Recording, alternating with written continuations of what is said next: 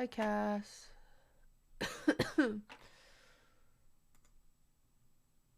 Oh, no, not that song. Not that song.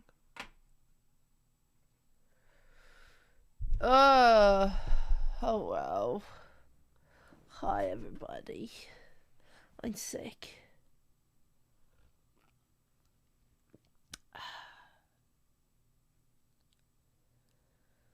How are you feeling? I'm so sick.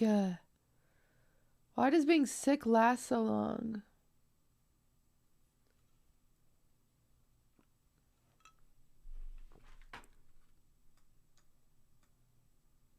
Kind of loud.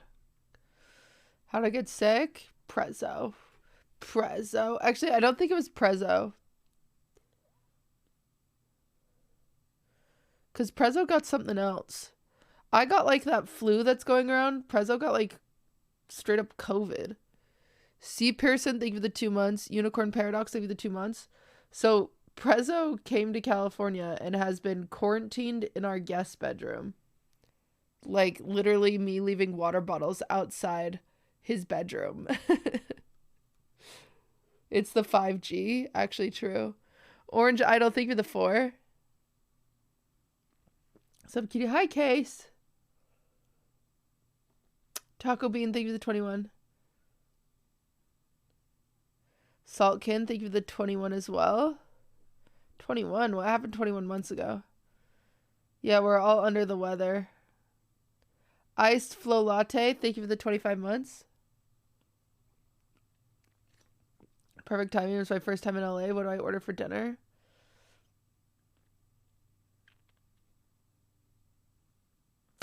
You should go to Salt Bay's restaurant, Vale.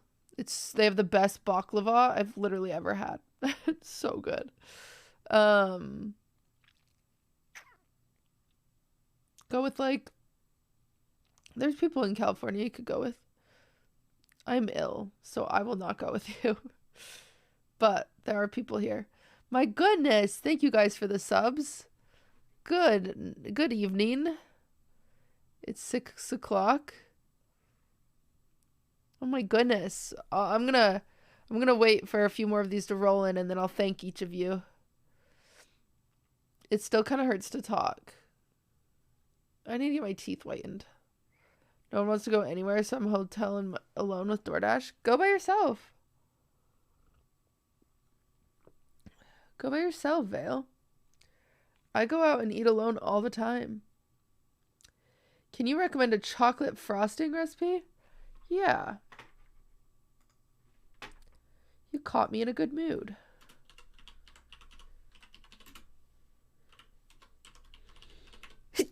Oh! Jesus. Let me check this one out real quick. This looks like mine. This is what I do, Allie. It looks similar enough to mine. Close enough.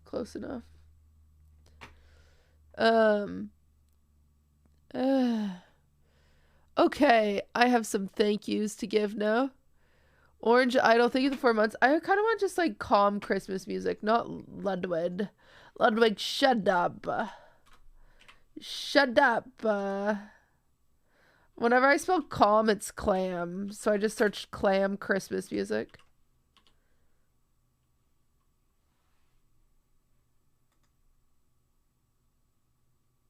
No.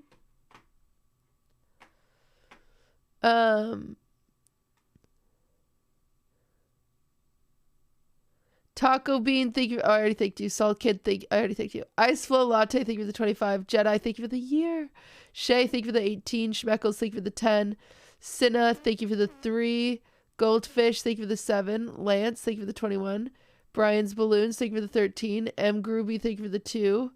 Bill, thank you for the 9. Yuri Panda, thank you for the 3. Emily, thank you for the 5. Brock, thank you for the 6. Not Today Matthew, thank you for the 11. Lonerism, thank you for the 20. Ho Ho Joe Schmo, thank you for the 18. Lady Biatch, thank you for the 36. Nathan, thank you for the 6 months. Big B's Hand, thank you for the 9. Mandy, thank you for the 13. Ivy, thank you for the year. Hi, guys. Yes, I'm still sick. I'm still sick. Food stamps, thank you for the 16. Let me move my... No, not that kind of sick. Not sick as in rad as heck. I somehow didn't get sick for the concert. Dude, I don't know how I did. I mean, I guess. I think I got sick before the concert, if I'm being honest.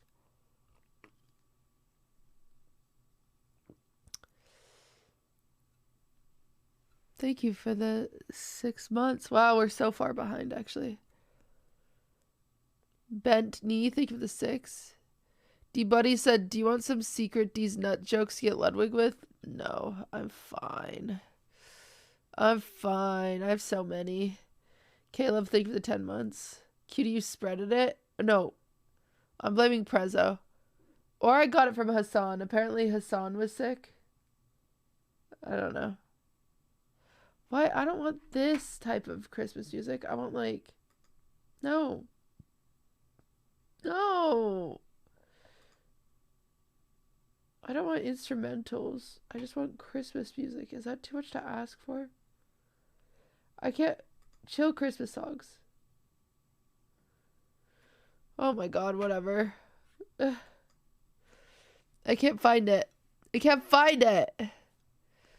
Caleb, thank you for the 10 months. No. Damn, Prezzo wasn't even this sick. I know, that's why I think I got something else. Prezzo got like COVID. I got like... I mean, I haven't tested positive at all. I think I got like a flu. Rixie, thank you for the Prime.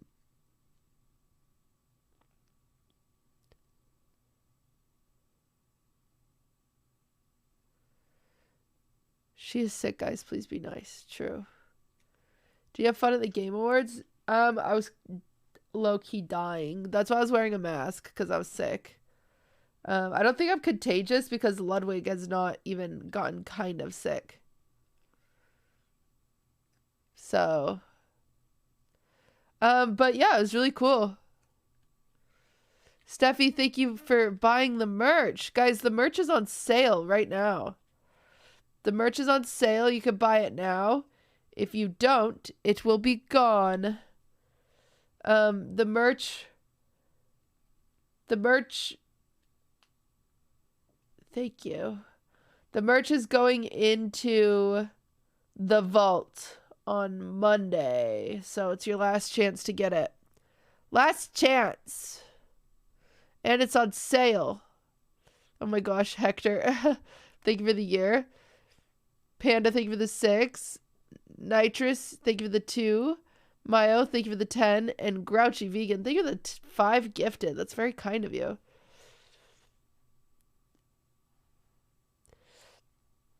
Ian, thank you for the 33 buds. Huff, thank you for the 4. Kevin, thank you for the 6. Yeah, we left before the kid. That is so weird that he just walked up like that.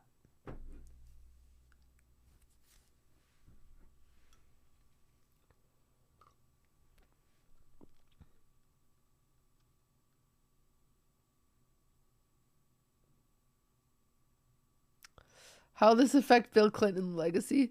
And thank you for the 10. Eula Jack, thank you for the 13. It's even weirder no one got him off stage.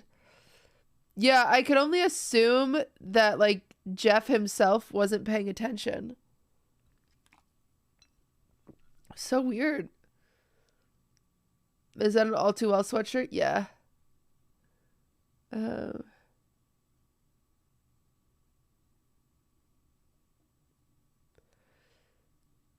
It was a case of act like you belong. Yeah, he did good. I will say,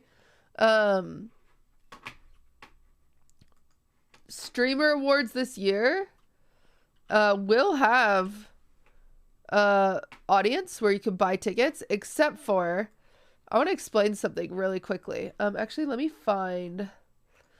Google the Microsoft Theater. I want to show you guys their mistake. Which I'm happy mine is going to be set up the way mine's going to be set up.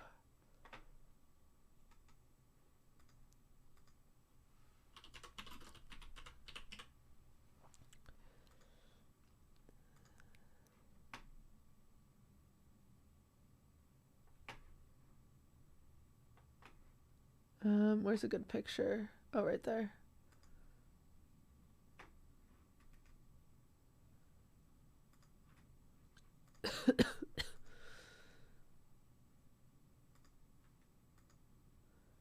All right. Guessing nothing was separate? Yeah. Which I don't understand why they didn't do that. Okay, so this is where the Game Awards is hosted. And you could just buy tickets.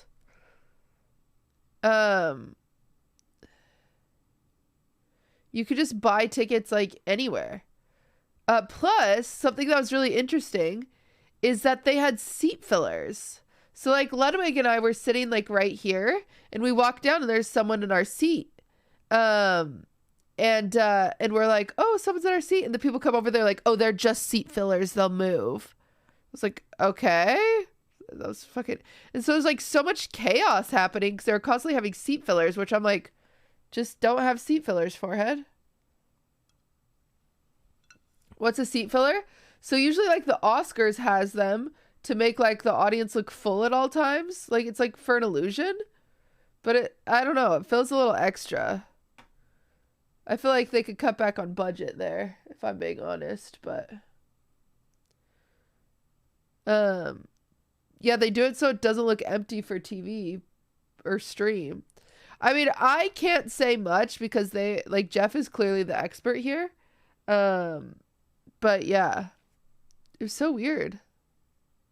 Wouldn't it look worse with hella people getting up and walking out? Yay! Thank you for buying the merch. I have to blow my nose.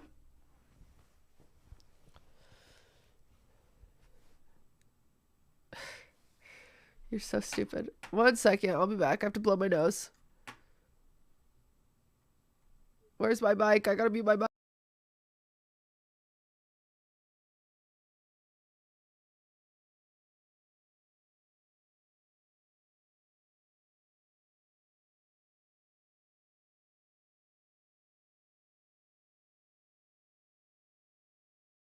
I forgot to unmute my mic.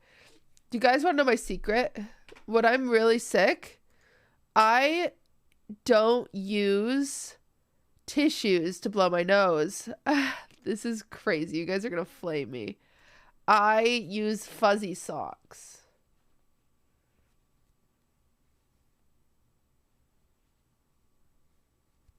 Because they're soft. Otherwise, my nosy gets so ripped up. And it has to be fuzzy socks. Because the other socks will also rip your nose off. Guys, I literally buy fuzzy socks and keep them for when I'm sick. I have a drawer of like... You're spoiled. Fuzzy socks are cheaper than a box of tissues. For the record. Sometimes you can just lie. I'm saving the environment. That is actually smart. Thank you. It's like a handkerchief, but it's softer. It's fuzzy. It's soft. And I have a bunch of them. So when one gets dirty, I just wash it and I get another one. Do you wear them after?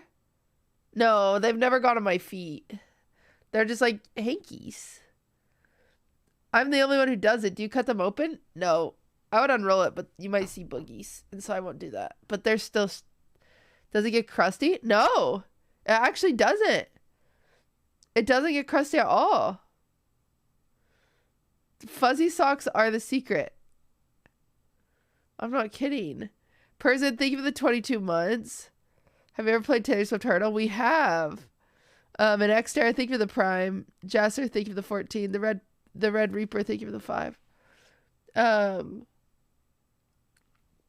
Tell me you wash them? Yeah, I do wash them. Does Ludwig ever confuse him for his crusty socks? Guys, no. Fuzzy socks are the secret. Fuzzy socks and blowing your nose in it.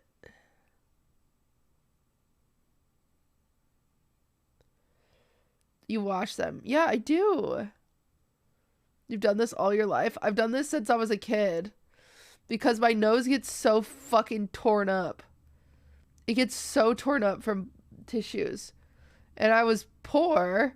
And so we didn't buy the nice tissues with lotion. So I just had that fuzzy socks from the dollar store. How many times do you blow into it before you switch? Until it gets yucky. Like if it gets too used. Just like a normal tissue. Do you have a sensitive nose? I guess. Minnie, I did get your present. I haven't opened it. Because I wanna be more excitable when I open it. I'm so sick that I didn't want to open it and be like, yay. I want you to get a genuine reaction, not a sick one. I'm so confused how it messes up your nose. Guys, my nose gets all red and swollen and cut up. You know what? I'm not telling you guys my secrets ever again.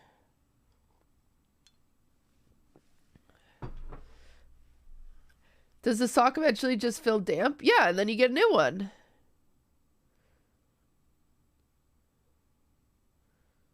Your nose is a pussy?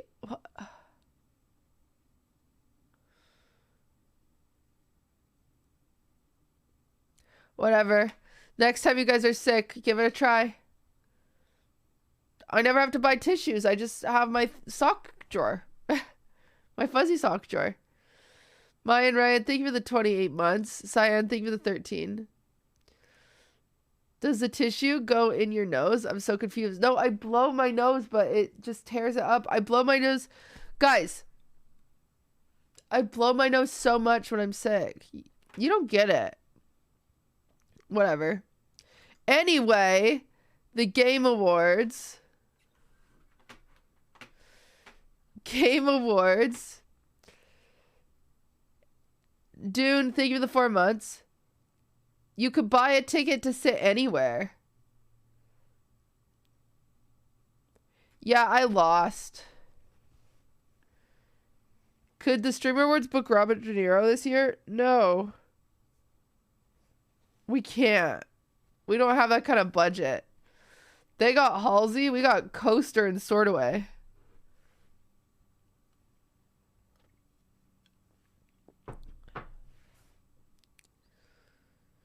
Great Moogly, thank you for the 17 months. You got robbed by some guy? I wasn't sad about losing. Because honestly, I would have gotten so much hate if I won. So it's just like not, you know. Plus like Prezzo won. Not Prezzo, sorry, someone in chat wrote Prezzo. Can we book Prezzo to sing? Gooseman wrote that. Ludwig won. Prezzo did not win. I'm sick. The announcement was really low-key, but I think they always do it that way. It's a happy to be nominated situation? Yeah. It's nice. It's very nice, but I also feel like I haven't earned it. Sorry, I have to blow my nose again. Ugh.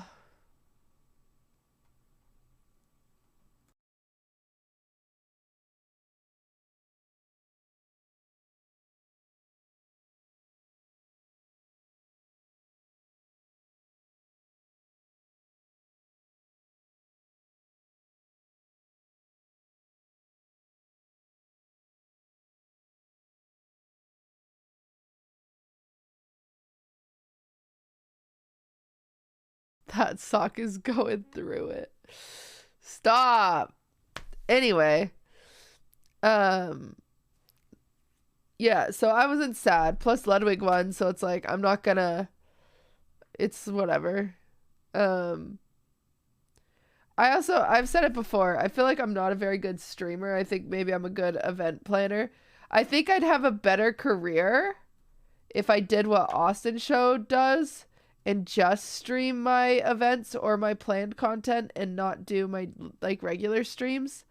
I'd have like a higher average, concurrent, whatever, but I don't know. This stuff makes me happy, so that's why I do it, I guess. That's why I'm here. But anyway, so you could anyone could buy tickets to this. Anyone could buy tickets to this, and like I think that's how the kid was just like some rando, and he just walked on. It takes a lot of balls to do that, honestly.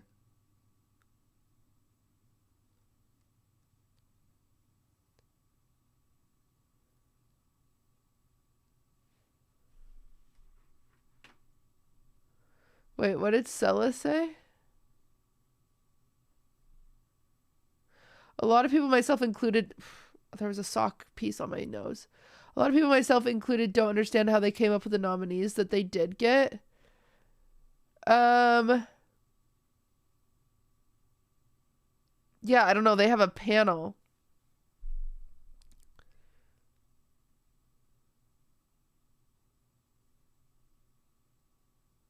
Did you really get arrested? I don't know. I wasn't there.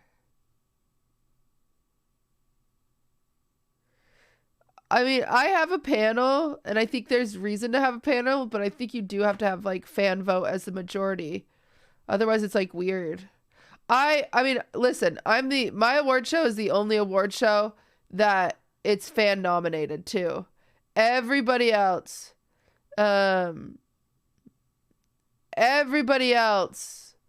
has their panel vote, or their oh my god. Sorry, I'm so sick. Can we stop talking about that dumb kid? He doesn't deserve attention. I'm actually not. I'm talking about like the how to plan award shows is what I'm talking about. Anyway, yeah, the panel. Fuck.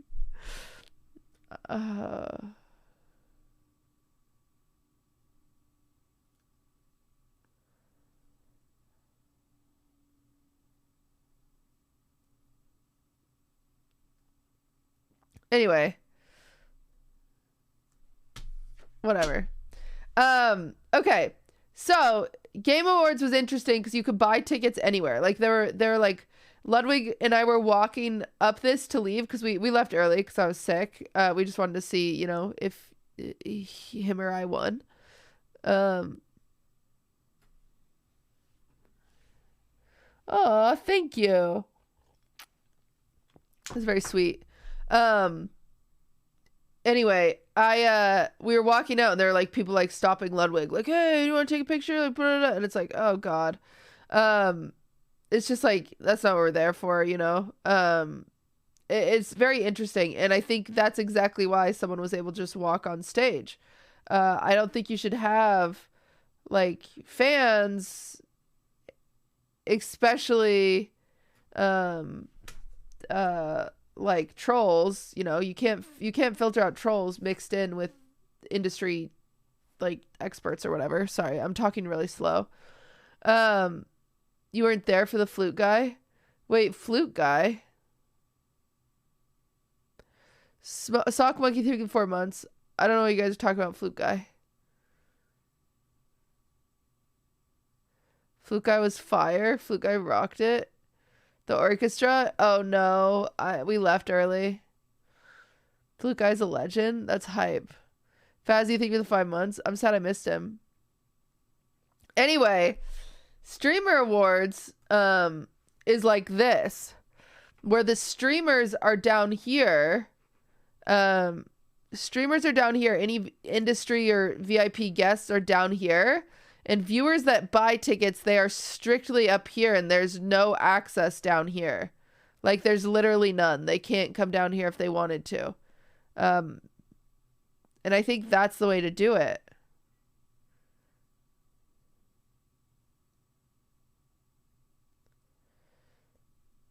Keep the pores away. Yeah. Evie, thank you for the 11.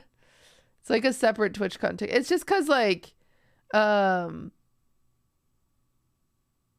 it's not even that. It's just because, you know, people are there to celebrate their peers and themselves winning, and viewers are there to watch. And so it's like celebrating yourself and your peers is different than watching, like just being there to watch. But I want to give viewers the opportunity to come But like for the safety of like, even if, you know, Billy over here is completely normal, Kyle over here wants to walk on stage and say something about Bill Clinton, you know, and wants to go bother Pokimane for a photo or blah, blah, blah. And it's like, yeah, freaking Kyle ruins it for the rest of us. What's the ticket price? I don't know. I haven't gotten that far. I don't know what I'm doing. Well, you don't have actors with the fans. Yeah, well, you don't have actors with the fans. It's not even actors. Are you kidding me? You could be a fan of anything, and whatever that thing is then becomes like what you want to picture with, what you want to like be around, whatever. It's not even actors. Will there be seat fillers up there? No. Age restriction? I mean, no. If you're in the games industry, if you rush the stage, you'd be blackballed. Yeah, exactly. Like, I mean, I think if like S-Fan rushes the stage, that's different than like Kyle, you know?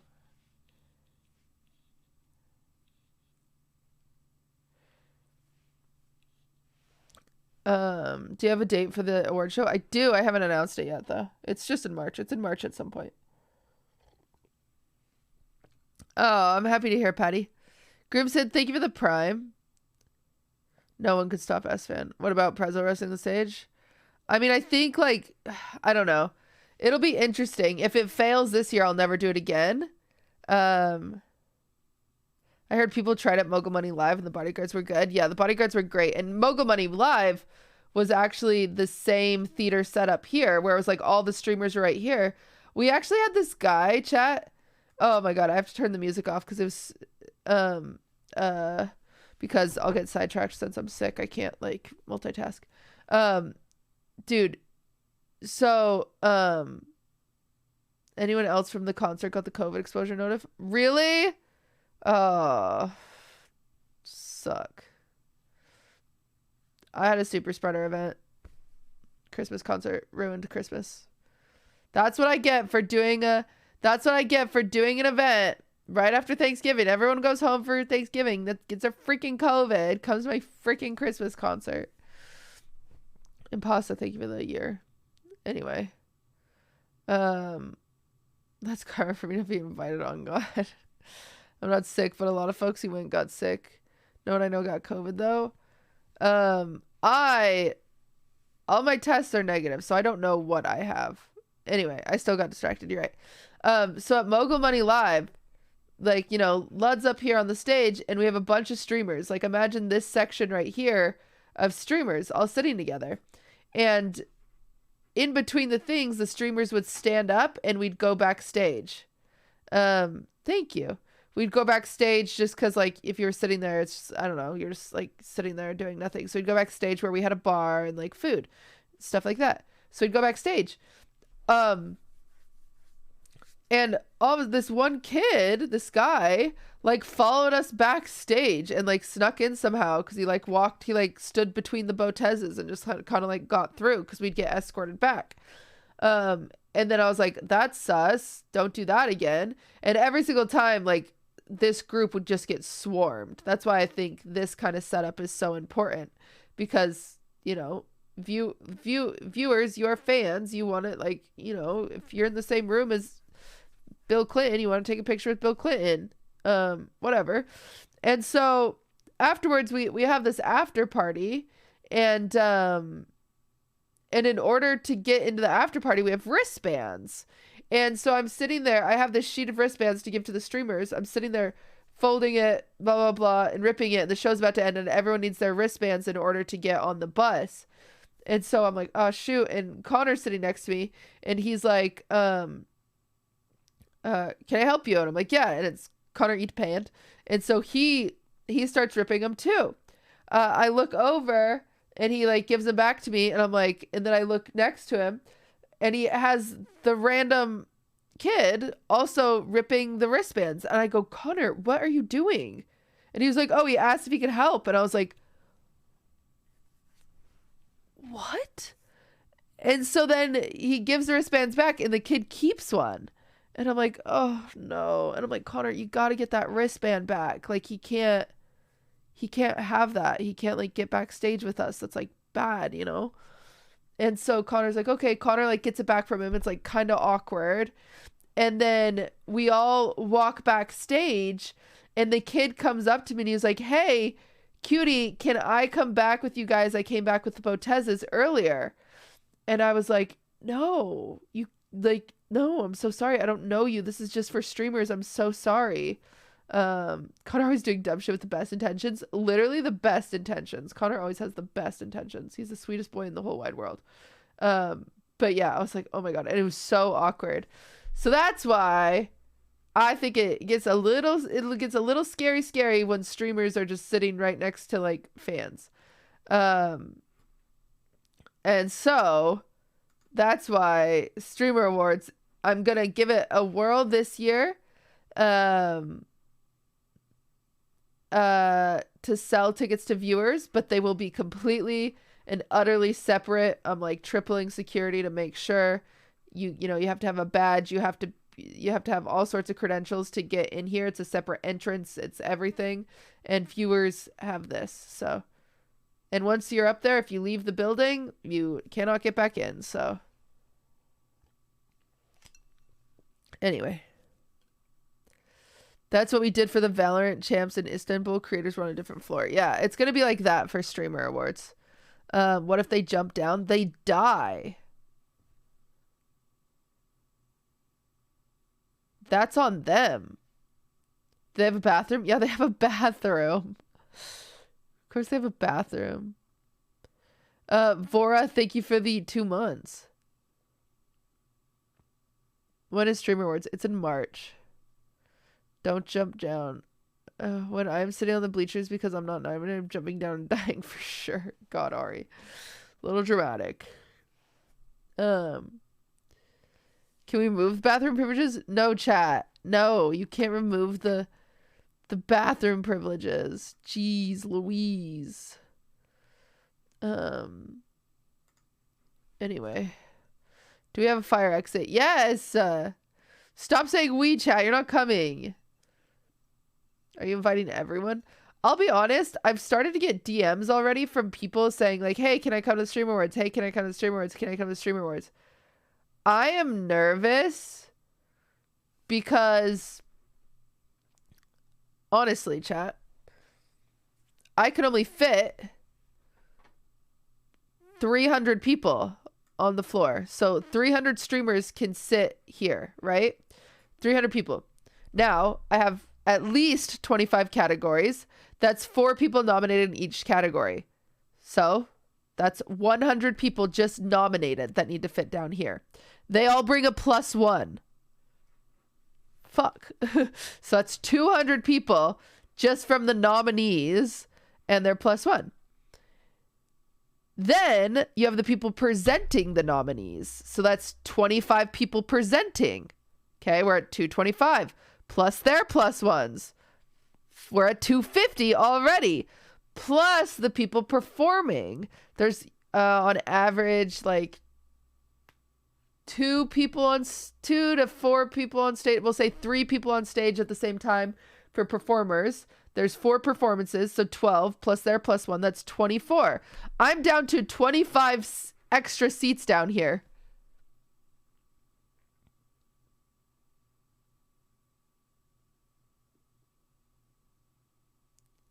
So every single person that has DM'd me and they've said, hey, can I come to the Streamer Awards this year? I just haven't replied. Bigger venue?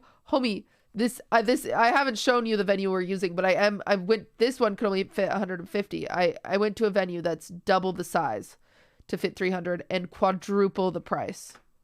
So, yeah,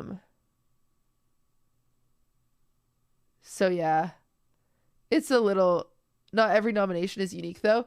Yeah, but it is maxed. You can't be nominated for more than 2. And then it's just based off of, like voting. So like say XQC gets nominated for Variety and Streamer of the Year and GTA, right? If he had more votes in GTA than he did in Variety, then he gets the Variety nomination, if that makes sense.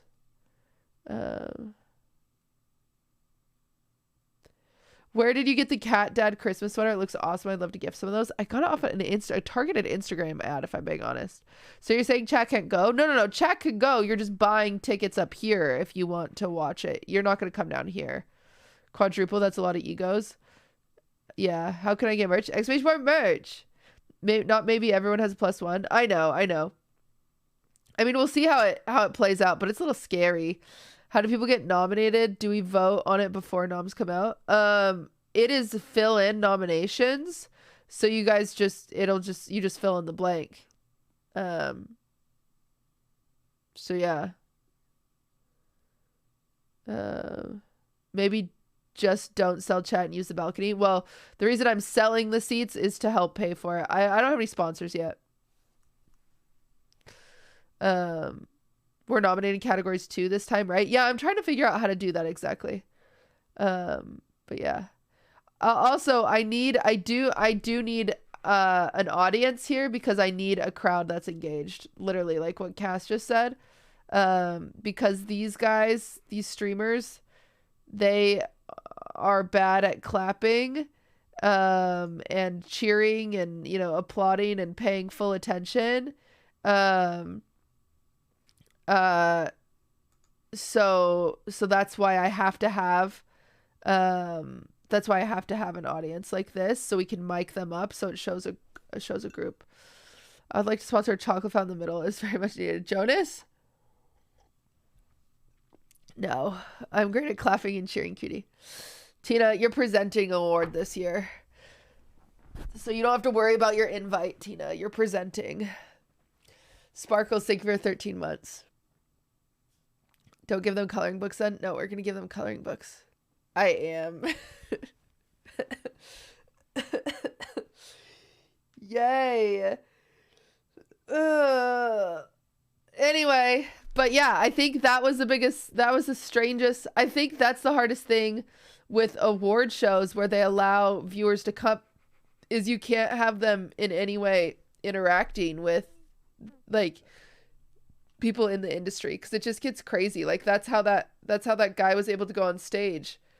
Mine, there would be literally no way, if you're a viewer, for you to come on stage. There's nothing you can do. So where is it being held again? It'll be in California. It'll be in Hollywood. Plus Hassan said no poor people. Yeah, Hassan was like, I don't want to sit by any poor people. Make sure they're on their own row. And I was like, okay, Hassan, I'll make sure of it. Hello, Sicky. Hello. I was sitting on the 4th row yesterday and I was wondering if the kid was one of the winner's sons, but they were all Asian. Yeah. He was a different race. Are you expecting this top streamers to also come this time like last year? Yeah. Hopefully. We'll see. Like, that's the thing, is like those extra 25 seats will probably go to the top 25 on Twitch if they're not nominated. Who knows? I literally don't know how I will do it, and I'm already having like this weird social anxiety about it, but we'll figure that out later. Hazan is a hypocrite. Homie, you don't even know how to spell his name. I feel like you don't watch him. I feel like you can't comment on what he is if you don't even know how to spell his name. Will you give John Zerka a nomination this year? No. I don't give the nominations. That's not how it works. I don't give nominations out. I do think it's funny how many people like Ludwig won yesterday and how many people are like, he paid it off. He bought, like, pay to win, and it's like, what? Who do you think he paid? What do you mean?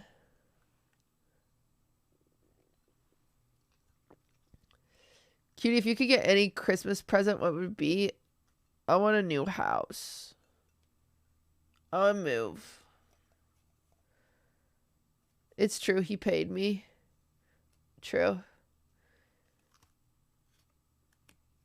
He bought it. He paid the kid. Can we talk about the streamies? No, I'm not giving them any attention. Not even to the 2,000 people watching me. I don't care to talk about them. They can keep watching my award show and taking my shit.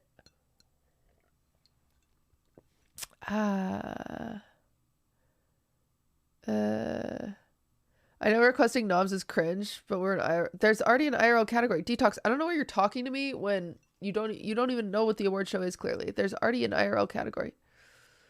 Do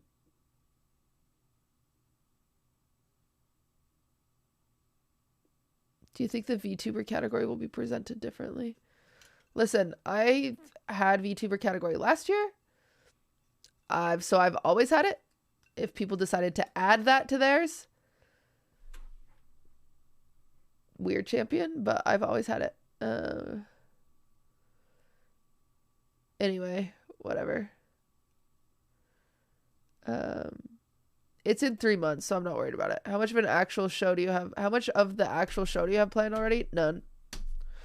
Last year I threw together in a month.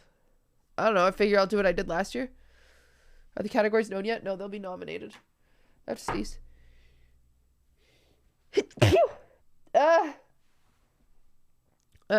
you have any other projects coming up before the show? Yeah, a few.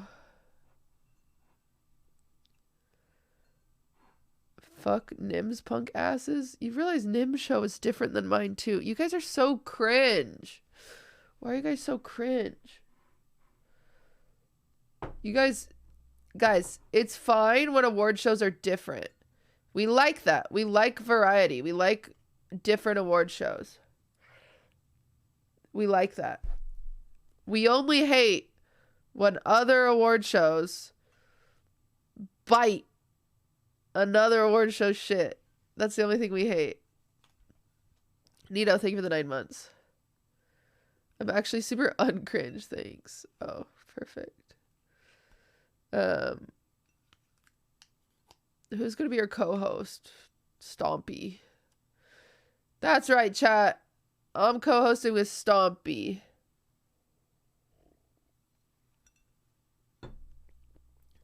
He doing more clips and moments oriented this year. He's always done clips.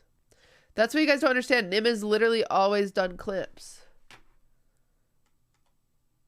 Nim is like the MTVs, like the music video awards, and mine is like the Grammys.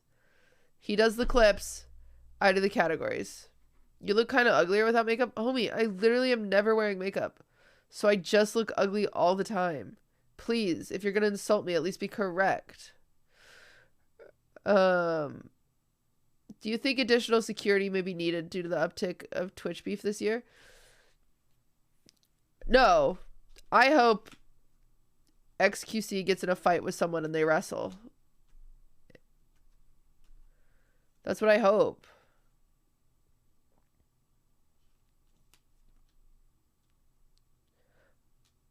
If there isn't wrestling, I'll be kind of sad.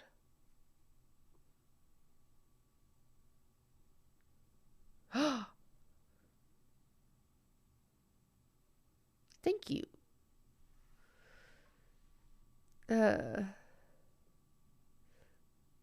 Someone needs to slap XQC on stage. I don't think. I used XQC as an example, by the way. I'm not actually hoping someone beats him up. That's not what for the record, because someone will. Whatever. No co-host needed. Run it solo duo. We'll see. On the hunt. Thank you for the sub.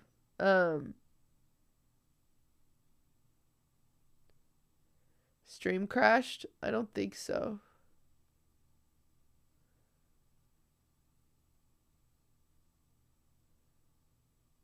It's fine. Okay, great. I kind of just want to do reacts because I'm so sick. I did see that Bjergsen and Double Lift are 100 Thieves. It's so exciting. I'm going to get a 100 Thieves jersey. Oh, speaking of, I need my Misfits thing on the screen. Ali, thank you for the sub. Now that, because Misfits doesn't play in the LCS, so I have no shame cheering for 100 Thieves in the LCS. No shame. Special Brownies, thank you for the 4 months.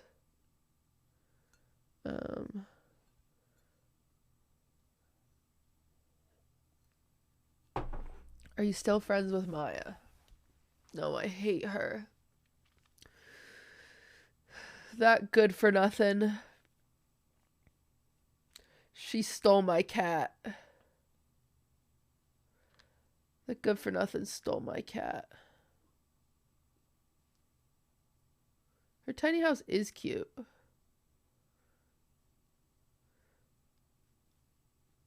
Ludbud Jazz, thank you the 4. No, guys. Maya and I are still friends. We're friends.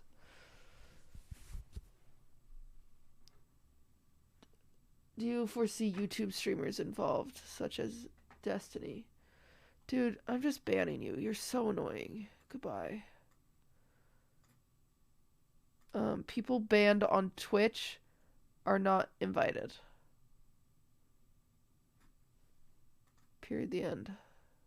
I can't have people banned on the platform. At an award show that's being streamed on the platform. Slim Bop, thank you for the 4 months. Are you hosting solo? Guys, I don't know what I'm doing. I'm at Applebee's right now. Leave and go to Chili's. Yuck. That means no doc chat? Yeah.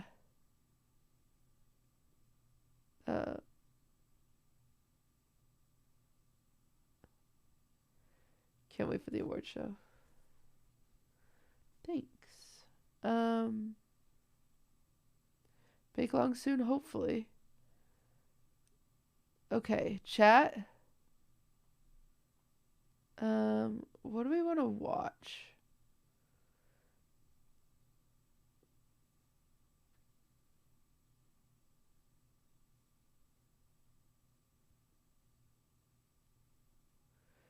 What about YouTube streamers that aren't banned? Sure, it's a streamer awards. You could be a streamer on YouTube. You could be a streamer on freaking Reddit. You could be a streamer wherever. New Defunct. Should we do? We could do Defunct Land. I was kind of saving it to build Legos too, but honestly, I'm cozy and I'm sick. We should just do it now. We could react to Defunct Land. Streamer on Kick. Yeah. Sure.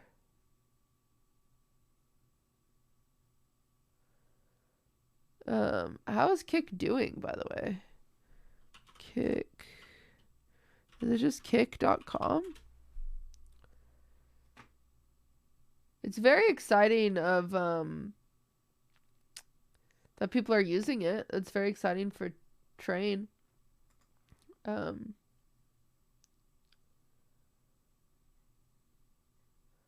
That is a big undertaking.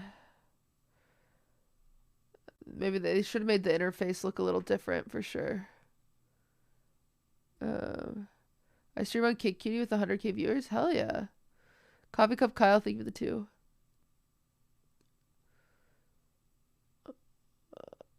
Honest question. Are you a trans woman? Nope. Gambling category. They do have a slot section. Did you see that Tesla hacked YouTube channels? Did they hack mine?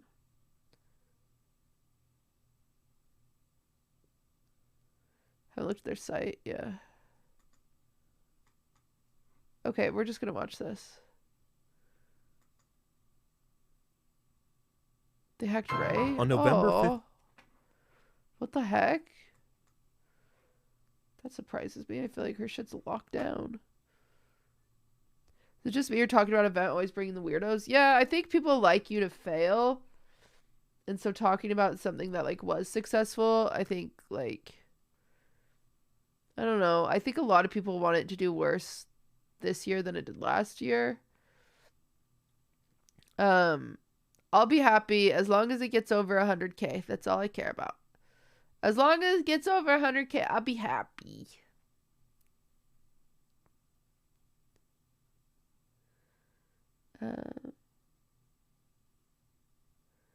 Yuri, that was a sweet comment. She gave grumpy vibes. I'm sick.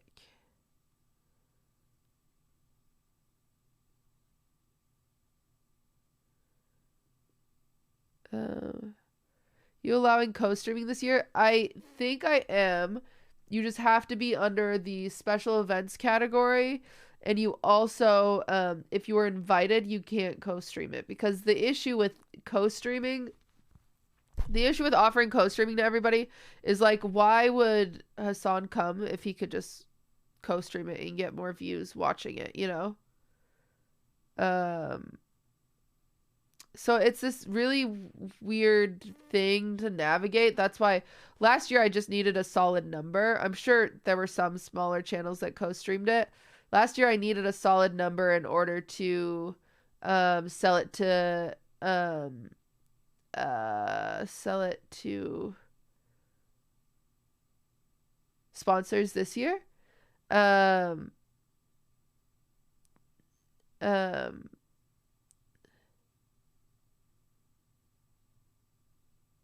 My head hurts.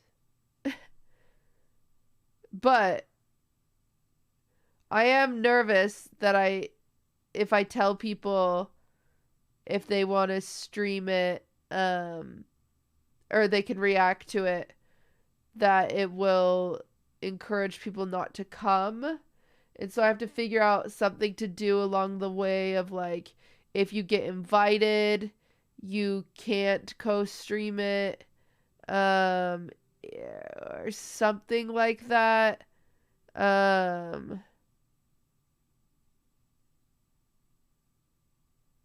don't know. So I have to figure it out. It sounds like a slippery slope. You're right. That's why I don't know. So that's why last time I just said no. Yeah, I think some people would opt to just watch it and get the viewers. Yeah, a lot of people would, but it won't be a good show if people don't come. Charlie watched along but didn't show it. I know. Charlie asked if he could do that, and I said yeah. React streamers streaming other streamers' events seems like it'll be an issue in the future. There's no financial incentive to create events because other streamers can react to it and take views. You're right. There was like someone who didn't come to like Ludwig's kickball event that like then just like watched part of it, and they like had a shit ton of viewers, and it's like, shoot, well, you were like invited to come. I wish you would have just come instead of just reacted to it. You know, like it's just it will get messy eventually. Isn't it easier to say no again? Yeah, but I feel bad because there's a lot of streamers that don't get nominated and don't get invited. And so it's like, I want them to be able to participate in some way, shape, or form. Like, I think it would be fun. I think it could be a fun co-stream. So I don't know. I have to figure that part out. Who's choosing the nominees? You guys are. I get asked this 1,000 times and I don't know how to get it out there more. Hopefully if you guys ever see the question, you guys can just answer it for me, and then slowly it'll trigger and everyone will know how it works. Nominees are voted on by you guys. You guys, it's fill in the blank. Pinned message? No. YouTube video? I've done one.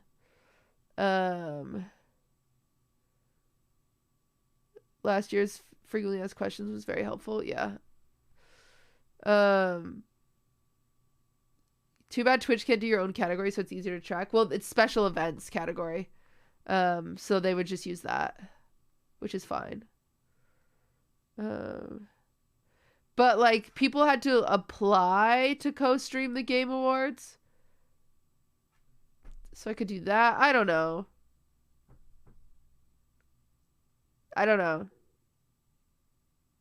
So I don't know. I'll figure it out. I still have time to figure it out. We got a few months, so I'll figure it out. All right, we're gonna react now.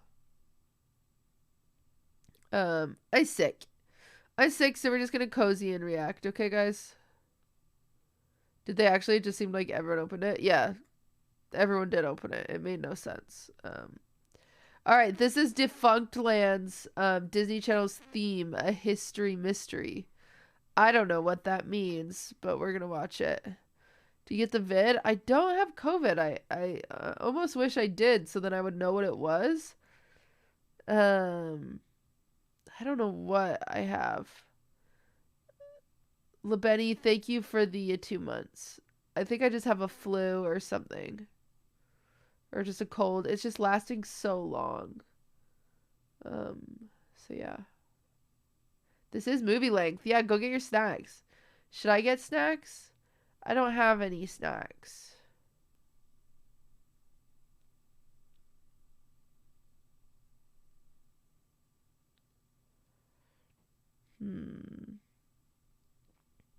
I don't have any. Emma, thank you for the 23. I think I would like hire all my mods.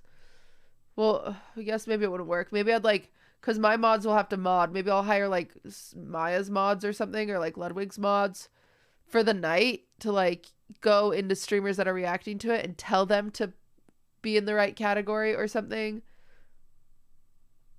I don't know. I don't know. Just a thought. I'm just trying to think of what we do, because some people are like, what if they're not in the right category? You know, because I don't know. We just be chatters to them. I know, but usually it's just people that don't know, right? Are your mods worse than theirs? No, my mods will just have to be modding. Maybe Otto can make a bot. I need to reply to Otto, actually. He sent me a message that I haven't had the bandwidth to reply to. Yeah, I guess we could track just chatting. I don't know. I'll figure it out. Okay. This is an 1.5-hour video that we're going to react to. So, maybe I'll go pee now. Wait, my water's not in. Oh, it is.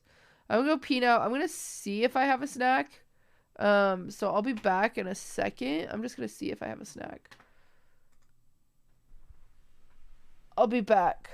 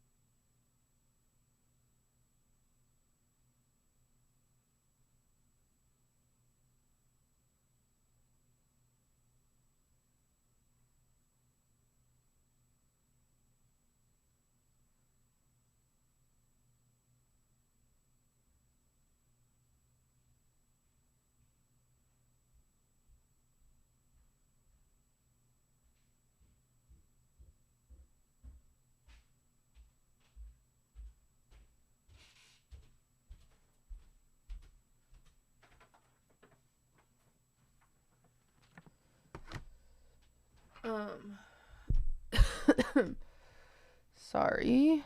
I only have broccoli and I don't really want it. That's all I've got. Afghans, are you still coming to use the setup?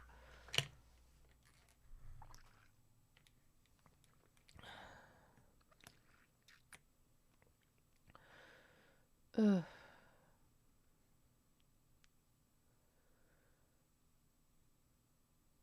Yeah, that's fine. I'm just warning you. It's not like I like to like preface this. It's not like we're not like hanging out or anything.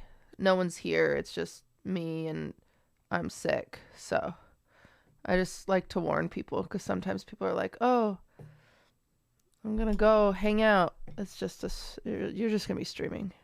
Okay, that's fine. I just need to set up. Okay, that makes me feel better. Ouch. No, I don't think I mean it like that. I think I mean, I know I don't mean it like that. I think the hard thing is it's like I'm more saying I can't hang out. I like being as hospitable as possible, so I usually like to like if I have someone over, I like to do whatever I can. But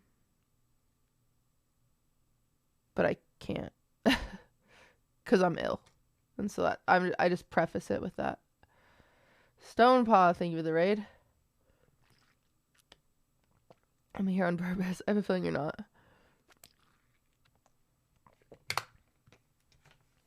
Cutie's the mom who asked if they have snacks. Yeah, I mean, I think I just, I don't know. I just feel bad when I can't, like, it's not, like, fun is all. I just like to warn people because it's, like, you know, people go to, like, freaking Nick and Melena's house and it's, like, fun. And then you use their setup and you can, like, hang out afterwards. And, like, there's no hanging out. It's just this. So, yeah. I'm just warning you. Order an acai bowl and get some vitamin C. Oh, maybe. You're chilling. I don't care. Okay. Sorry, I have social anxiety, so I like to preface. Maybe I should order soup. Chad, should I order soup? Ugh.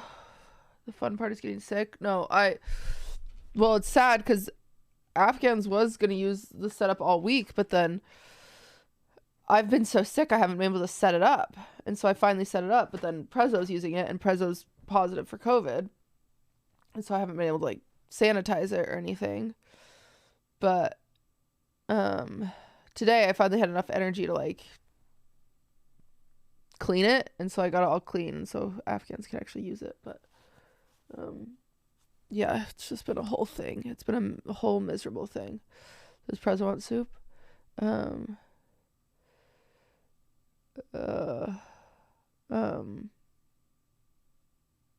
Prezzo ordered wings not that long ago. It's been a weird, awkward, rough week for everyone. Yeah. It's a little rough. Quest Pink, thank you for the 7 months. I'm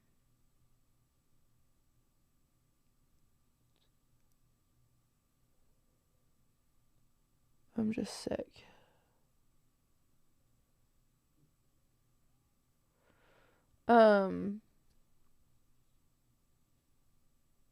Clementine, thank you for the prime. Okay, chat. Are you hyped for chess boxing? Hopefully, I want to feel better. I hope I feel better. My goal is to feel better tomorrow. I say every single day. That's my goal. But I want to order some food or something. Maybe I should order some soup.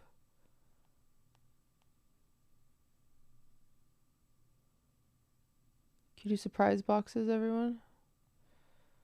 What?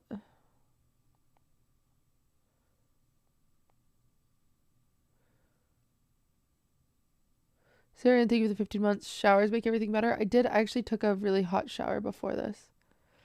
Cooking stream, Campbell's chicken noodle soup. I actually made homemade soup not that long ago, but I've eaten it all. Womp womp. Womp womp. Surprise boxing. Oh. No, I'm clearly not boxing. I'd have no time. Drop the recipe. No. Nasal spray and NyQuil.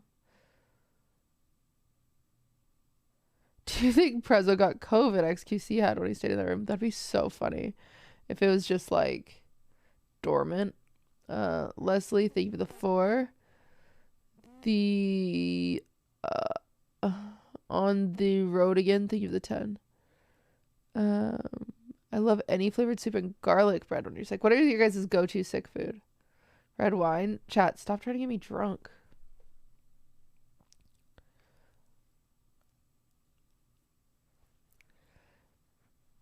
Spicy ramen.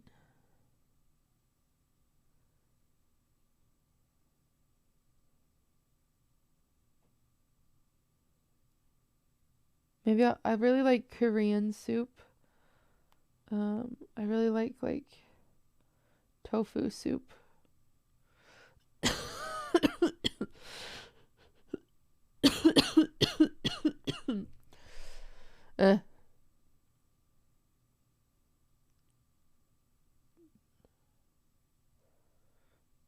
Hot tea.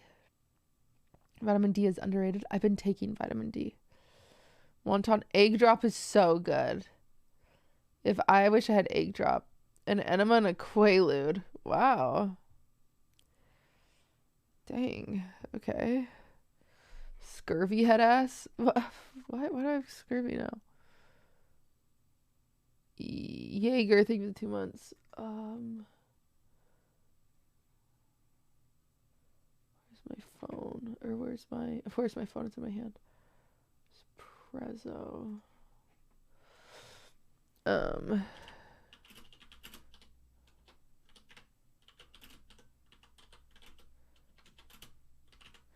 Guys, Prezzo never eats, I think because he's shy.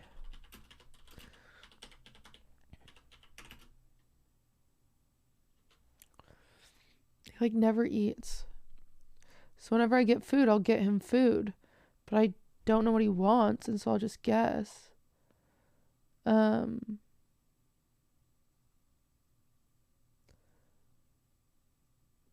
he like never orders food.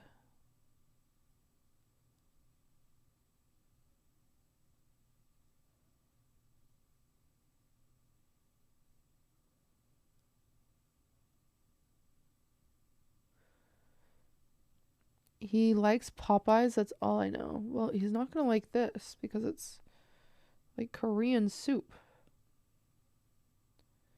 Yay, Christmas. I don't know, chat. I don't ever know what to get him. He doesn't reply to me, but he doesn't eat, and so it makes me concerned. Okay. I'm gonna get this. I'm gonna get this.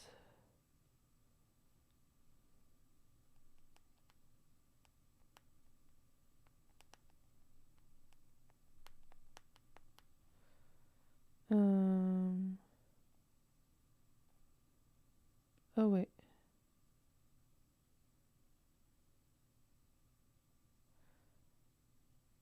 I'm getting spicy soup. Wait, I'm doing this wrong. Christmas music, cozy vibes only or else. Well, that's what I have. Am I doing it wrong?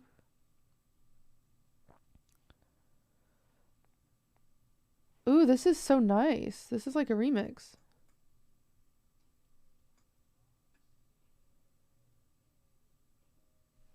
This is nice.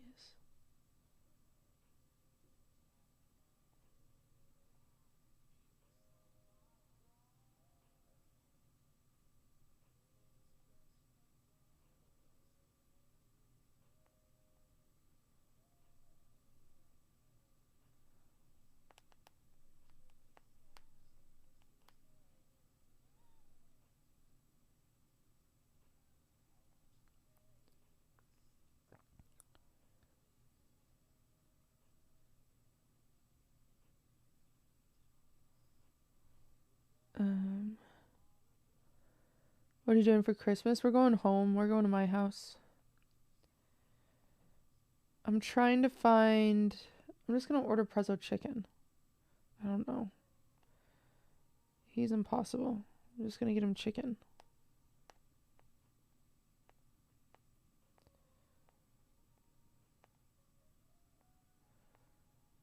He's not replying to me.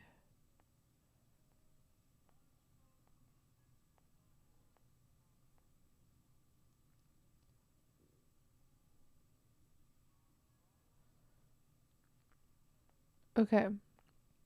Do I want any sides, chat? I just want vegetables, but I don't have any. How are the vibes? I'm sick and tired. But we're fine. I'm fine.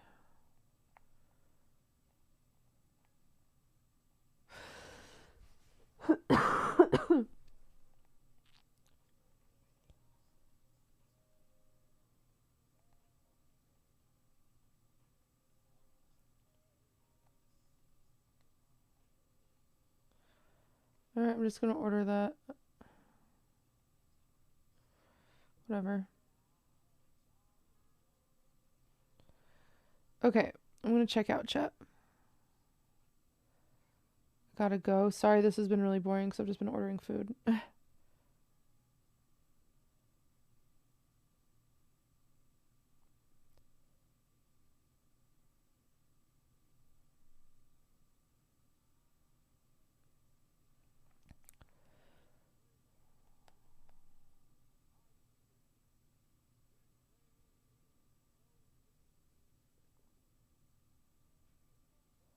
You don't know what sides someone would give with that?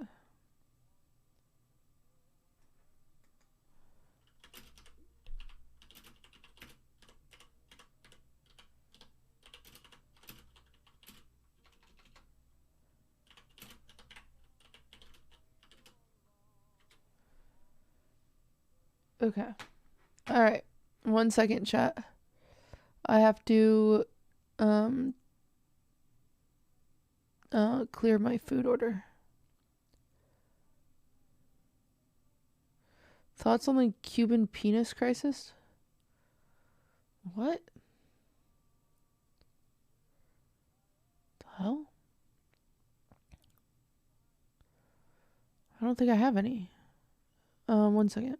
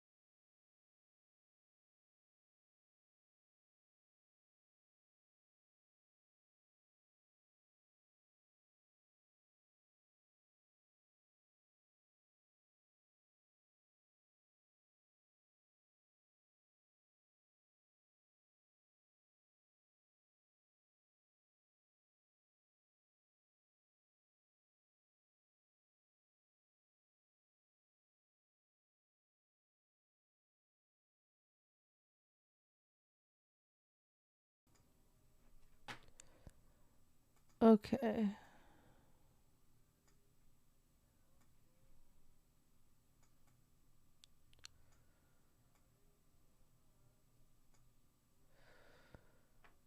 Okay.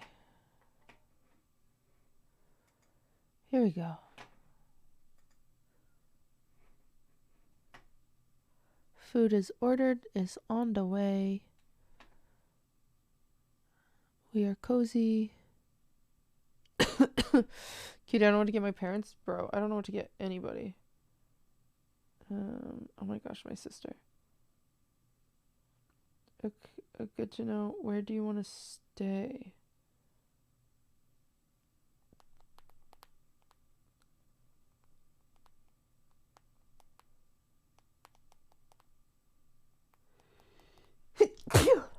Chat, I'm bringing my Mormon sister as my +1 to the esports awards.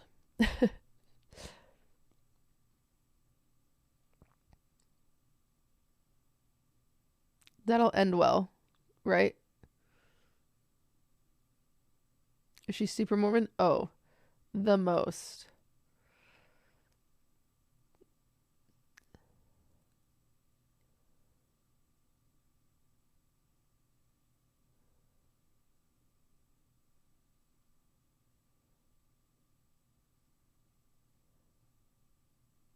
How super is super Mormon in Mormon terms?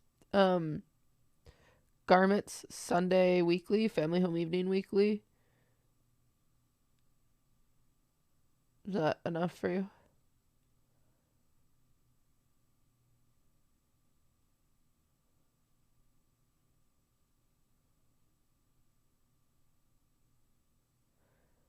What were you saying in your speech when you win? I don't think I'm winning that one. Part of me debate's not even going. Because I don't think I'm going to win.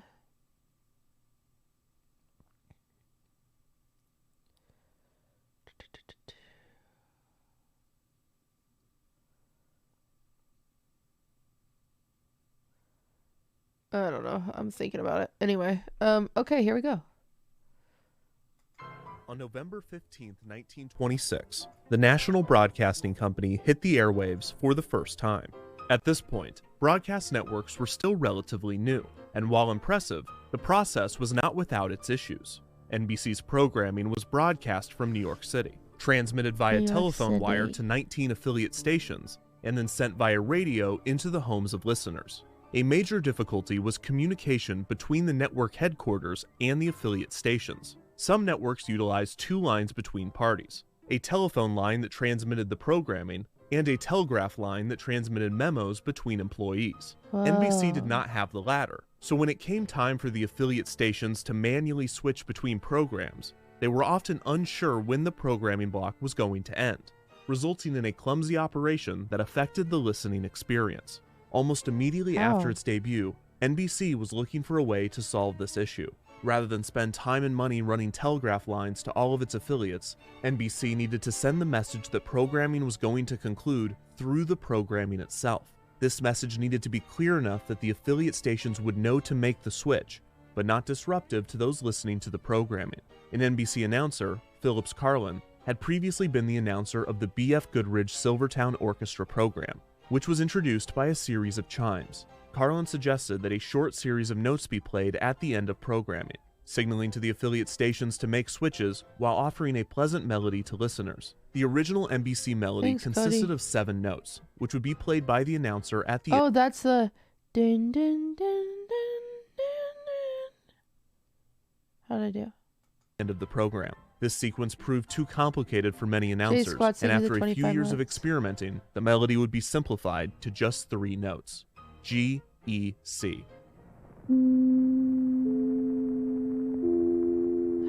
So good. While not the first musical network identifier put in place, the NBC chimes was the first to be recognized nationwide and was the first iconic sound signature in the United States. As more radio and that's interesting.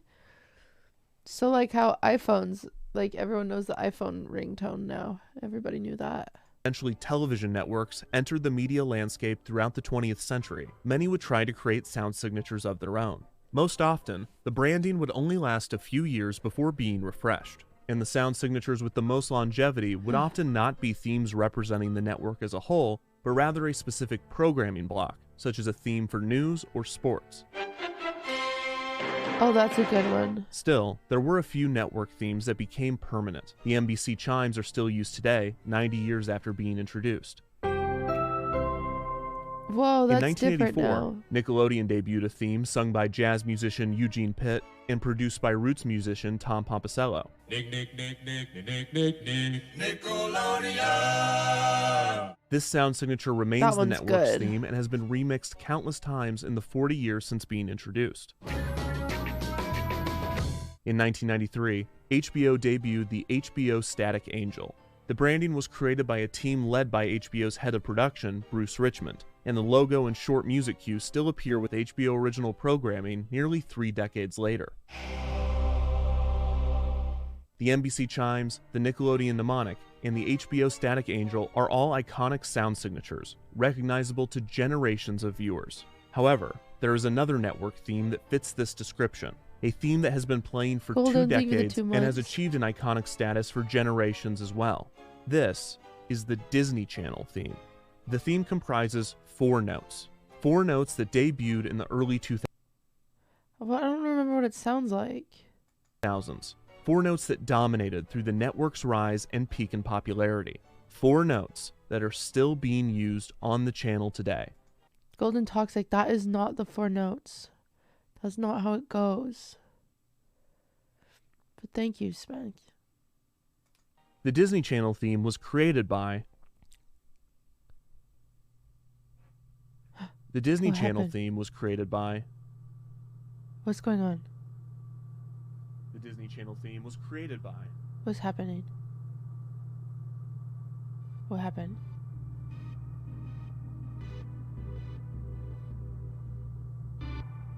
What happened?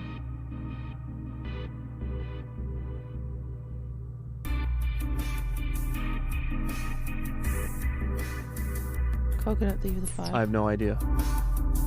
Oh. We should be good. Can you hear me okay? I can hear you great. Okay, great.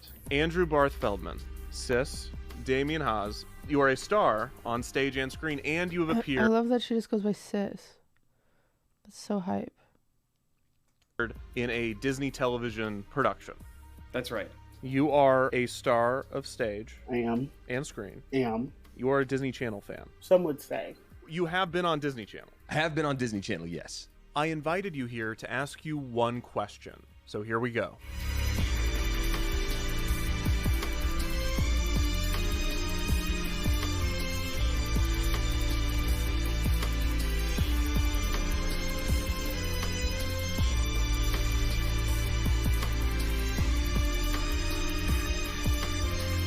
Wow.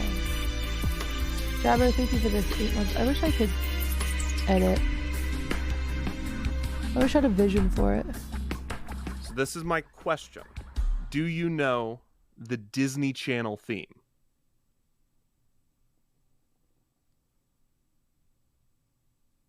I actually don't know it. I feel like I do.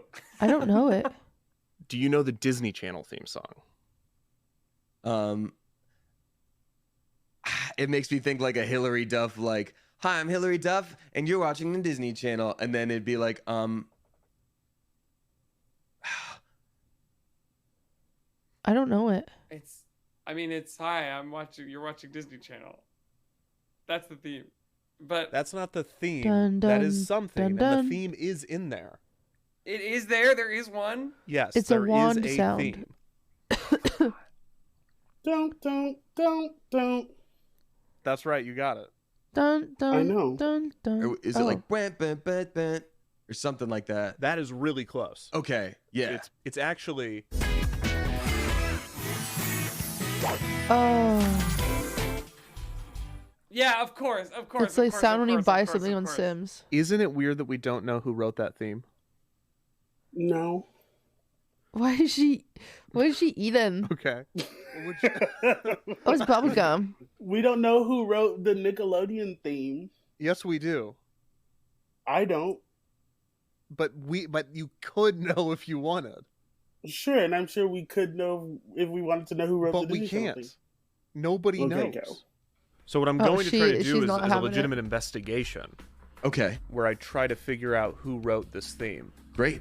I'm catching you at such a crazy time in this journey that you're on. I can't wait to see where it goes. I need my water. She's like, I got shit to do today.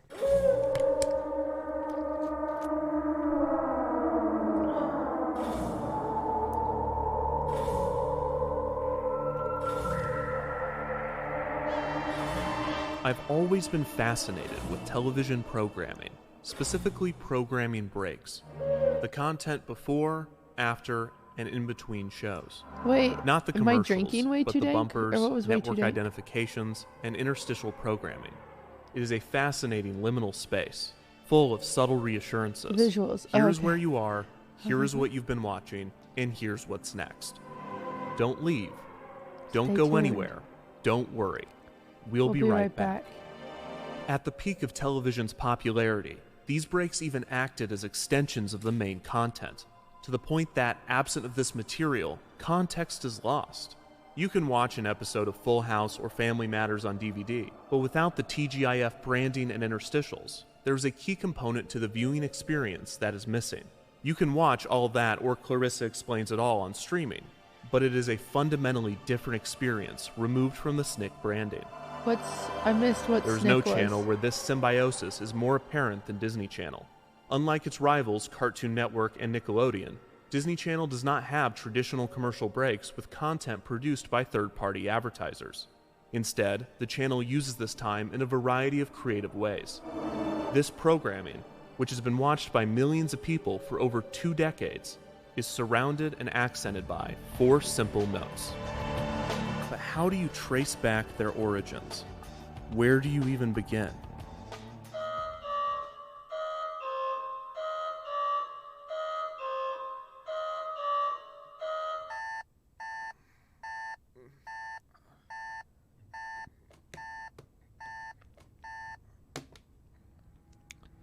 Two horse, thank you for the 19.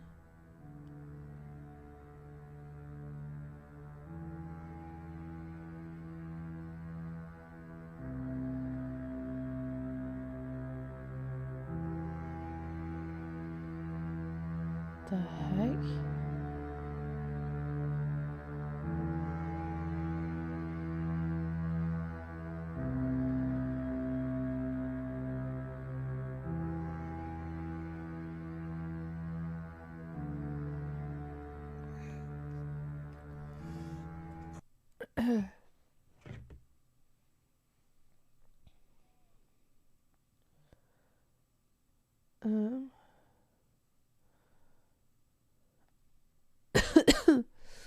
Sneaks Dog, thank you for the sub. Or for the raid. Sorry, Sneaks Dog, I'm sick. Sneaks Dog, thank you for the raid. Not the sub. He's not a sub. Honestly, just said that to make him feel uncomfortable, so now he has to sub. I'm just kidding. Thank you for the raid, you guys. How was your day? What did you guys do? I'm so sick.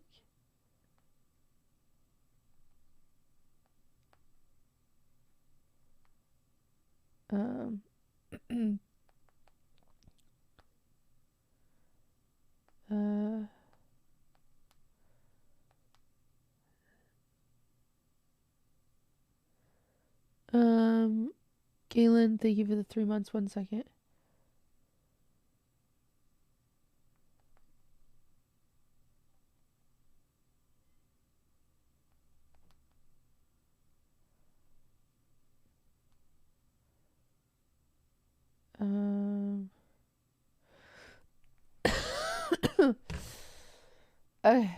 Sorry. We are watching this video about when you say, hi, you're watching Disneyland, and it goes, dun, dun, dun, dun. We don't know who wrote that, and Defunctland is going to figure it out. He's going to figure it out because he's very focused and he's good at it. I should go figure it out. Also, yeah, one more time shouting out the merch. My merch goes into the vault on Monday, so if you want merch, buy it now. Smile. Sorry, I'm sick, guys. I'm not a ton of energy right now.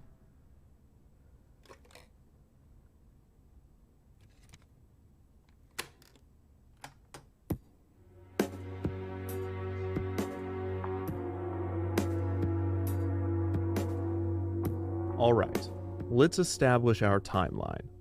On April 18th, 1983, the Disney Channel debuted in the United States. As we've discussed a lot on Defunct TV, the Disney Channel was originally a premium cable service, What do you think following for the the successful 5? model created by HBO a decade earlier. you. Subscribers of the Disney Channel were treated to reruns of classic Disney films, shows, and shorts, along with a selection of original programming the Pooh. and some cool bumpers. The Disney Channel logo featured Mickey's silhouette in front of a television with scan lines. This would often be accompanied by a Mickey-shaped satellite that became an icon Whoa, of the what the channel heck? in its early years. The channel did not have a dedicated theme when it Creepy. debuted, so various instrumentals of Zippity Doodah were used in the bumpers. The Disney Channel.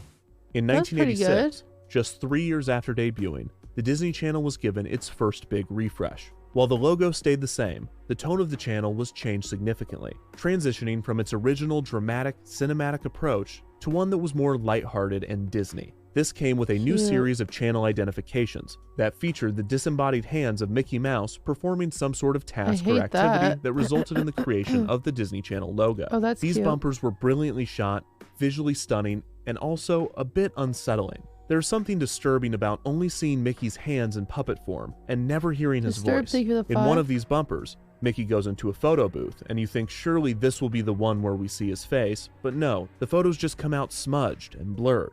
Scary stuff. This bumper is also terrifying, but it's definitely on purpose this time. Mickey is having a nightmare in which his hand is being chased by a ghost, and then the Jesus. Disney Channel logo itself. The hand then runs down a hallway made of the other bumpers, and all of those bumpers' hands begin to attack this bumper's hand. Oh my and one of God. the attacking bumpers is the bumper we're watching. The bumper ends with Mickey's alarm waking him up, which is a total cliche, but otherwise, the bumper is the best bumper. It bumps. Many of the musical cues in these channel IDs are similar, but the Disney Channel still lacked a distinct theme.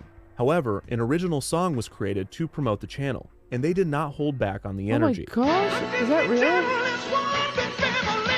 This rather long musical number culminated in families and Disney characters singing Disney's Our Channel, and among the choir was everyone's favorite Disney character. Our channel, Disney's our channel.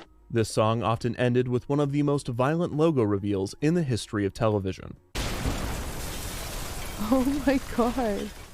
A few What years the later, in the hell? early 90s, more channel IDs in the POV style were created, except rather than puppetry, these new ones used claymation. And instead of featuring Mickey's hands, this batch was from the perspective of Donald.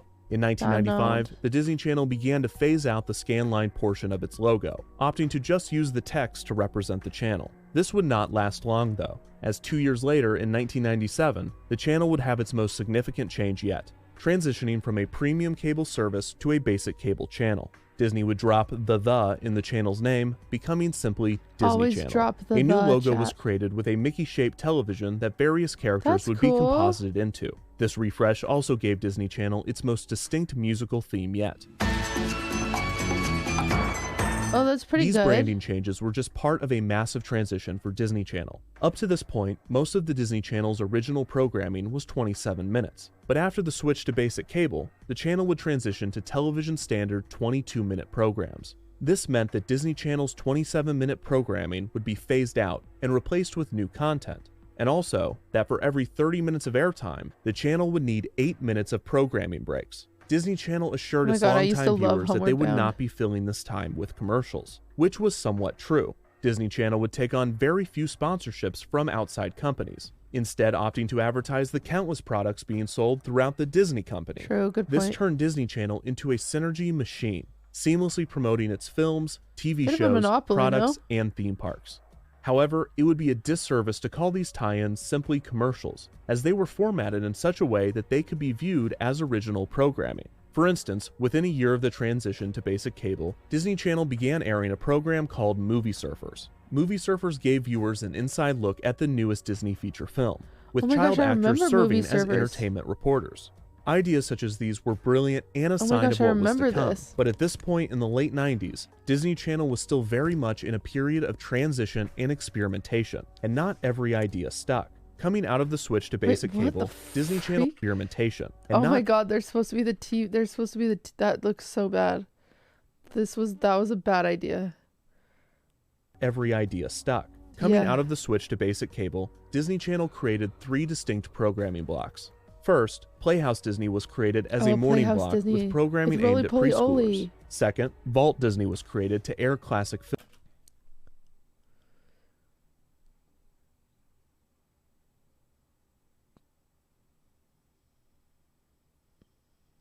Thank you so much.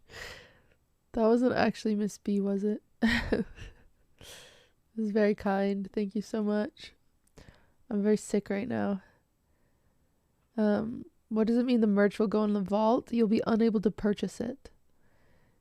8 yen, thank you for the 5 months.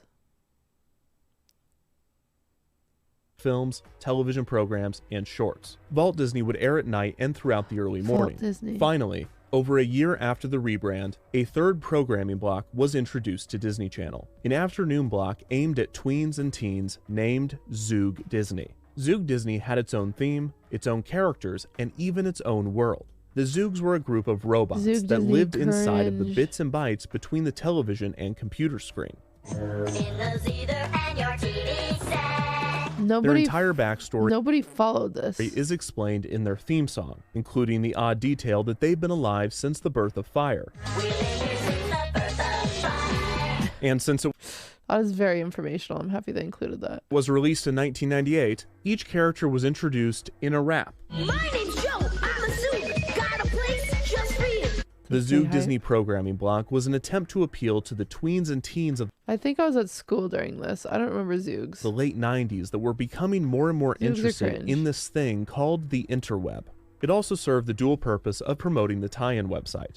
It's weird because I remember Movie Surfers, but I don't know what Zoog is. The lineup for Zoog Disney was initially pretty sparse, with Disney needing to syndicate shows such as Growing Pains while it built Oh, this is when Growing Pains is on Disney and Boy Meets World.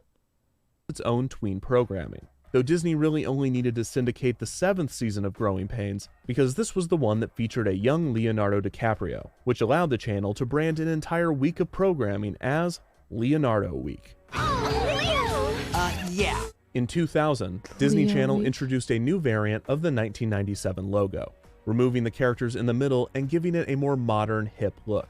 The Zoogs were also given a CG redesign with more human-looking characters, and Disney Channel Oh, you know what? I do remember this guy now.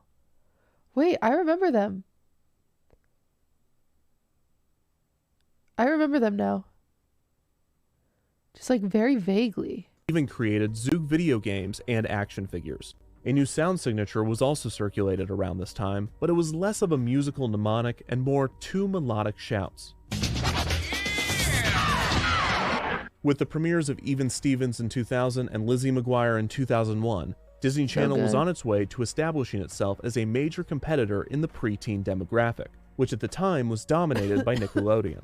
By 2002, Disney Channel was ready for another refresh. The 3 programming block model might have helped with the transition from premium cable, but it was no longer needed. The block with the most successful branding, Playhouse Disney, would remain. The Vault Disney block would be retired entirely, as Disney Channel was going all in on tween programming. The Zoog Disney branding would also be dropped, while most of its content would remain. Movie Surfers would continue to produce more episodes, and more interstitial programs in a similar vein were created. The previous movie block branding, Zoog If they don't talk about Mike's super short show, I'm gonna be pissed. Movie, would become Disney Channel Movie, with a brand new song that would become iconic for viewers of the channel. Perhaps most significantly, the rebranding would bring a new logo and a new channel theme. These additions first appeared at some point in late 2002. So I figure the first step in finding out who wrote the Disney Channel theme is finding when the theme first appeared. The Disney Channel Wikia said this came about sometime in September of 2002, so let's watch some ads from September of 2002. Wait, who was on Let's watch his some ads from Mr. Bean?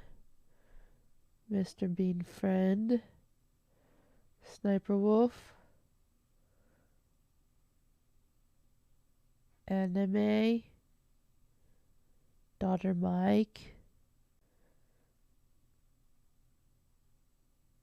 Butt plugs? Oh, he's incognito. Oh. September of 2002. Kids like you express themselves every day on Disney Channel. It does help to talk about September 11th because, you know, you get Oh it my out of... God, that's crazy. It is good to talk about September 11th. 1 second, chat. I will be right back.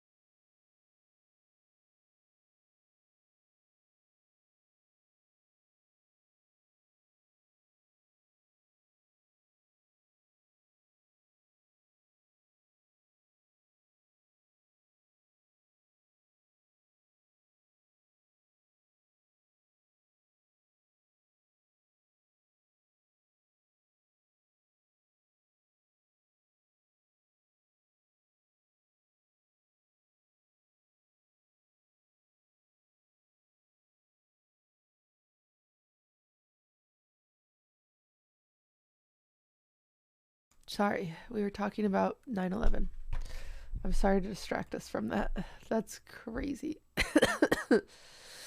Kaden, thank you for the 31 months.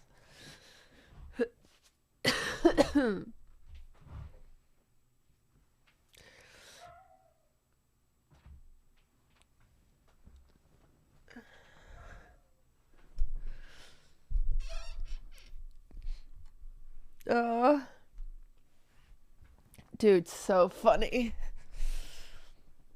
Him and Opal both looked so handsome. Okay, sorry about that. I wanted to make sure Afghans was set up. I feel so bad, chat. He was supposed to be streaming here all week, but okay. See you in 7 months. Anyway, whatever. It's fine now. It's fine now. It's fine. I've been sick. I can forgive myself. It's fine. Okay. 9/11. Oh, Striker. Thank you for the 3 months. So I figure the first step in finding out who wrote the Disney Channel theme is finding when the theme first appeared. The Disney Channel Wikia said this came about sometime in September of 2002, so let's watch some ads from September of 2002.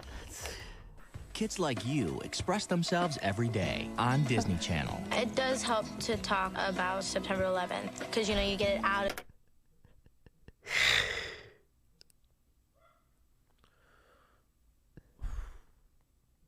you and you get to be heard. It was such a traumatic event that, I mean, how could you forget? If you had heard me last year, that's all I would have been talking about. It's definitely a healing It's all Beans was talking about that year, you know?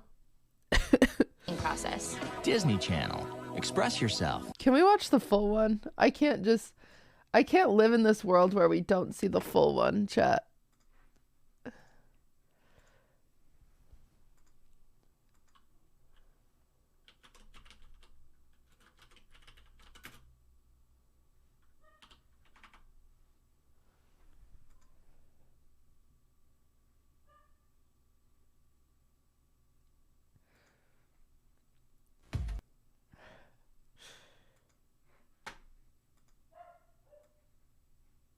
Oops. I look at the flag and it represents strength and devotion to a cause that our forefathers began, 250 years ago, and is as strong today as it was then. The flag to me symbolizes freedom. Wait, this is different. This is a different one. Wait, there's multiple? Someone waving a flag on a freeway overpass. Just waving it. That was me. And it was so emotional because you thought, this person's just out there being proud. The flag really represents that incredible gift that I've been given from people who have sacrificed their own lives for me. When I see people riding around with the flags and I'm like, oh my gosh, that is so good to see that we can still unite and still go back to our regular lives. You can see how much people truly love this country and how much we're grateful for it. And the flag just represents everything about an American. What the heck? Oh wait, that's the one we want. We want this one. Kids like you express themselves every day on Disney Channel. My favorite holiday of all time is Christmas, and it's not just the present. Oh, this was the hot guy. Wait, this is favorite holiday. Wait. This isn't going where I thought it was going. They don't say that's what their favorite holiday was, right? Okay. Thank you, Cass. You express themselves. Somebody needs to edit these two together. My favorite holiday, and then it's every day on Disney Channel. It does help to talk about September 11th because, you know, you get it out of you and you get to be heard. It was such a traumatic event that, I mean, how could you forget? I think it does help to talk about it a lot because even though it was a year ago, it seems like it happened yesterday. I think communication is very important. I was just about to say that. If you had heard me last year, that's all I would have been talking about. I talk with my family about it a lot and my friends. Tamir and I, we talk about it all the time because it's still on the news. I think it's... Why are you guys talking about it so much? I feel like I was their age and I wasn't talking about it all the time. Very, very important for you to just express your feelings about it. Tell your loved ones you love them, but don't be afraid of that, you know? It's a healing process. Yeah, it's definitely a healing process. Disney Channel. Express yourself. I'm sure Pete Davidson as a kid was like watching this and he was like, you know what? I'm better now. Kids. That's crazy. That's crazy that they would make a commercial about that.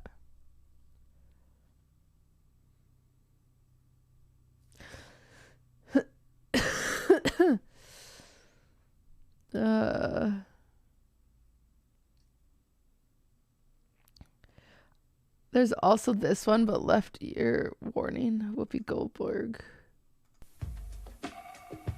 Since the tragedy, I have been in touch with all of my family, which has brought us closer, you know, because I've been able to call everyone and talk to them and see how everyone was and make sure everyone was safe. I've just wanted to be near my family, especially my mother, and it really shows me who's important in my life, who I really want to be around at this time. Being with my family's helped me a lot. You know, my sister, my mom, my dad have been really great. The whole family. Give me a second.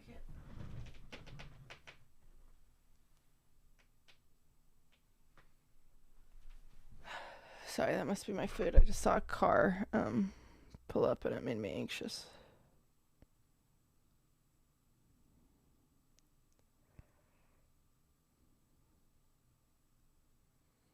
You know what's been really sad lately, chat? Is lately, oh yeah, it's my food.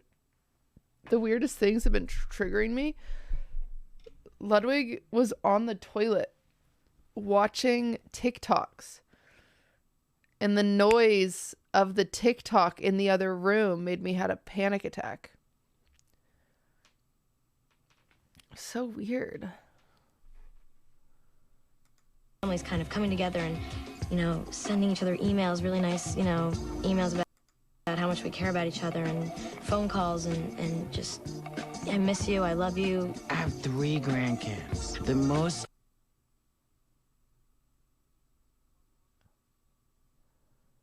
Wow. Thank you. amazing thing that I've found is that adults and children are on the same level playing ground with this. We're all inexperienced with what's happened. And with most things in life, it's one foot slowly in front of the other. Now, more than Whoopi is so helpful, guys. ever, it's important for people like you to express themselves every day. I like the message. I like what it was going for. I like telling people to express themselves. I hate how big my arm looks in that thumbnail. I like what they were going for there. I just don't know if that was the way to do it. You know. Anyway. Wait, should I get my food? It's a very dainty arm. Thank you so much. My food's here. Chat, I'm really sorry. I chugged a bunch of water. I have to because I'm sick. So I'm going to pee one more time. I'm sorry. I'm really sorry. I'm going to pee one more time. I'm going to grab my food. I'm going to come back. We're going to keep watching this. I'm so sorry. I'm really sorry. I'm really sorry. 1 second. Wait, I can take the headset off to go pee. Alright. Okay. Alright, for real now.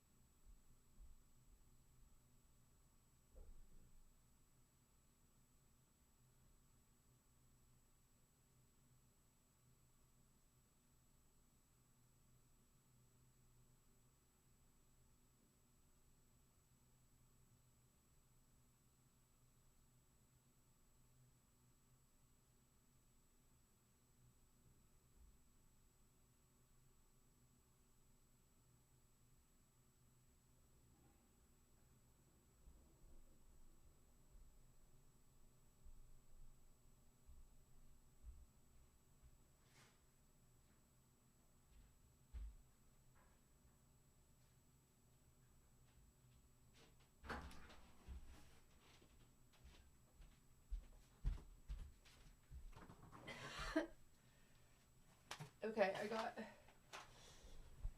I got really spicy soup.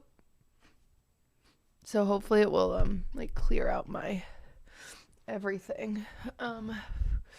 Okay, here we go. We're watching this. I'm sorry. I'm focused. We're doing good. We got it. Oh, thank God. I really thought that was going to be the first appearance of the theme. This segment, this Express Yourself segment, I feel like I've seen something like this before, where the teen stars of the channel do these sit-downs, but usually it's about friends or the homework they pretend to do, but it's not about 9/11 usually. So after a bit more research, I found a lot more of these 9/11 PSAs, most of which were from right after the September 11th attacks in 2001, and these have been recirculated recently. About a year ago, there was a bunch of news stories looking back on these PSAs, but none of those look back on the ones that were a year later, which visually are a lot less patriotic, which makes the transition into talking about 9/11 far more jarring. Anyways.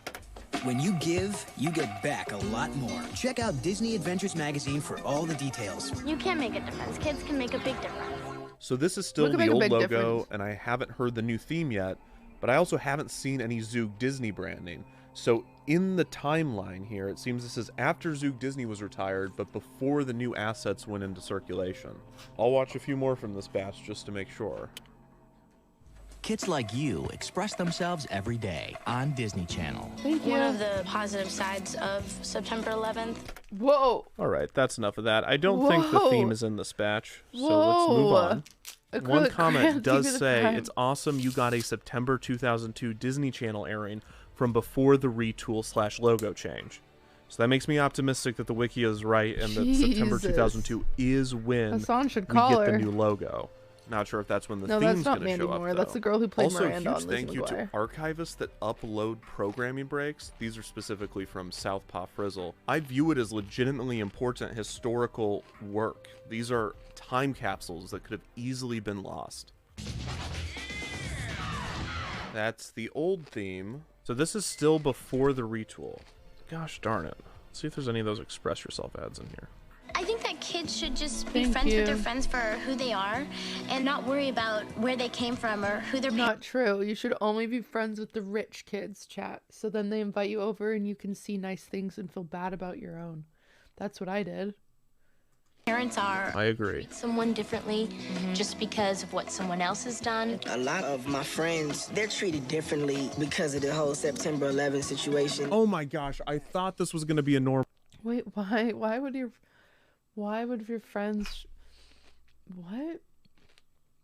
One. This was before Disney Channel's logo changed a few days later on October 7th, 2002 by CA Square. And then Evan's Media Archive says, nope, they changed it on September 30th, Oh my god, 2002. the fighting. There's no way somebody uploaded something from September 30th, 2002. Tomasa, thank you for the 17 Oh my months. gosh. This is September 30th, 2002, and that's the new Playhouse Disney logo down there. We're so close. Boy Meets World.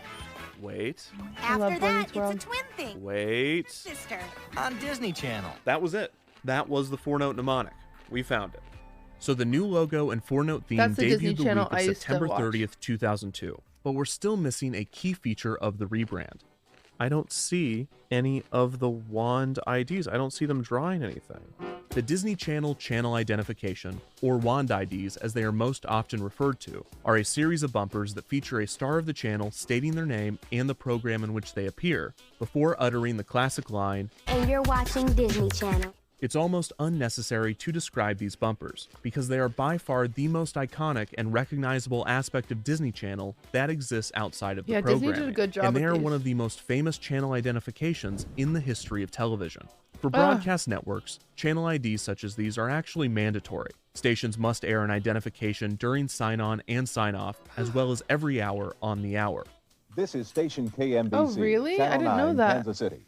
This is because broadcast television Chat, this is station QTC Broadcast City Television 9, Ohio.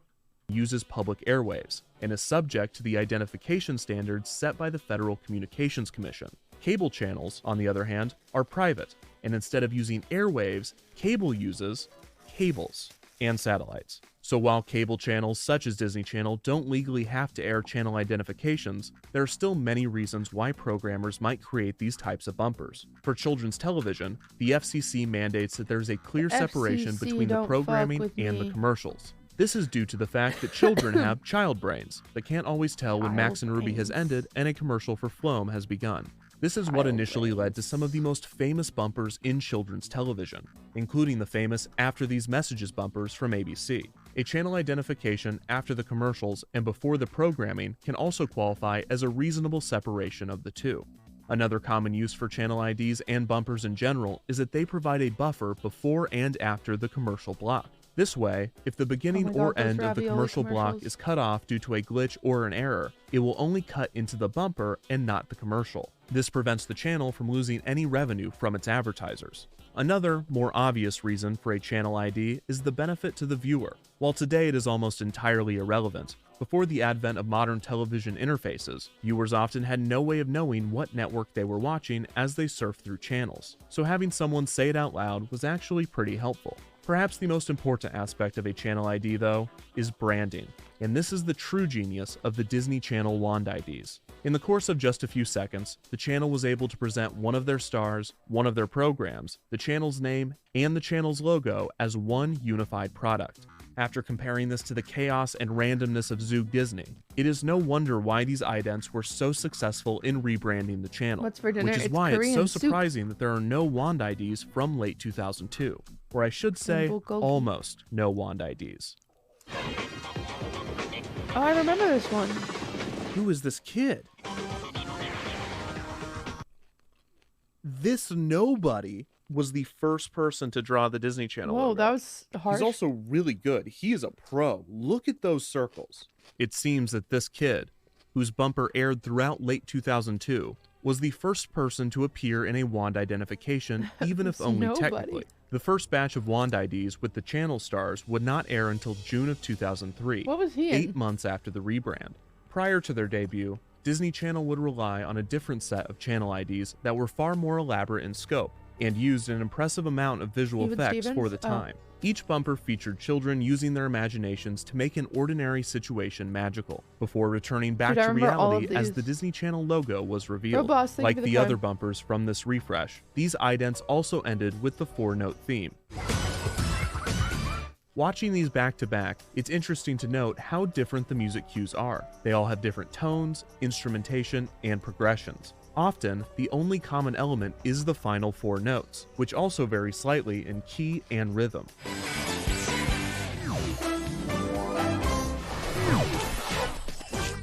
These imagination IDs would continue to air on the channel, albeit less often, after the introduction of the Wand IDs. The initial batch of Wand IDs featured such stars as Hilary Duff for Lizzie McGuire, Raven Simone for That's So Raven, and America Ferrera for the Disney Channel original movie Gotta Kick It Up. This batch also included 2 animated Wand IDs, one for I don't know why I didn't like American Ferrera. I think it's because her name was America. Did anybody here like her?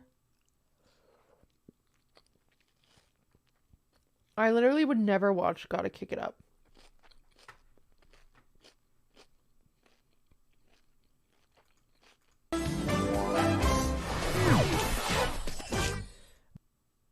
No, that's literally, I didn't watch Ugly Betty because These of her. imagination IDs would continue to air on the channel, I don't know albeit why I less didn't like her often so much. I after don't the remember what she introduction of looks the like. Wand IDs. The initial batch of Wand IDs They featured such stars as Hilary Duff for Lizzie McGuire, Raven Simone for That's So Raven, and America Ferrera for the Disney Why did I dislike her? Channel original movie Gotta Kick It Up. I didn't this watch batch Sisterhood of also the Traveling included Pats. 2 No. animated Wand IDs, one for animated Lizzie and another for Oh, Kim you're Possible, fine. Ron Thank you for the Stoppable, 9. and Rufus. It is hard to properly explain just how popular that these girl in? bumpers were. It seemed that every child that watched the channel desperately wanted to do one.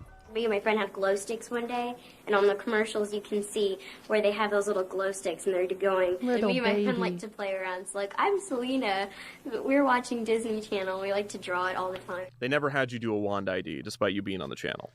No, and I could talk about my disappointment with that all day. That's all I wanted to do. That was all I wanted to do, because if I ever flipped the channel, odds are I would see like, what's up? I'm Juggy Brodelteen, and you're watching the Disney Channel, and do the little doots. The closest I ever got was they had my zombie character host like, it's Disney Halloween special week, and you know. Oh, so you had a bumper? I had a bumper, but it was with my character that was a zombie and was co-hosted by someone who did all the talking. So we never did the Mickey. It was just always like, you know, coming up next is whatever, and I'd be like, ah, no! and they'd be like, that's right, it is a new JC, thanks for episode. 2 months. These bumpers have remained relevant with Disney Channel fans old and new. In 2019, the Disney Now app debuted a feature that allowed users to make their own Wand IDs. And at the 2022 D23 Disney Fan Convention, there was even a photo op where you could pretend to do one. The Wand IDs have even found a broader legacy outside of just those that watch the channel, reaching the true indicator of cultural notability: memes. The original badge constantly circulates online, with fans editing the footage to display the stars' drawings more realistically, showcasing just how bad these actors are at drawing what appears to be a fairly simple logo. Returning to the initial batch that was aired on the channel, the clever editing around these awful drawings is evident. I think the worst one has to be Spencer Breslin, who even in the edited version is still noticeably off. But to be fair, he probably had other things on his mind. Yeah, if you had heard me last year, that's all I would have been talking about. I had seen these edited versions. It hurts to laugh, but that was hilarious. That was so funny. Oh no. He was an Even Stevens. A few times, but I just thought of something while revisiting them. Where did this footage come from? These are obviously outtakes and not taken from the original idents. Sure enough, I was able to find a few of these outtakes, and there are a few things that stood out to me. First, this line from Hilary Duff. Oh, it's mouse ears. Yeah, it's mouse Oh. There you go.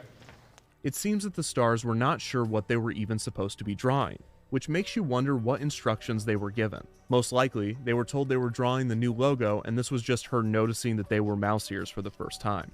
Hilary Duff is one of the first to ever see the new logo and the first to ever do a Wand ID, and she has no point of reference for what the final version will look like and has no concept of just how iconic these bumpers will become. This is the burden of the trailblazer and the solitude of the trendsetter. They made us do it like 900 times. I think I had like lost all personality at that point. Plus I was like pubescent teen. I was like, what are they making me do? This is invisible. This is not cool. Another thing I noticed is that these outfits are the same ones used in the Express Yourself bumpers / 9/11 PSAs. my God. This either means that the channel had a They filmed them wardrobe for the all on the stars whenever they were same day. appearing as themselves, or that these were filmed on the same day or days. That's Both are interesting. likely. Finally, and most importantly, I noticed this. That is a slate. It is Yeah. used for sound synchronization and shot Uh-huh. organization. Clapper Uh-huh. boards typically feature the scene, shot, and take, as well as the name of the director of photography and the director. It's difficult to make out, but the top name is labeled DIR, and the bottom is labeled CAM. This means that someone named G. Owen directed at least the production of the first batch of Wand IDs. Despite not airing until June of 2003, it is safe to assume that these Wand IDs were actually shot with the Express Yourself segments in 2002. The actors' clothes are Whoa. the same, they look the same age, and they were all part of the same massive refresh. The Disney Channel Wikia claims that the Wand IDs were Whoa. filmed along with the Express Yourself ads, specifically in August of 2002. If true, this makes perfect sense within the timeline. The channel probably set October as the month the refresh would kick in. As we discovered, many of these changes actually debuted on September 30th, but that was the Monday of the first week of October, so this still tracks. The only part of the August shoot that was time-sensitive was the 9/11 PSAs, which were designed to debut before the refresh during the 1-year anniversary of the attacks that September. Thank you, Sarah The Bear. post-production of these segments was likely expedited to meet the deadline, and the channel made sure that these all ended with the old logo. This is almost too perfect. These 9/11 PSAs were designed to only air in September of 2002, as all of the stars are referencing the 1-year anniversary specifically. These would never air again, so only these would retain the old logo and would never need an updated version. The other Express Yourself Whoa. ads were definitely shot at the same time, were designed to air at any time and in perpetuity, all end with the new logo, and for the record, have a very different tone than the 9/11 ones. Ooh, I love food. Express yourself. Assuming Express G. Owen yourself. directed the Wand IDs from pre to post production, then they must know who wrote the music, and therefore the theme. This is the most solid lead I have, but there is just one problem. I don't know their first name, and searching for G. Owen or any variation of did not return solid results. I assume that the voice in the outtakes is the director, and it sounds masculine, so I looked for Gregory, Gary, George, Gerald, Gabriel, Jesus. Gavin, Grant, Jerry, before eventually trying Glenda, Gabby, Grace, Gretel, Gwen, and Gertrude before giving up. I still feel like this is a key to the puzzle. I just cannot find the answer right now. Man. so I'm going to have to go in a different direction. This guy could solve the Idaho murders. Thank you for calling the Defunct Land tip line. If you have any leads on who might have written the Disney Channel theme, please leave a message after the beep. Hey, Kevin. Yeah, actually, I know who wrote the Disney Channel theme song. It was this guy. It was Joe. Yeah, it was Joe Mama. Got him. Joe Mama wrote the Disney Channel theme song. So yeah, hope that helps. Hey, I've got a tip. That was me, chat. Calling these YouTube videos documentaries, you pretentious. Yo, Kevin, what's up, man? Hey, I heard you were researching the Disney Channel theme. Have you ever heard of the Mighty Mighty Boss Tones? The Mighty Mighty Bosstones are a ska band that was formed in Boston, Massachusetts in 1983. The band was originally started by blah blah blah blah. All you need to know is that in 1997, the band released the hit single, The Impression That I Get. This is by far the most popular Mighty Mighty Bosstones song, and for our purposes, its relevance is found in the repeated horn riff.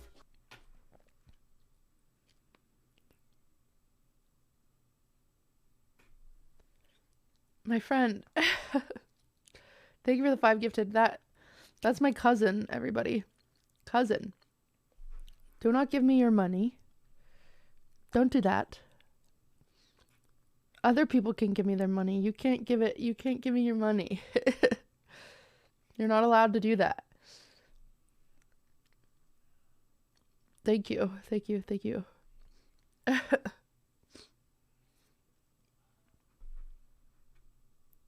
Everyone say hi to my cousin. It's your Christmas present. Wahoo! It's not like that. Other people should be subbed too. Thank you. It's very kind.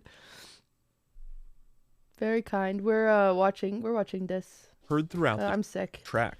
Let me know if you hear anything familiar. Thank you, Coffee. Yes, the impression that Oh I my get by gosh. the Mighty Mighty Bosstones seemingly features what would become the Disney Channel theme 5 years later. The riff does include the same notes, and the rhythm is similar, but this is only the first half of this riff. Thank you for the 10. The reason that I mention this is not because I think the composer of the theme stole from the Mighty Mighty Bosstones. It is also not because I think the theme was written by a Bostonian. I mention this because Okay. there's almost no information on the Disney Channel theme online, and everywhere I seem to go, if there is discussion on these 4 notes, someone will bring up this song. So while I don't Interesting. think this is part of the mystery, the Mighty Mighty Bosstones have made the board, although I am going to put them way over here. With that out of the way, let's see if we can find some more promising leads. He solves this mystery, right?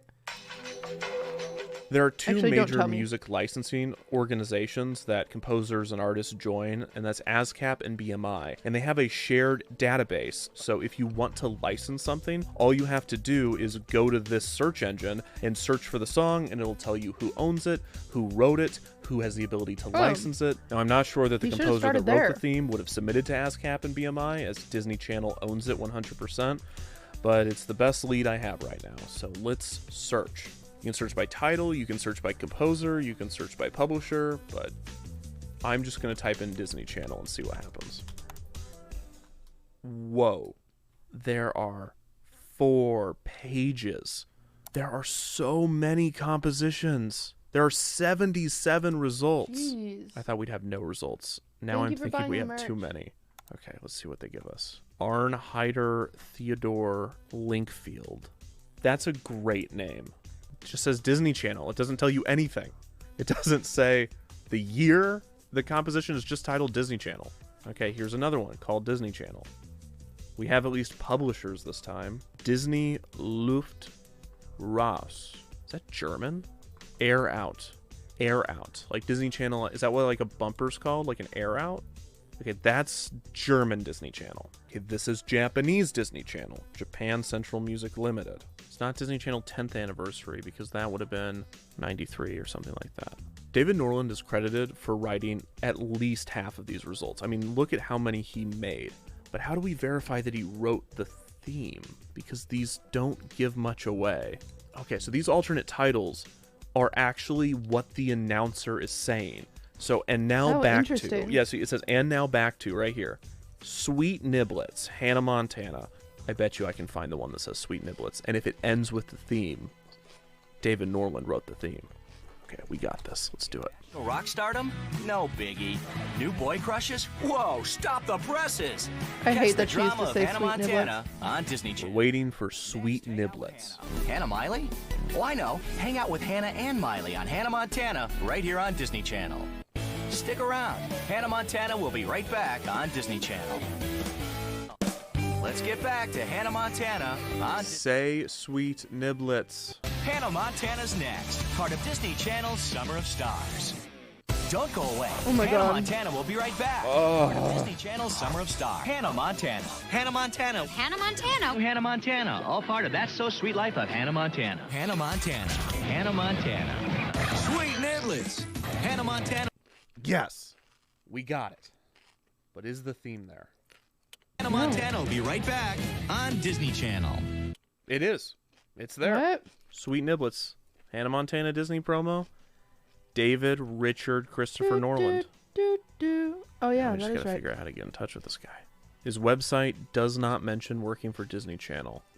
I'm 95% sure this is the David Norland that wrote for Disney Channel. And I found a way to contact him. I really hope he responds. Carlos thinks it's 22.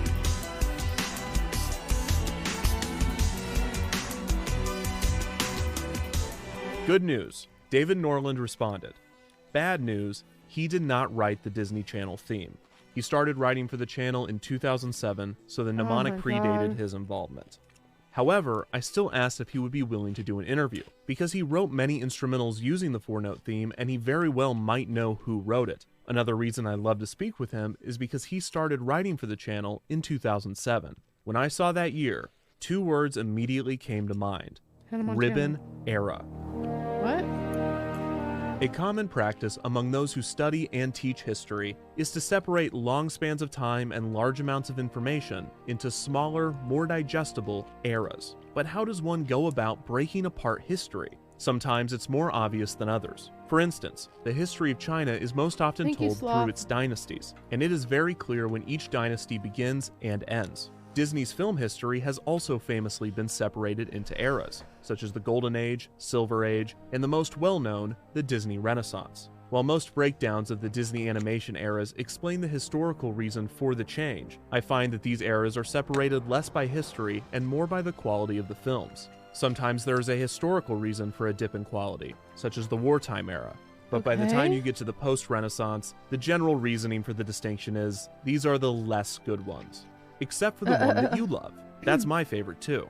So what about Disney Channel? How is its history separated by the fans that study it like the great epic that it is? Is it separated by TV shows, or what about the DCOMs? Surprisingly, the general consensus among fans is that Disney Channel history should be separated by the bumpers. This is not ahistorical, as each change in bumper design typically coincided with other significant changes to the channel in terms of branding and strategy.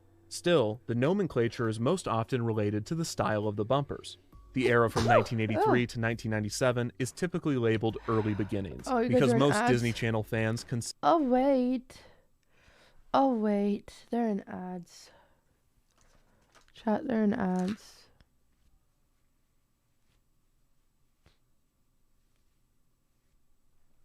We can wait. Let me mute and blow my nose for a second.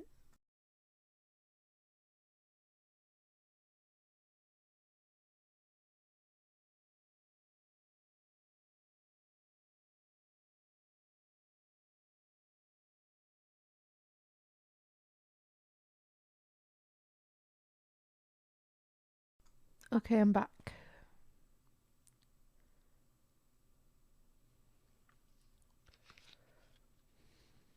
Trying to play it up while you wait for ads? No.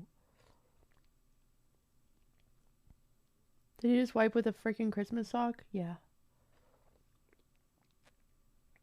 I have my reasons. I have my reasons. Thank you for 3 months.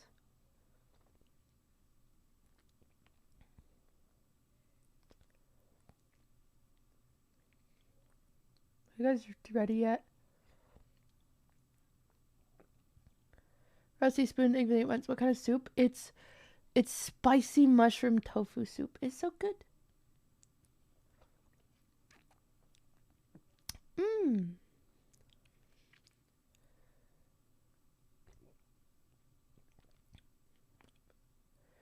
Slushy, thank you for gifting a sub. Are you guys ready? Can we play now?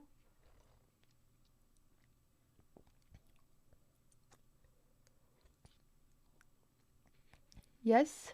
Okay. Consider the channel's 1997 rebranding as the true start to the channel as they know it. 1997 to 2002 is an obvious era, and is sometimes labeled the 3-block era, the Zoog Disney era, or the Mickey TV era. 2002 to 2007 is often referred to as the Bounce era, for the way the logo bounces around the screen during the bumpers. In 2007, the channel was given another refresh, retaining many elements from the Bounce era, with the main difference being updated music cues and bumpers that featured a ribbon twirling around the screen before forming the Disney Channel logo. This era is thus referred to as the Ribbon era. In 2010, the bumpers were refreshed once again, now placing the classic logo inside of a rounded square. This was just after Disney Channel began the switch to high definition, allowing viewers to watch in a 16:9 aspect ratio. The original digital on-screen channel graphic, that little watermark in the corner of the screen, referred to as a network bug, was designed with the 4:3 aspect ratio in mind, and probably looked a bit awkward moved out to the far corner while still being attached to the bottom. The same could be said for pretty much all of the bumpers since 2002, as the classic logo hugs the left side of the screen in a way that would leave far too much empty space in a widescreen format. The new rounded square look was a compromise, maintaining the design of the old logo, but placing it in a square that could be centered on the screen or placed equidistant from the corner.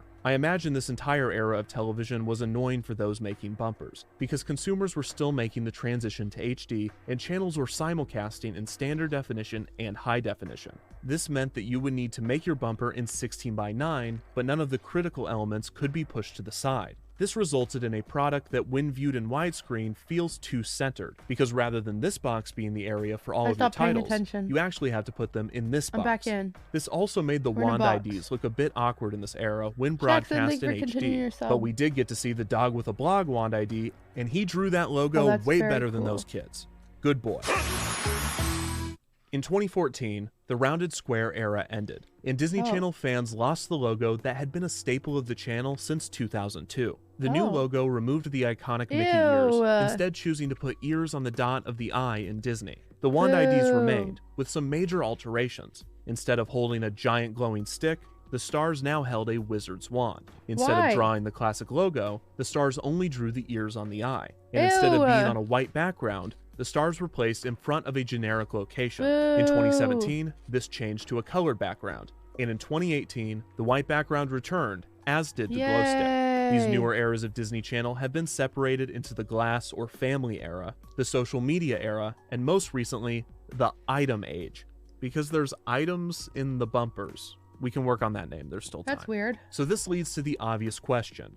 Which era is best? The answer is whichever era you watched as a kid. But if you looked at just pure popularity, then the Disney Channel peaked during the Ribbon era in 2007. This was helped in large part by the premiere of High School Musical 2, which was watched by 17.24 million people. This broke the record not... That is crazy, chat. That is so many people. I watched that. I was one of them. Wow. I wonder how much they made from this. Not enough. There's definitely no way they made enough. 17 mil? Oh my gosh. That was just the premiere. Not only for the most watched premiere of a Disney Channel original movie, but also the record for the most watched program premiere on cable ever. Wow. That's all of cable ever. It broke the record set the previous year by a Monday Night Football game, which itself broke a record set by the Al Gore-Ross Perot debate over NAFTA in 1993. It is obvious why High School Musical 2 was able to achieve this feat. The debate over NAFTA was an intense and important argument between two powerful political rivals, and Monday Night Football is consistently popular as it broadcasts the intensity and suspense of athletics. High School Musical 2 was able to combine these two ratings winners by showcasing both the drama of sports as well. Crazy, because, guys, High School Musical 2 kind of cringe compared to High School Musical 1. High School Musical 1 was so good. I'll take I can't even think of a song from High School Musical 2. The one where they like break up. Bet on it. Bet on it, bet on it, bet on it, bet on it. I don't dance. That was the baseball field one. Fabulous.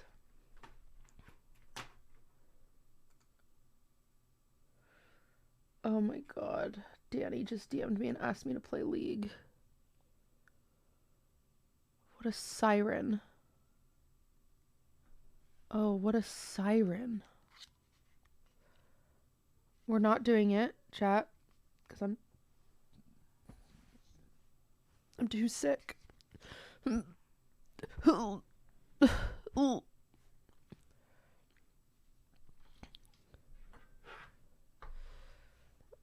sad. What a siren.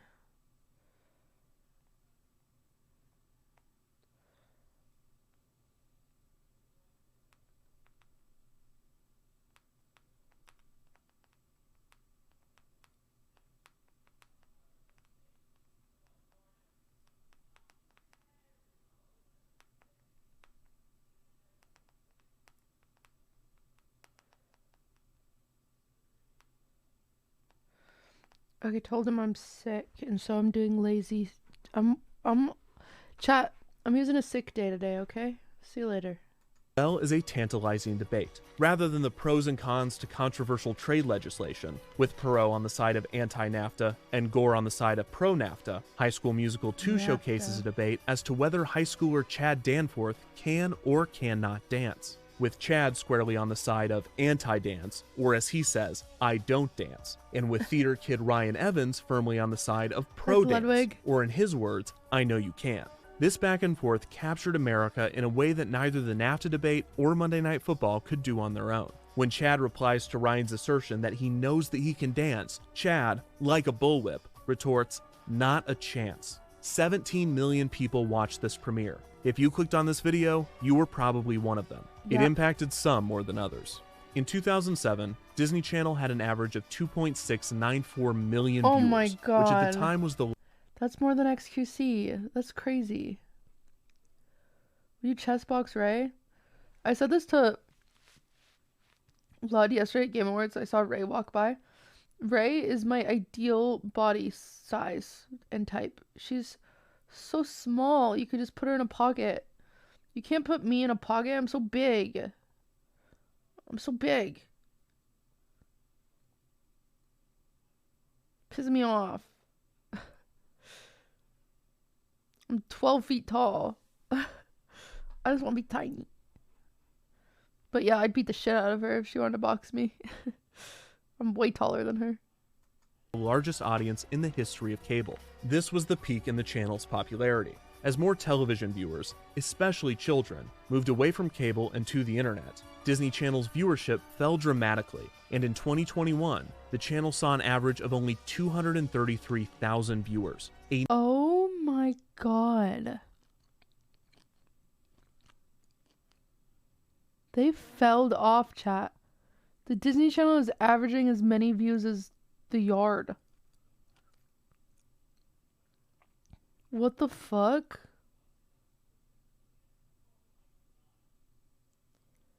That's crazy.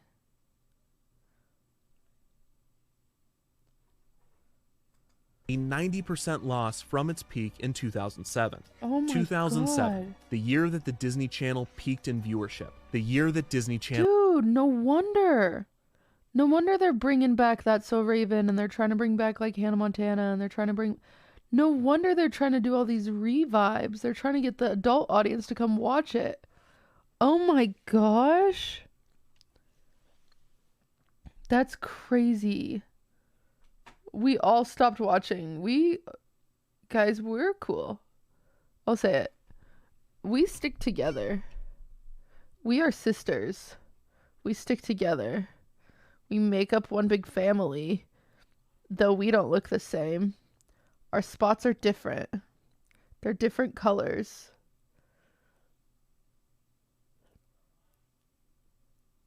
Cheetah girls, cheetah sisters. Urban Artifact, thank you for the 7. Channel entered the ribbon era. Oh my god. Haas Frogs. Oh wait, you rated me. Oh, that's so nice. What the heck? I didn't expect that. Oh my god. Oh my god. Oh my god. Oh my god. Hi, Haas Frogs. Here's my foot. What do you think? I gotta put it back now. Anything for a Haas raid. It's not free. I got a raid.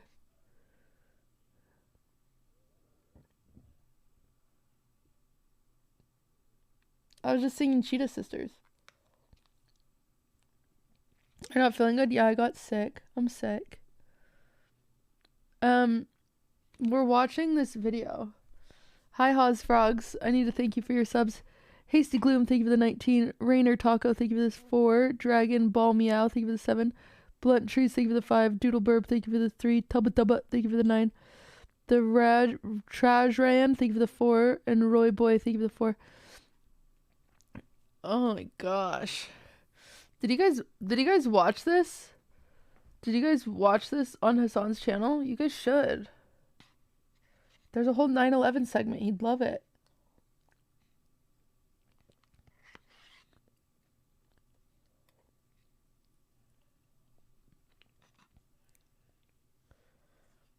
He would hate this overall. Hassan's like an iPad kid. He'll watch whatever you put in front of him.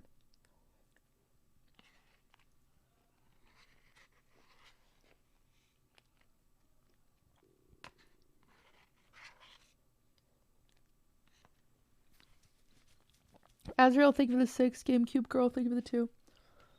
Put it in a playlist. I'll send him the 9/11 moment. He'll love it.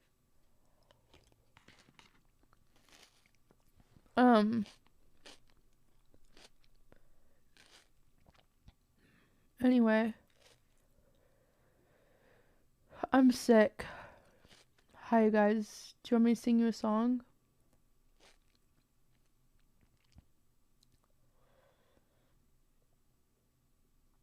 We are sisters. We stick together. We make up one big family, though we don't look the same. Our spots are different, different colors. Cheetah girls, cheetah sisters.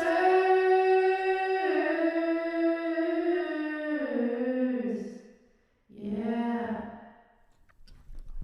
So what do you guys think? Pretty good, huh?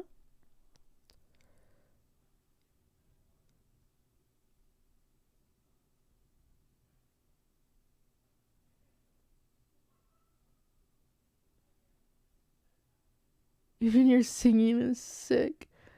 Now do the climb. Listen, we'll get there. We'll get to the climbed.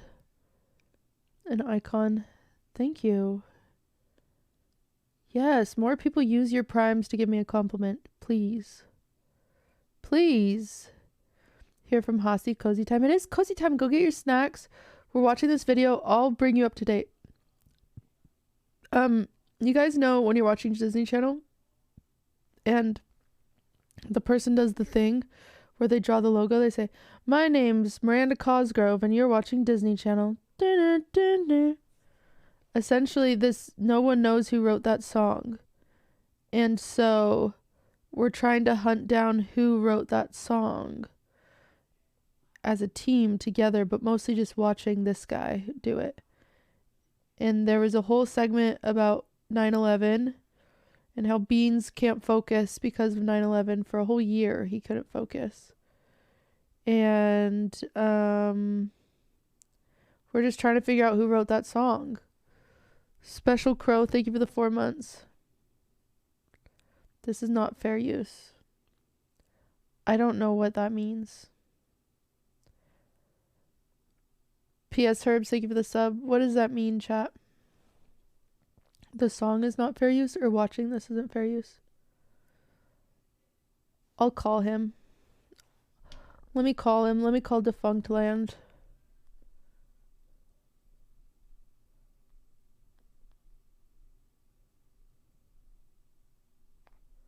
I'll call him and ask.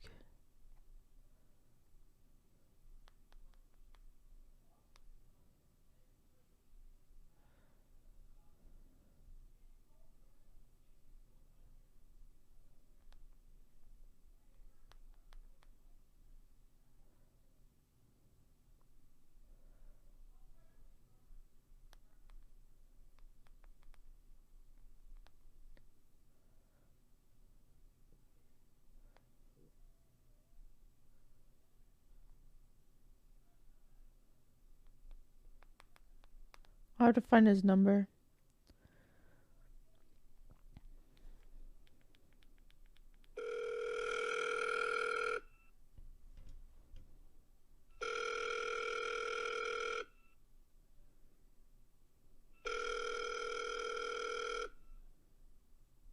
Hello?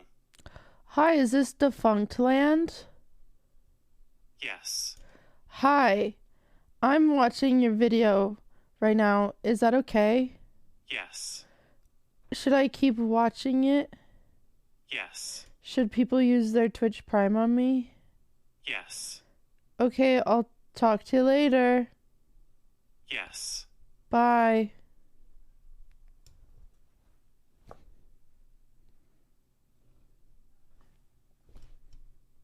Kind of rude he didn't say bye back.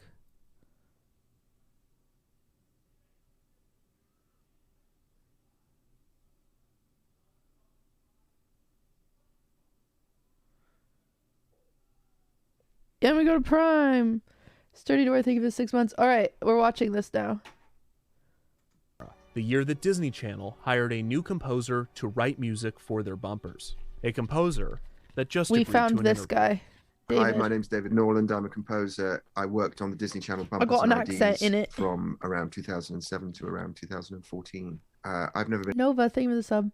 anything but a musician. I was educated classically up till the age of 11 or 12 when I discovered the electric guitar and took a hard left turn. I started doing work for various animation companies Same thing and for 8 months. production companies. I guess through word of mouth, I got a call from this guy one day who was at the time the creative director for a channel that doesn't exist anymore. It's a channel called SoapNet. SoapNet. SoapNet. SoapNet. The new way to watch soaps. He What? got me to do the music, and we developed this relationship, and he moved on That's from there to crazy. become the creative director for Disney Channel. And when he went there Clap in and leave a 2007, sub. the very first thing he did was this big rebrand, SoapNet. and he hired me to do that, which was great. I'd made records for Disney artists before, and it was at a time Oh, when the pop Cheetah music, Girls. I like in told you, its Jack. purest, sugariest form, was really having another heyday. And suddenly Disney was sort of dominating. I guess what I was trying to do was to channel what I'd done for them in pop records and what was happening pop-wise at the time into the bumpers, so I that thought it was it really said consistent dumpsters. with everything that Disney was doing at that point. What goes into a composition like that? What are you trying to do Oh. psychologically? Guys,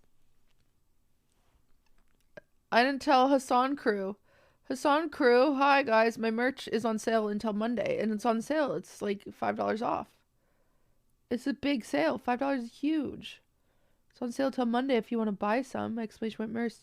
It's almost gone. It's almost gone. So buy it now. When writing, and what do you want the effect of it to have? First of all, you have to ask the question, what is a bumper for? We've got the commercial break coming up, or whatever the break is in the programming, and we do not want people to go away. I'm trying to create, and I think the people These making are the just visuals like as well, TikToks. it's just a sense of ongoing excitement that this is not the end, that there's more to come, and it's going to be even more exciting. Thanks, the Deb. actual 4-note mnemonic, the dun dun dun dun, predated me. I inherited that when I was brought on board in a musical Inherited sense. it. I've got to have made something that rhythmically and melodically leads to the mnemonic as the logical culmination of it. He made a crazy one. So with those 4 notes, did you compose all in the same type key? it Is it the doesn't same suck. 4 notes, or is it the same steps? It's the same steps. It's the same intervals. So whether it's bum bum bum bum or bum bum bum bum, it's still, and so I composed in a lot of Bum, different bum, keys. They're bum, not particularly bum. exotic keys. They're the kinds of keys that you would find pop music written in. I wonder if I mean, I could sit at the piano and illustrate this. Oh, Yeah, you please. can go bum bum bum bum would probably, to me, I would automatically think of that as bum, bum, bum, bum, right? So FGC. Oh, he's good. 451. But you could also do it the other way around. You could do bum, bum, bum, bum, right? And do it 541. Or you could do bum, bum, bum, bum. So you could do an E dominant 7. He's good at this, chat. Or you could do bum, bum, bum, bum, which is a little more kind of jazzy and old school and We need a new kind of intro musical. for Fear and the basic we're rhythm still in is this. bum bum bum bum, right?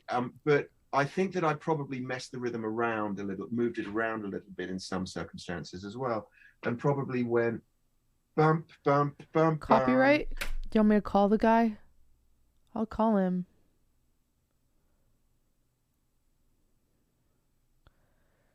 Thank you for buying the merch. That's so nice. Which is just rhythmically a slightly different way of voicing it. It's still the same intervals, but it says something ever so slightly different rhythmically. I want to ask you about some of the composition specifically. Oh yeah, they I'll made tell you it my spicy. favorite. It was this wild, like,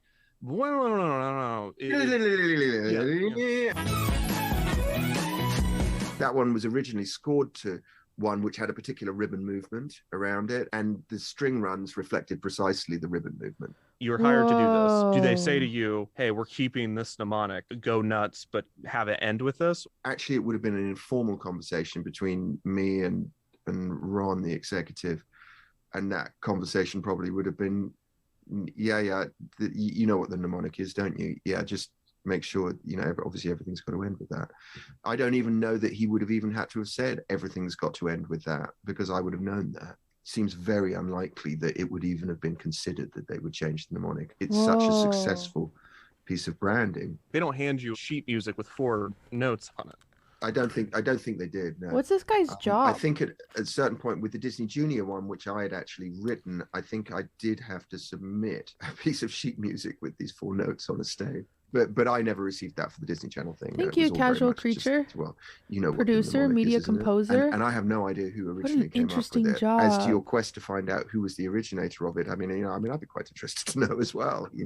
Because in this sort of very narrow specialist realm of making music, you have to figure that that's one of the more successful things of all time in that realm. I was obviously disappointed that David did not know who Frogs, wrote you're rich. You guys are just like Hassan. Look at all of you. 3 of you bought merch. That's more than my viewers combined. This is huge. You guys are rich. Share the wealth. I bet I can compose some great Disney music. Yingling, no, you couldn't.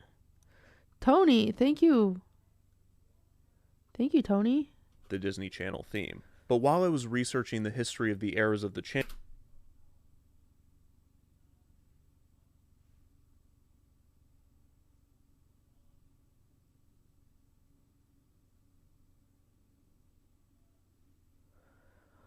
Oh my god, I didn't expect that. I was listening, there's a helicopter outside.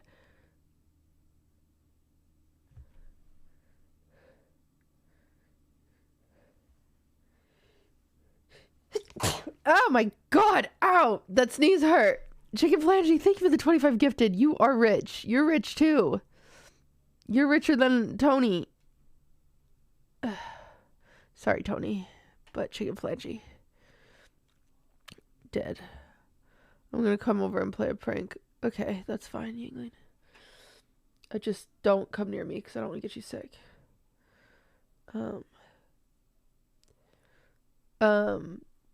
Okay. Here we go. Continuing. Channel, I stumbled across the strongest lead I've had yet. Everyone knows Wikipedia, but there are countless other online encyclopedias that are created by fans. And these often skew more niche and specific.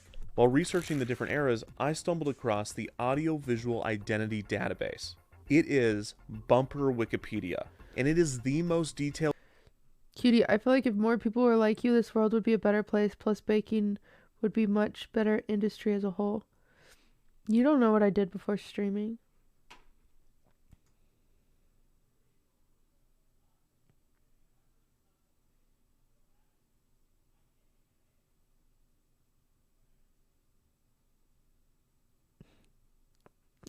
I was an arms dealer. With a little bit of special K on the side. You think that's good?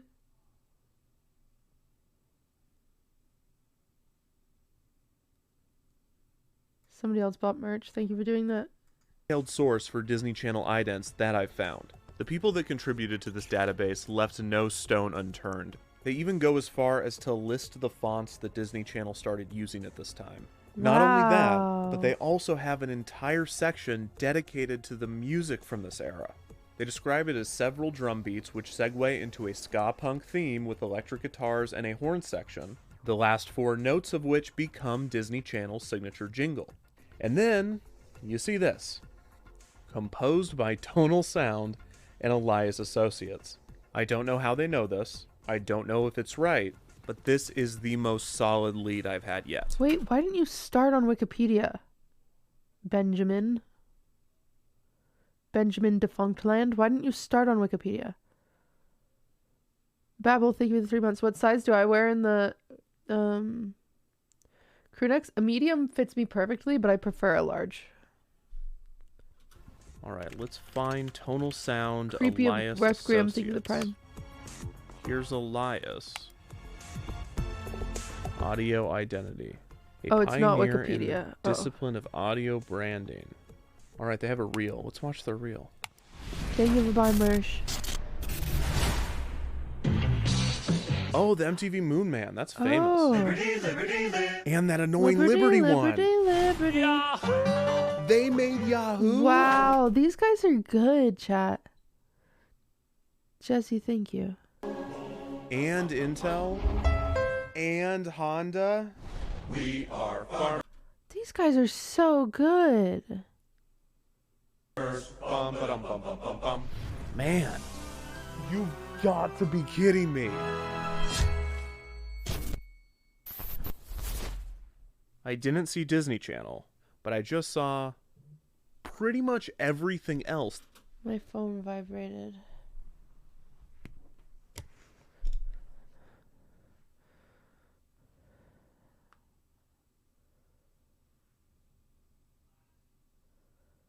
My sister's being annoying. Shut up, sister. That is every sound I have ever heard. She's asked me questions I don't here's know. an article about them. Elias Music is known as the leader in sonic branding and for its ability to bring stories to life through the power of music. Mercedes-Benz, Nike, American Express, Liberty Mutual, Honda, Google, Farmers Insurance, Apple. There is probably a better than not chance that whoever wrote the Disney Channel theme worked for Elias. Elias just happens to be the most popular music company for jingles and sonic branding in the world. This company has to have at least 10, maybe 20 composers at a time, maybe 100 composers.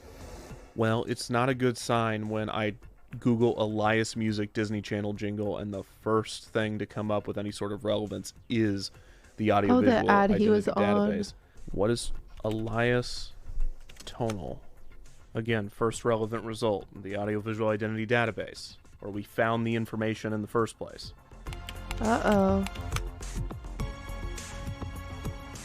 Okay, here we go. Alex Osarenko, a composer, founded Tonal Sound in New York City in 2002, and one of Tonal's clients was the Disney Channel. And here's a link to their website. That's when I would have given up. I would have given up. Oh. Okay, Tonal Sound does not exist anymore. Let's search for Tonal Sound Alex Osarenko. Oh no, I think that's an obituary. He died. He's dead. No good. Yeah, he passed away 2 years ago. Man.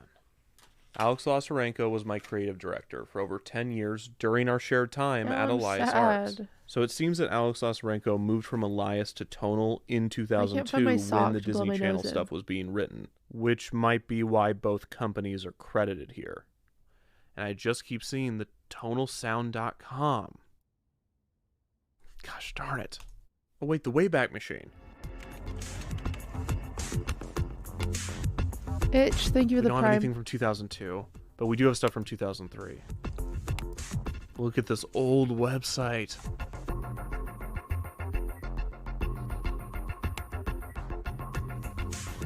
Andy Solomon, Eric Perlmutter, Michelle King.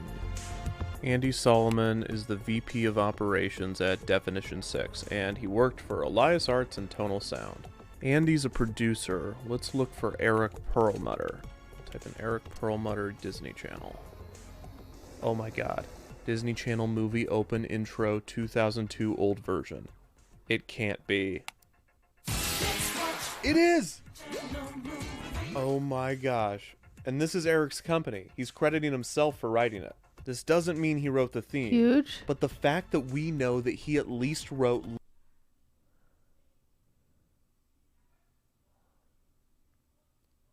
Yeah, we'll see. Let's watch a Disney Channel movie. That's a win. I needed that. So our initial lead from the audiovisual identity database was Elias Associates and Tonal Sound. Through our research, we found that Alex Lazarenko was a creative director at both, started at Elias, and then founded Tonal. We also found that he has unfortunately passed away. We know this because another Shut up. composer, Fritz Dottie, wrote a tribute to Alex, in which he claims that both Alex and him worked at Elias at the same time. This means that Fritz is also on the suspect list. Through the Archive Tonal website, we found mention of Andy Solomon and Eric Perlmutter. Andy was a producer, but Eric was definitely a composer, because through Eric's own website, we learned that he wrote the classic Let's Watch a Disney Channel movie opening song. After digesting all of this evidence, I am now confident that Eric Perlmutter, while working at Tonal Sound, wrote the Disney Channel theme in 2002. What? Did you write the Disney Channel theme? Didn't, no. Do you know who wrote the Disney Channel theme? No, I don't. I still don't. Okay, what did you do for Disney Channel? So for the Disney Channel, I wrote a whole bunch of little bumpers, and then I actually did the music for Disney Channel movie, which was sort of separate from all that identity stuff. And yeah, it turns out that people loved that. Were you given the lyrics, or did you write those lyrics? Let's start a Disney Channel movie. Is there any other lyrics? No, let's watch it. Let's watch a Disney Channel movie. We're gonna watch. And that's it. That's it. I don't know where I found the lyrics. They just came to you. To put that into the world, but yeah, it happened. Wait, so you didn't write the theme, but you wrote with the theme? Yes, so we would have the theme, mostly for those. We just had That's so crazy much that fun with he them doesn't that I even think know it who was wrote it. Easy in that respect because they're so short. There's not really much time to make a statement. So the challenge was always find the essence of that 5-second little bit. And because you don't have long to tell a story, but you still need to tell that story of, I'm trying to think of one where the girl's jumping on her bed and it's a pillow fight and feathers are flying everywhere and it's over. Like you don't even have time to sort of set up an idea before it's done. I just sent you a compilation of these idents. Okay. Did you write any of these? Let's see. Okay, I did that. I did this one with the freezer. This is me. The bug. Yeah, I did this one too. Pillow fight. I did this one with the dog. How'd you get the dog to bark like that? That was me. Orf, orf, orf, orf. Wait, no, really? Yeah, oh yeah. That was that wasn't I thought you just pitch corrected the dog. Nope, that was you. Me barking. I think it's a misconception oftentimes with people who hear composer and you think about a guy with a feathered pencil writing, sheet music out of his mind, but most of the time it's just somebody on a keyboard coming up and recording in real time as they're creating and putting it all together at the same time. But when it came to these notes, it was pretty straight ahead. And what was the name of the music house you did these with? Elias Associates or Elias Arts. So from my research, it seems like Elias is a really big company, probably the biggest music house.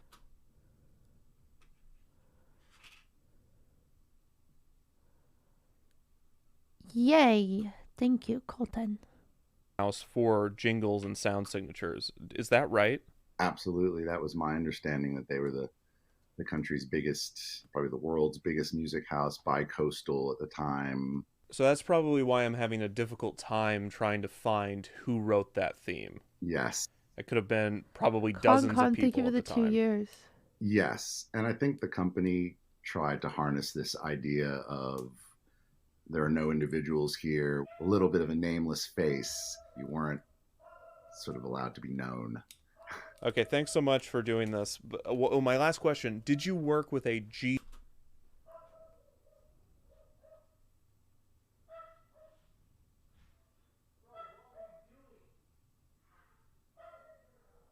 Overshot joke. Thank you for the buying of the merch. Sorry, I kind of paused and I forgot what I was doing. G. Owen? Didn't know. Okay.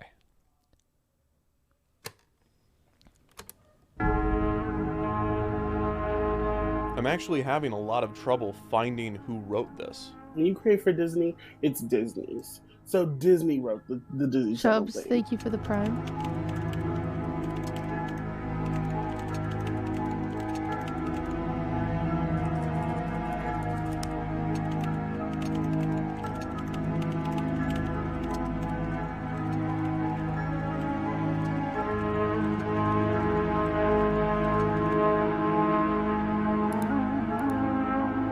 Damn.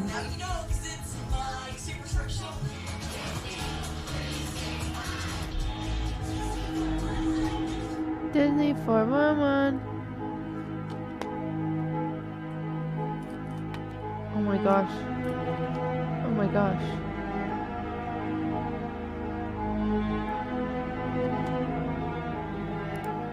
Dude, I watched this TikTok about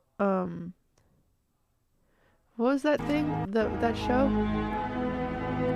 Life with Derek. About how the directors made weird sexual tension between the stepbrother and the stepsister. And I was like, no way. And then I watched the TikTok and I was like, oh my God. That is so weird.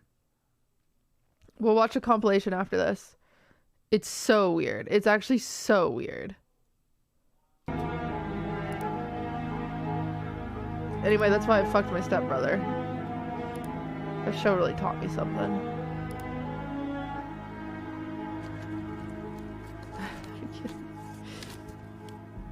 My stepbrother's gay. After he fucks me. I'm just kidding.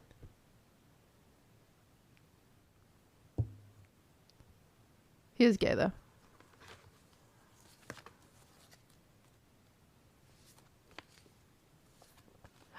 I love Brother Bear.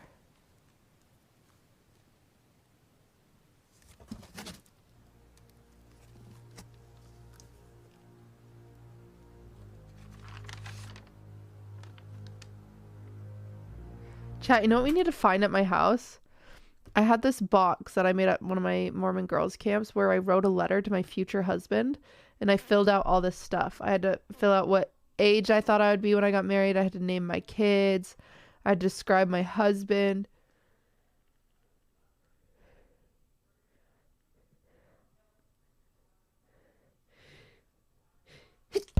Ah!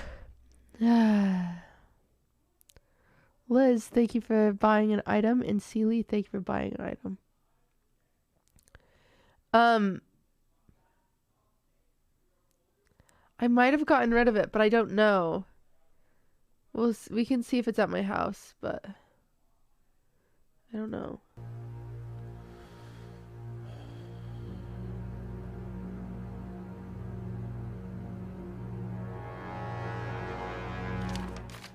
James, thank you for the 8 months.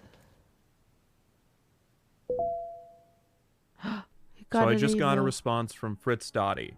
He also did not write the theme. He said that if anybody were to know, it would be Alex Lazarenko. We unfortunately cannot ask him. It's been a few weeks now of no progress, so I think it's time to admit that the trail has gone cold. I've reached out to as many relevant people as I can find, most of whom did not respond, and those that did told me that they did not write the theme and have no idea who did. There is one more thing I can try, a last resort, and that is releasing the video. I've always known this was my break glass in case of No emergency. way. If I stop the video here and Thank you release for it, the someone 55. out there watching must know who wrote this theme, or know someone who knows, or at the very least know who G. Owen is. I know it's anticlimactic, but I'm out of options. Oh, there's 30 This more is minutes. He officially doesn't do a cold that. case, which means there's only one thing left to do. It's really not surprising that I've come up short.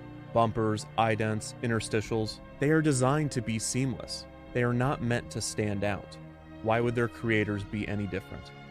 Maybe I'm just making excuses. From the moment I started this investigation, I had an ending in mind. I thought it would be under more triumphant circumstances, but I hope it still plays well in defeat. And if Chat, I'm a mouth breather right now because I can't breathe on my nose. I just saw myself on the camera. I'm like, I'm being honest, I just really want to do this, so please indulge me. I'm Kevin Perjurer, and you're watching Disney Channel.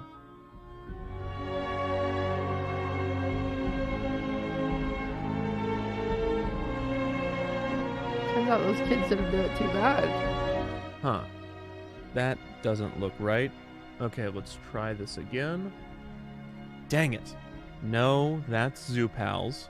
Okay, I feel bad for making fun of those kids earlier. I also cannot draw the logo.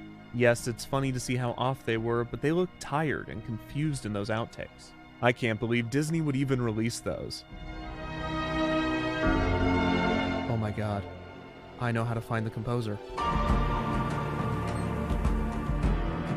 How? Okay, so I just had a revelation. Who released the footage of the kids doing the wand IDs? Because these are not funny bloopers. This is not a gag reel that would be included on a DVD. I don't know when Disney would have released this in any official capacity. So I'm thinking that someone else did. That someone would need to have access to the footage. So maybe it was someone internally, but more likely it was some company that worked on the project. Okay, this is a news organization that released the footage. Hilary Duff and Raven awkwardly do wand IDs and unearthed Disney Channel promo BTS footage. This article does not mention where they got the footage, it just mentions that it was unearthed somehow. So this BuzzFeed article credits a Twitter account for uploading them, but then it also embeds YouTube links that are no longer available.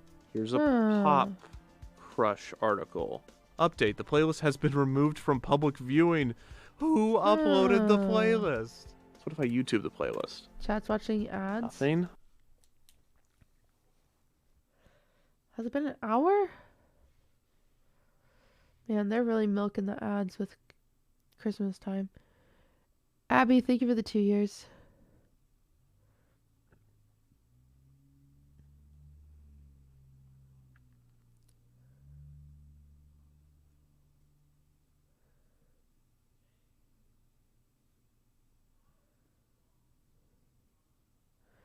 Wow, Jesse bought merch.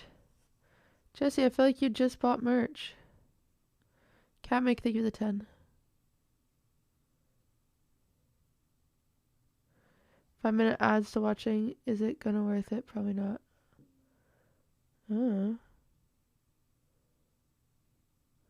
We got rated by Hassan, some more ad watchers. Hi, ad watchers. Chat, I'm so tired. I could like go to bed right now. It's 9 o'clock. I gotta hold off till midnight. Do you like Avatar The Last Airbender? It's okay. I didn't love it.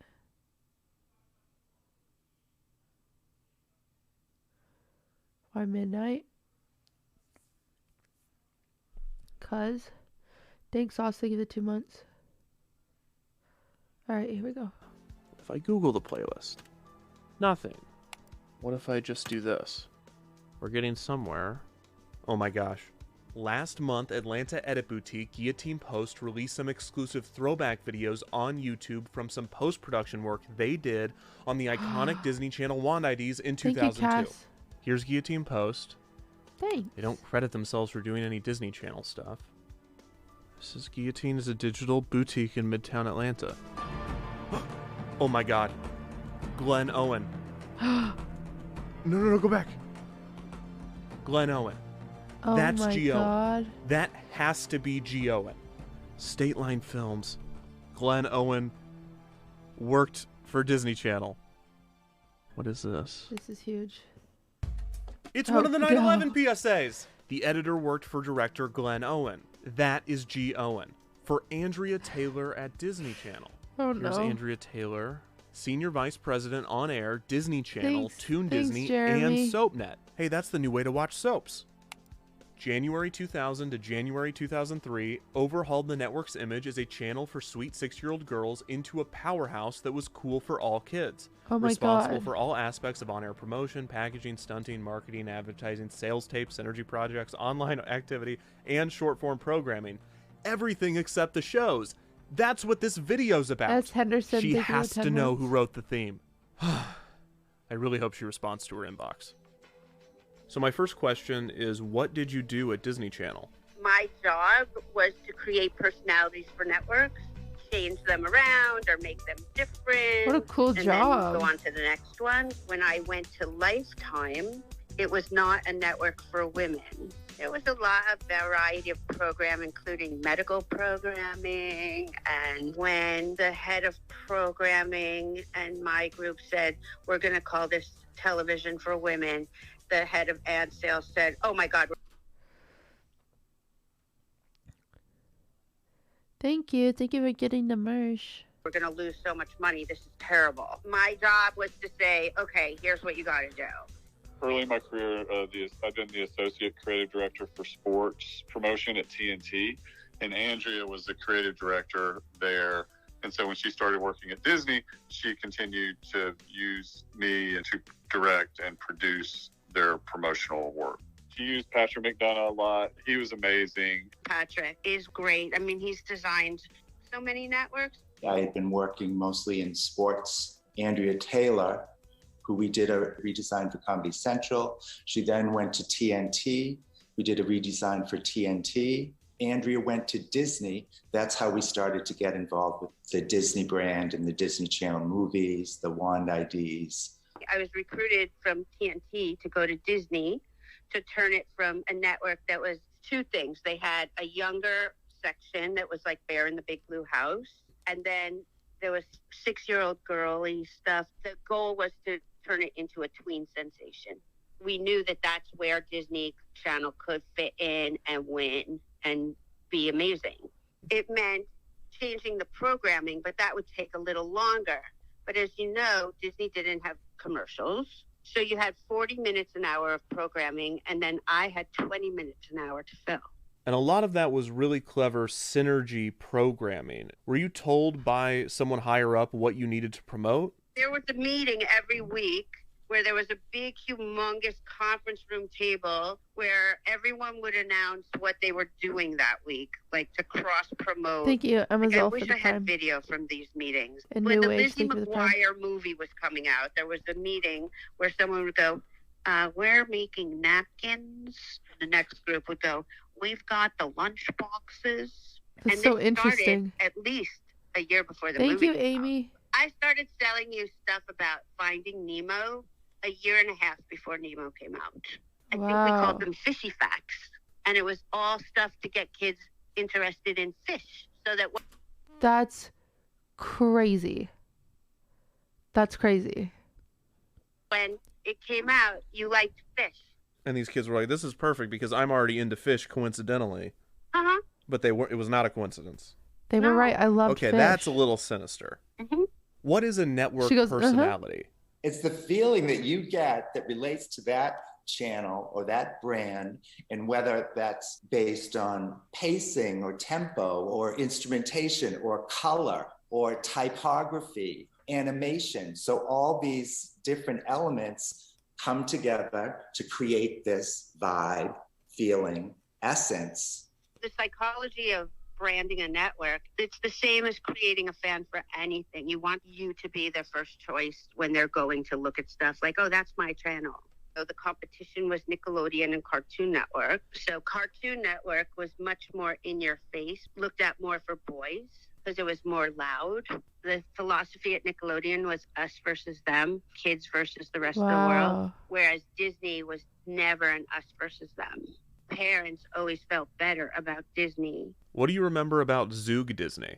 Zoog was a weird thing. That was like a foray into the online world. and the gaming world, and creating sort of this existential world for kids. Technology wasn't necessarily where we needed it to be. It turned into a different thing. Do you remember Zoog? Oh yeah. We did I think we did the Zoog. There was a Zoog We did the programming Zoog. block. I think. Do you remember Zoog movie? Like, yeah, I think we did. We do Zoog. We did Zoog movie. Yes, you did, because it's the He same lied. kids jumping on that trampoline. Exactly. I don't even know. I think Disney Channel movie came first, and then all of a sudden, I don't know. Andrea probably called and said, "All right, they want me to do this Zoog movie, but it should be just like this." Yeah, I forgot all about. We always would say, like the jumping movie open. Those kids are probably all like parents and decrepit old people now at this point. Oh my gosh, We that's so worked funny. on what we called the promises. Ian, thank you for the I'm trying to 6. remember what they were. Like one was express yourself. But when I was growing up, we Ask her had about 9/11. magazines that told you what these stars loved, which, I'm sure somebody else wrote. And I thought that was great. Let's do that for now. I had them talk about Damn, she was their good. own personal lives so that kids would feel comfortable and feel like they could relate to the people on the channel. It looked like these kids all lived in the same house and they all knew each other, or they all like did things together. Yes. Believe me, none of these kids lived together. None of these kids did anything. Like a few of them did stuff together, but not that many. The only times they ever really got together was when I said, okay, there's going to be a shoot. You're all going to be here. You're all going to do this. And here's what you're going to say. They would watch Lizzie McGuire, and they didn't watch Tom Cruise and think he was amazing. They did think that she was more of a big thing to them. So the fact that they could get an insight into what all these stars felt about their mother or their brother was a bigger deal. That was their only path to that info. And the weirdest thing that happened was then they became the most famous people in the world. Was that weird to see? Were you like, whoops? I know, it's pretty funny. That's What was the vibe? crazy. I mean, it was poppy. Like, what was it? What could you describe it for Fun. Disney Channel? Fun. Fun, and kind of magic. I mean, it makes me think about what the scenario of the kids in the cafeteria line, grays and neutrals and drab, to like, in comes the Disney logo, and it's glitter and candy and pink and everything, delicious and syrupy. They were just these fun, funny little stories that were incredibly complicated and time-consuming to produce. Yeah, that makes Elio sense. Hensley and I had come up with the wand idea because we loved Damn, Tinkerbell. she came up with the wand thing idea? Came during lunch or something, like, because we had the Disney Channel logo, so that's where the wand came from. It was very hard for the stars to understand what the hell we were doing, because remember, they were literally holding She's a stick. genius. Some were way, way off. You'd have to do it again. And then I would always say, okay, one more, which was a lie. We'd do 10 more. Very good. One more. Ooh, none of that. They got tired of me fast, I'm sure. Just another annoying thing we're having them do on their day off. What were the wand IDs shot around the same production of some of the Express Yourself? It would be like a Lazy Susan. We would do the interview, then we'd have different B-roll sets. We'd have like that B-roll set where we'd have the strands of different colored plastic. So we would bounce them around and get B-roll on these different sets. And that would be one of the stops through their little, promo journey. Okay, so all these iconic, classic, recognizable things for generations of children were in the same room. Correct. Not only were they shot at the same time or the same production, they were probably shot within 30 minutes of each other. 100%. Wow. So the big question I've been asking throughout it. all of this research, and the question that I really hope you have an answer to, is who wrote the Disney Channel theme, that 4-note mnemonic that started appearing when you were redesigning the channel? Do you have any idea who could have written that? I worked with a guy, Alex Lazarenko, who is not alive anymore. He worked at a company called Tonal. He created that sound. I had worked with him for a long time. Like, I'd worked with him at TNT. I'd worked with him at Comedy Central. So that 4-note He mnemonic, didn't. that was definitely Alex Lazarenko. Yeah, it was Alex. Do you remember anything from the production when he was writing the theme? You know, he probably did it in like a day or two. You know, it's like things came to him. He's amazing. I mean, he probably wouldn't have said he wrote it in a day. He probably would have said, "Oh, I struggled over it for months." Do you know anyone else that would have known Alex or that would have been around for the Literal production of Satan, these Thank You tracks for the Prime. specifically? It's a crazy name. You know what? I could probably get you to the producer. I'm trying to think. Dude, of the Andrea's name. the Now I can't best. remember his name. Who was the producer on it? Andy Solomon? Andy Solomon. That's who produced it. Hi, I'm Andy Solomon, Oh my VP of God. Operations for Definition 6, Dude, Andrea's formerly for pog. Elias Arts and Tonal.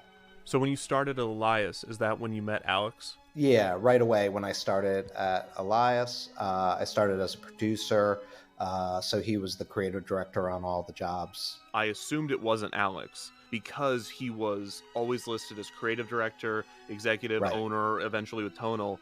Through talking to people, he was also composing regularly. Oh, absolutely. He's like a classically trained musician, done a I'll million thank you for different the Prime. things, but had a knack for memorable melodies. It was almost like you could say the words to his melody, like whether it was Disney Channel. And I forget, we did work for Encore years ago, and it was 2 notes, and we'd always go Encore, and that was the melody. So, half joking, but I also think that was part of his process as well. Channel. Do you know anyone else that I could speak to about Alex? His sister Lisa. Lisa. Do you know Lisa Lazarenko? If you ever spent time around Alex, you would notice even when he was just casually sitting still, his right hand was almost like he had an invisible pen in his hand writing music. His Oh my right hand was God. always writing. I think in his mind, he was always thinking of things in a musical perspective. I noticed towards the end of Wow. his life, he was credited alongside a David Little. Do you have his information? My name's David Little. Hi, I David worked Little. at Tonal for, I would estimate, 12 years. I continued to work with Alex after that. I've never seen anybody that can just Evan, thank you for the that 10. can do something as complex. Almost seems like effortless. He would just turn around and just like knock out like an amazing piece. I'm like, all right, what's next? He's an amazing musician, and he was also in this business world, in the music for television That and makes film sense. and stuff. He was like fast. He could literally write music in a couple hours and be done with it. I mean, it really came to him super Wow. fast. The thing that I'm struggling with most right now is lack of photos of Alex. I found only one. Do you have any? Do you know of any? I knew him for probably close to 20 years or whatever, and I had 0 photos of him. He was one of those guys. He was like, if a camera came out, he was like, I'm out of here. So Andrea Taylor told me that the theme was written by Alex Lazarenko. How not surprised am I about that? A genius composer and a good friend. He's no longer with us, but he was really the sort of ringleader of all of our composers at Elias. It's tough when you have a boss who's a genius and who's just an absolute music prodigy, and you're just a dumb rock bass player trying to, live in the same, breathe the same air as him. As a young person, it was incredibly intimidating, and hugely inspiring. And he was a great leader and boss as well. He was wonderful. Loving, funny, so talented, so incredibly talented. But it just was Whoa. like nothing to him. He could, and being in his presence, especially while he was working, when, I can remember, I'm going to get I feel like I'm getting a little emotional right now, but those sessions where you would just show up at his studio and Alex would sit at the piano and just kind of go up. For TNT, I mean, we conducted orchestras to do things, and it was just amazing to watch him work. And then for this, here he is doing pop music, like the same head. Wow.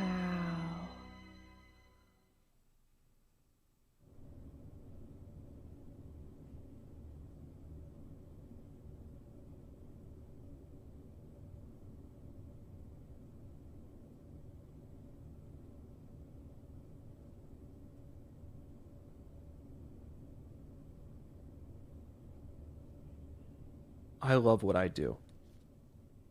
I get to make videos for a living on subjects that I'm passionate about. Same. That people watch. Except for I am making so lucky. videos And I am eternally grateful stuff for I'm every passionate second about. that I am able to do this. But I'd be lying if there wasn't a small part of me that hates that this is called a video and not a documentary or a film. You can call it a documentary. That I am referred to as a YouTuber or a content creator and not a filmmaker or a documentarian Oh, okay. or This an is artist. a little existential. Because the truth is that I could do this, make videos on this platform every day until I die, and I would be Okay. happy every day. Okay. But that small part of me, that selfish, arrogant, pretentious, miserable part of me, Uh-huh. would not be happy if that were my legacy when I'm gone. Okay. Because living my dream looks a lot different than I imagined as a kid, or even 10 years ago. Okay. I didn't know Alex Lasarenko, and unfortunately, I never will. Okay. I made this video 2 years too late, and I missed my chance to interview him. I can't ask him what it was like composing for commercials and networks. I can't ask him how he came up with the Disney Channel theme. But I think the first question that I would ask would be, are you okay with this? Huh? Do you even want to be credited with writing this theme? Because this was his most popular work.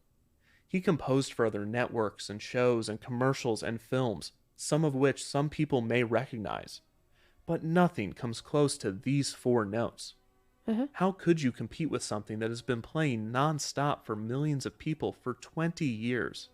Right. And according to everyone I've spoken with, he probably wrote it in a day. And he might not have thought about it again after that.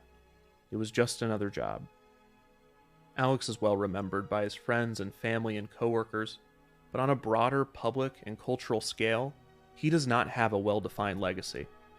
There's the tribute that Fritz Dottie wrote, the IMDb page, the archived website, and one single photo.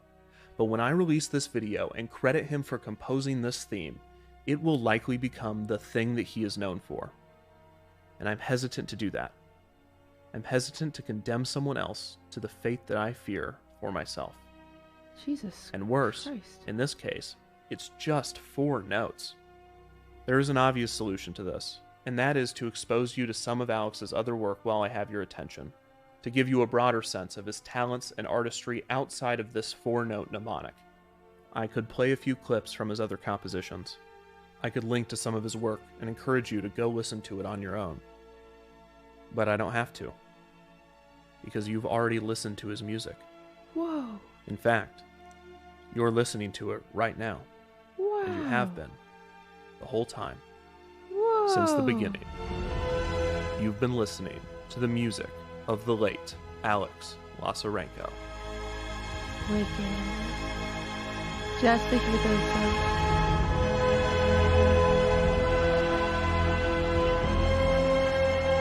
He's good.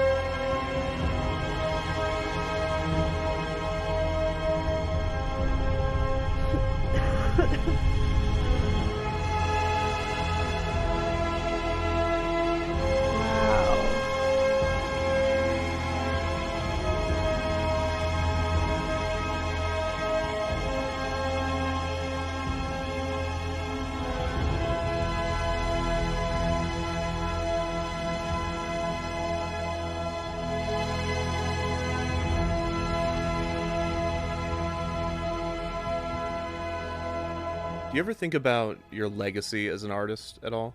I have lots of thoughts on this subject. You know, I asked my wife, there's a gentleman who's got in touch with me who's interested in the Disney work that I did. And is that what I would like to go on the record speaking about? You know, when I have these other parts of my work and all of this kind of, and then I thought, well, you know, I brought to it everything that I bring to everything that I do. Perhaps there's a sort of a grandiosity in the artist, in all of, probably in every artist that wants to be the person who is remembered as, you know, the great, the serious, the world changing. Maybe humility is accepting that we're not going to be in charge of how we're seen by posterity, and actually it doesn't matter. and that the work will speak for itself. Aliens coming from outer space without our preconceptions of what makes great art, or what our preconceptions of what our best work is, may have a completely different idea of what's valuable in terms of, you know, human creativity. A 4-note mnemonic that in its beautiful minimal simplicity completely encaptures an entire world of feeling and associations for millions of people across generations and around the world. I think that's a pretty outstanding legacy. I agree. He was just good at understanding the big picture of a lot of things. So when he wrote the music, I think he knew in his mind that something as simple as that 4-note mnemonic could have a shelf life of 20 years. I really do.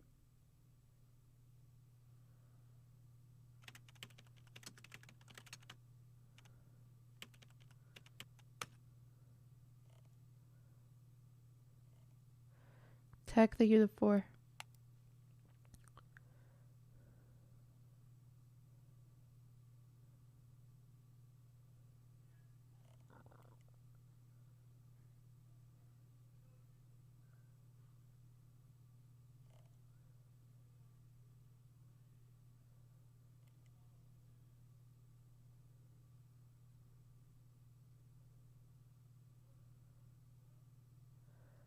Wow.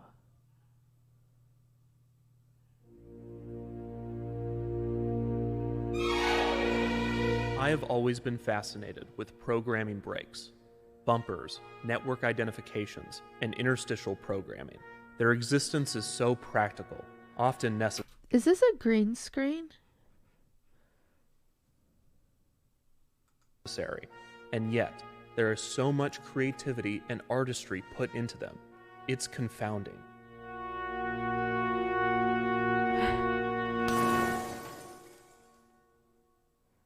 It just looks really good. There is a part of me that wants to believe that the truest art, the most worthy, the most important, is the art which is created purely out of love for the form, the art that takes the longest to create, and the art that has the most to say. That the music played in concert halls must be better than the music written for commercials. That the films that play in theaters must be more important than those uploaded to the internet. That the programming must have more merit than the programming breaks. But I've never fully believed this. In truth, I am more drawn to the unsung artists, those whose work often goes overlooked. Whenever I have the opportunity to speak to these people, there is no shortage of passion, intent, or pride in what they do. Wow. It doesn't matter if it was just a job, or if they completed it in a day. It doesn't matter what platform it ended up on, or what they are referred to as. These are artists. They brought everything they had to whatever they were doing, and it showed. Wow.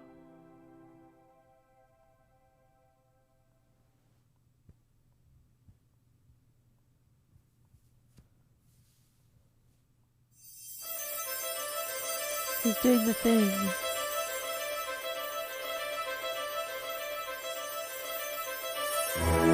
In the end, the production of a work is only half of the process. And maybe all that matters is that someone, somewhere, got something from whatever you created. And in the case of the Disney Channel mnemonic, that is indisputable. In the minds of thousands, if not millions of people, this music evokes feelings and memories, often long lost. This sound has the ability to bring back anything from the feel of carpet to the color of walls. It could return one's mind to a happy childhood, or represent a safe reprieve from a difficult one. It could be a symbol of a relationship with a sibling, or a parent, or a friend. It could even inspire future artists. All from a sound. Any one of us, artist or otherwise, would be fortunate, blessed even, to be remembered for a single note. So what a monumental achievement it is to be remembered for 4. Wow, that's beautiful.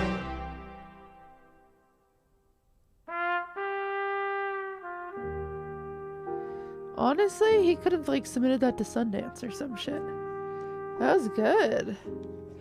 That's the crazy thing is he's like, I don't want to be known as a YouTuber. Bitch, submit that shit. That was good.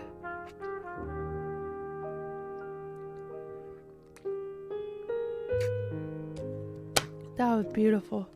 Wow, he's got a big team. What the heck? What do they all do?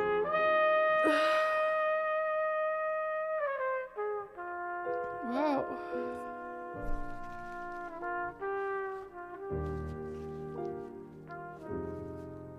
Wow. That's so good. Yeah, chat, go give him a sub, give him a like. Wow.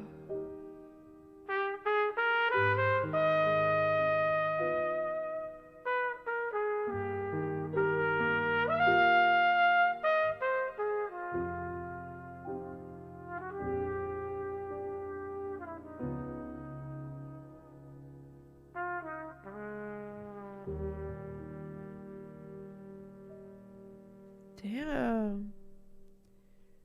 So good. That was good, Kevin. Like, I'm already subbed. I'm already subbed, you guys. Don't forget.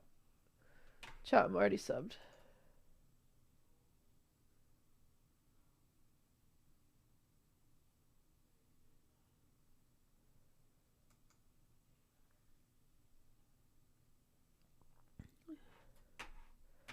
Yeah, I have to process that. Wow.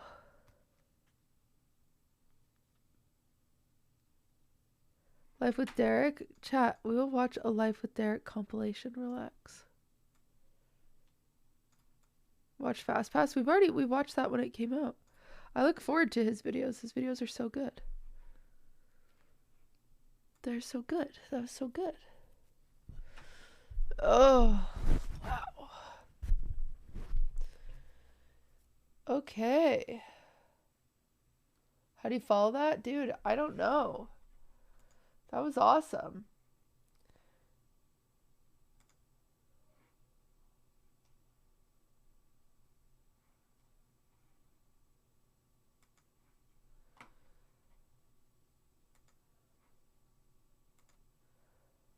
Probably with a bounty, though. That's probably how we do it.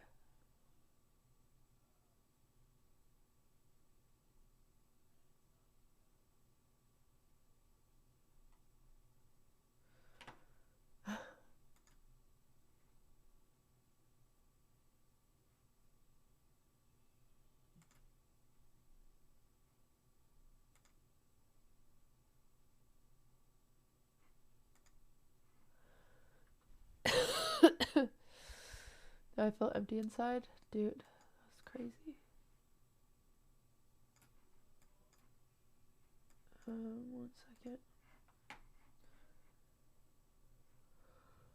Oh my gosh. Hello, can I scroll?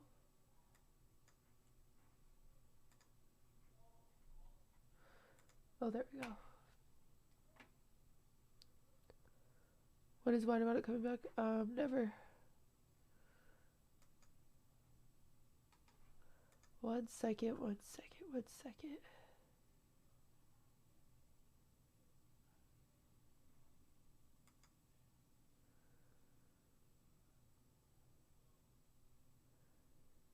QTCinderella. True. I am so sick.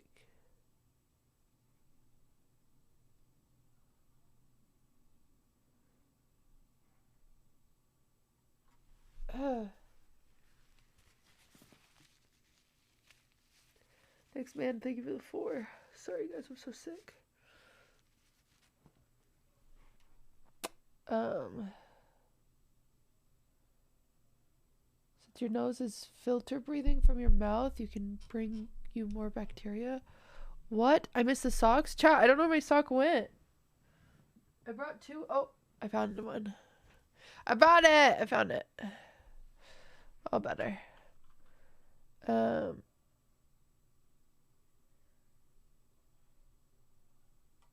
Okay.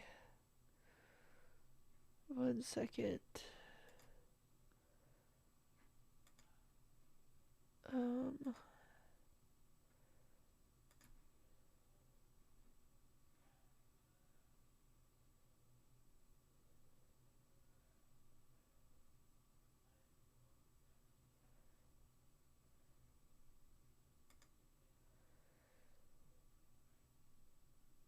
I know it does. I know it does. I know it does. I know it does. I know it does. I know it does.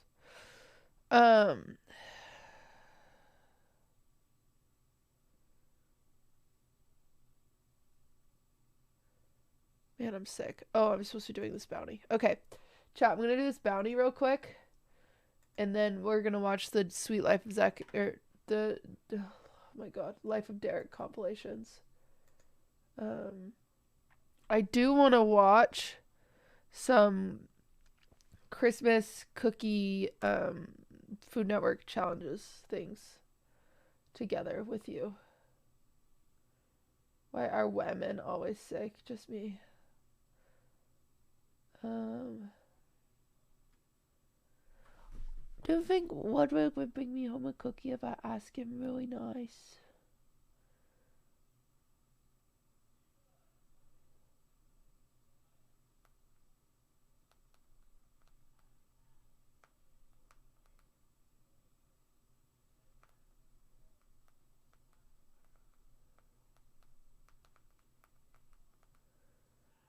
No. Yes. Maybe I should just bring home. Maybe I should just order my own cookie. I don't think he could stop at the. I don't think Crumble's open at nighttime. Do you think it is, chat?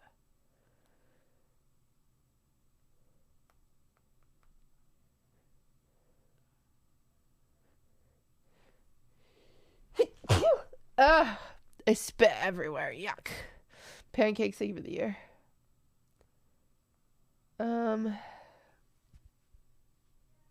Oh, and Dami Wami, thank you for the prime. Crazy name.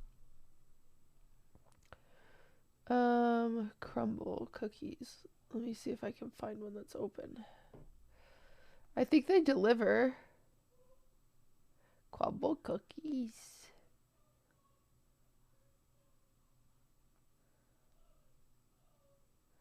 I could just deliver it. I won't bother him. There's not really one that's close. Wait, let me see. Let me see if I can get. Let's see even what the cookies of the week are. Chai emailed this a different bakery to see if they would let me come and stream there and work there for a day. Wouldn't that be cool? Let me see if they replied. What? My YouTube video got age restricted. What? Okay, that's cringe.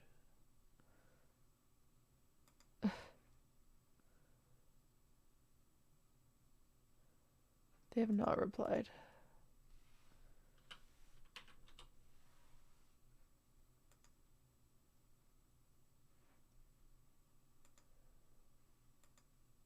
That's lame. Okay, let me look at the cookies. Sea salt toffee, meh.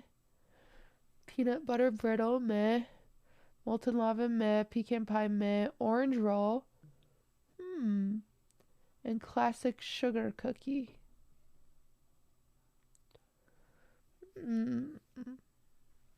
What about your old bakery? Well, I live in California now. 1 second, I gotta blow my nose. Roll the bumper.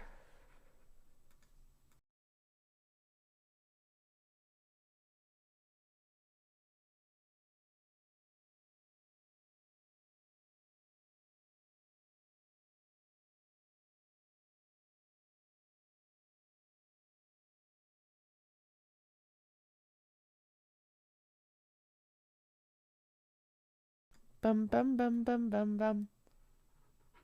Bum bum bum bum bum bum. Okay, let's be honest, chat. Should I get cookies or no? I know I shouldn't.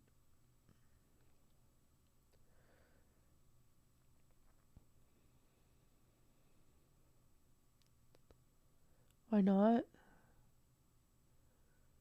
Okay, I'll do it. Okay, chat, I'll do it. I'm gonna add an I love you sticker to feel something. Bum bum bum bum bum bum bum bum. Bum bum bum. I have an addiction to this cookie place. No, I'm not paying $3 extra for direct to you. Who do you think I am, DoorDash? Think I'm Hassan? Think I'm paying $3 extra? Yuck.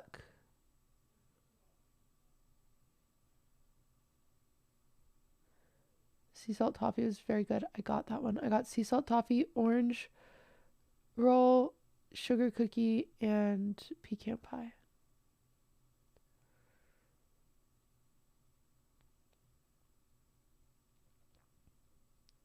Do you have a special cookie cutter? No, I didn't know they had one. Chat.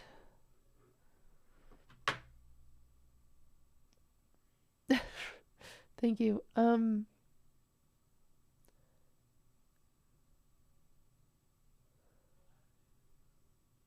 got a bunch of stuff that we can...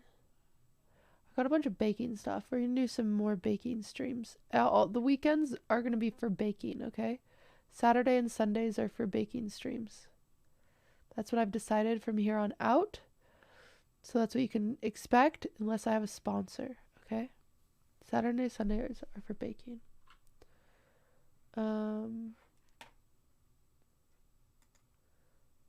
Unless I'm sick too.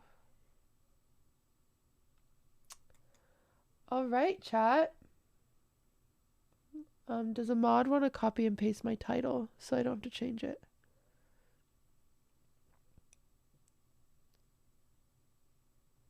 Copy and paste that real quick. You got it? Okay, thank you. Chat, we have a really cool bounty.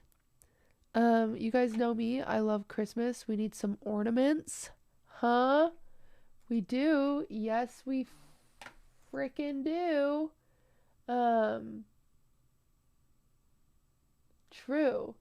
And we're going to be looking at Hallmark's ornaments. Hallmark does these keepsake ornaments, and they've got some gamer ones this year. We've got gamer ornaments. Who's excited? We've got new ornaments to love. Magic, series, favorite characters, sci-fi, holiday icons, and gaming. Let's look at the gaming ones. I'm really excited about them. All these gaming ornaments are available now. Except for the Animal Crossing and Eevee, which will be available at the holiday open house beginning November 11th. Wait, that means they're available now.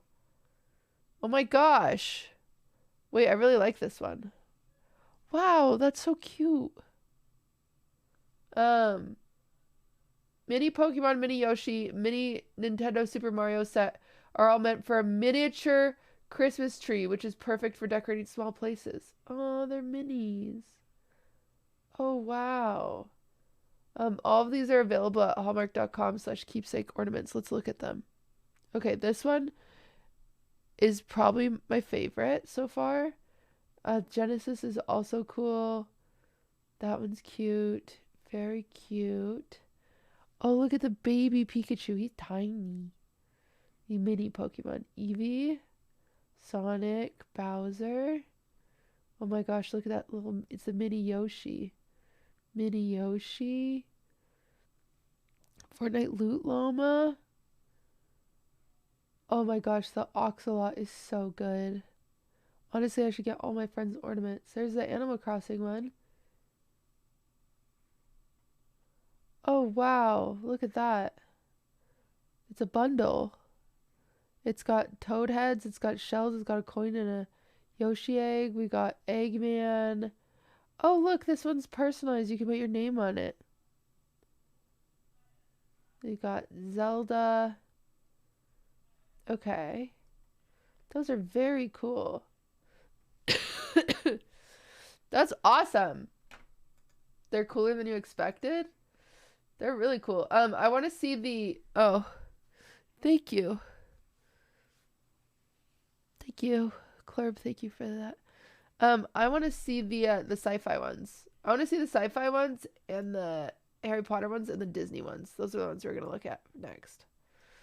Because I just want to see them. I love looking at ornaments, actually. This is pretty hype. Okay. Okay, we got Baby Yoda. We got... Oh my gosh, wait, what is that? That's a tree topper. Do you guys see that? That's a Death Star tree topper. What the heck? That's so cool. Han Solo. USS Enterprise. There's another custom one. BB-8. That's cute. Mandalorian. Darth Vader. Obi-Wan. Wow. Mandalorian. E.T., where did you come from? Oh, we're in sci-fi. We're not just in Star Wars. Okay. Doctor Who. Oh, these are so cool. As a kid, ornaments like this, we didn't really have any of these as a kid. But whenever I saw trees with them, I just saw them as toys. I just wanted to play with them so bad.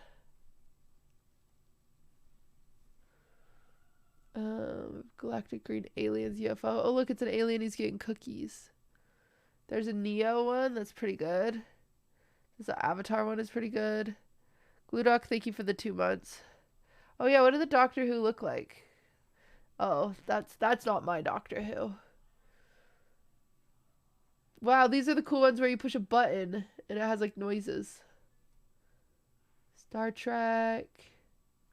Oh, Stranger Things. Do they have all the Stranger Things kids? Oh, there are 2 pages, maybe. Oh, they just have the one. He's the favorite. That Stranger Kid is the favorite. They don't call it Stranger Kid for nothing. Oh, he's out of stock. He's sold out. Who's your fave doctor? That one.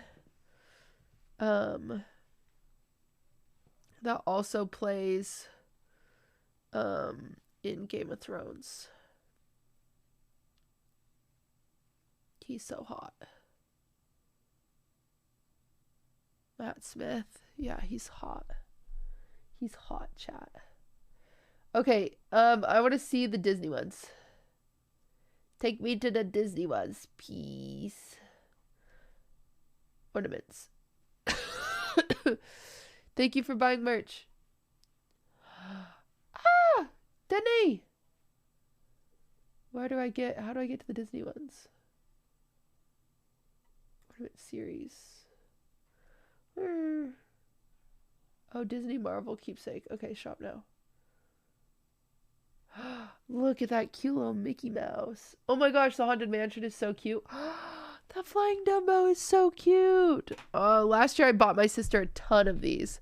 It's because my sister wants a Disney themed Christmas tree. So I started buying her a ton. I got her like all the princess ones last year. So I probably need to get her some more this year.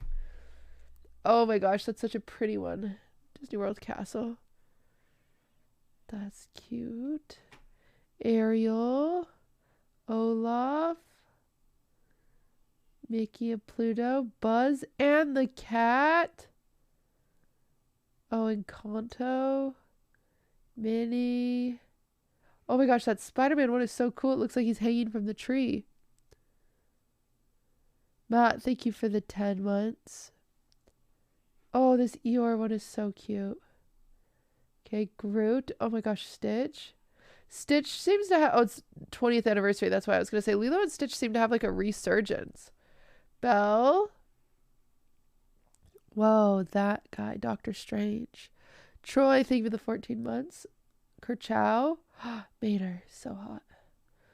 Okay, Black Panther. Thor.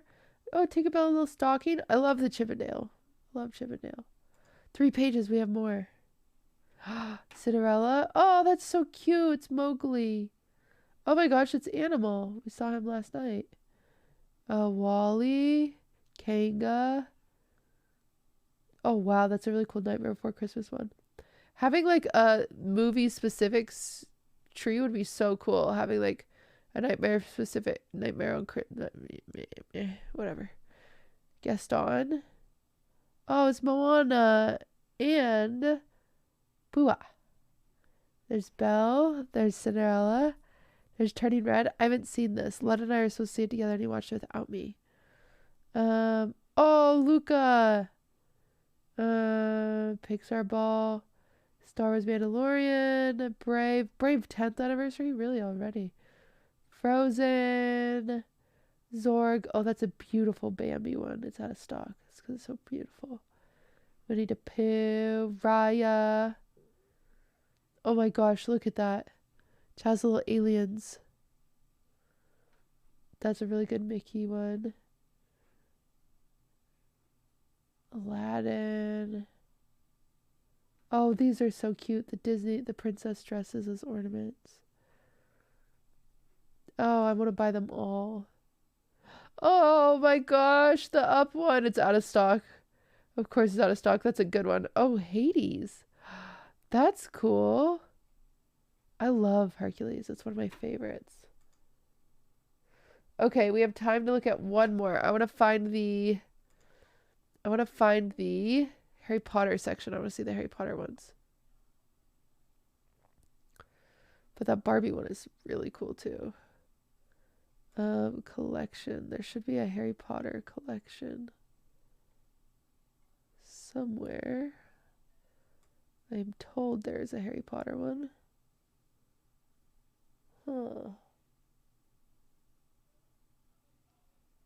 Harry Potter. Maybe it's under characters. Oh, it is. Okay.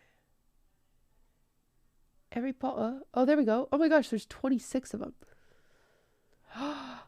Oh my gosh. Now I want a Harry Potter. I want a Harry Potter themed tree too. Look at that sorting hat and the Quidditch box. Oh, wow. Oh, this is a whole miniature tree. That's very cool.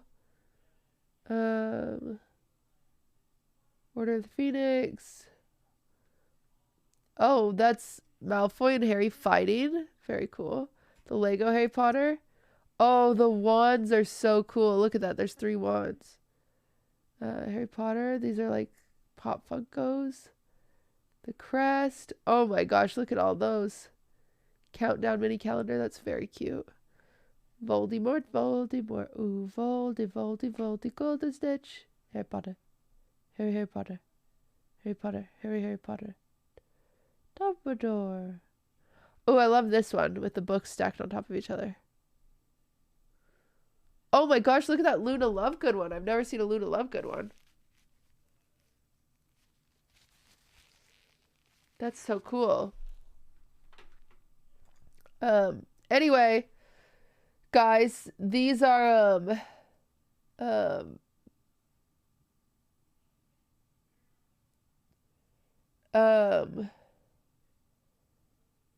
these are on sale now. All these gaming ornaments are available now. And they're available at hallmark.com/keepsake ornaments. Thanks for the bounty. Thank you for sponsoring this segment of the stream. That was so wicked. Very cool.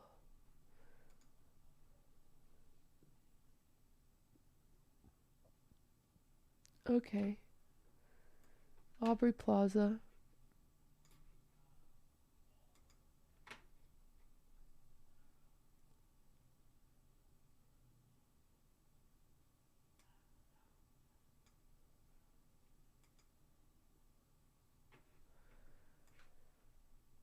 Okay.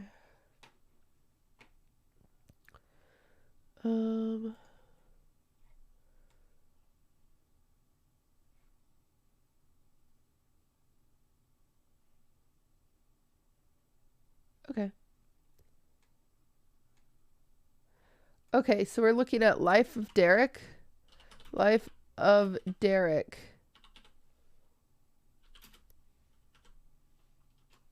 Sister Flirting compilation.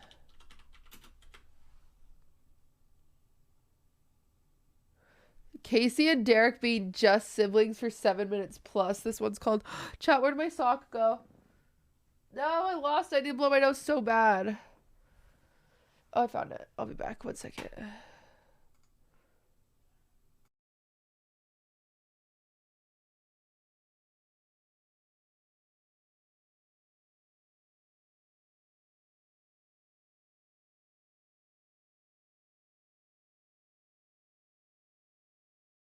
I'm back. Okay. Okay. So this show was on Disney Channel, and it had two step siblings that were very clearly flirting the entire time. It's uncomfortable. But they're step siblings. Ready?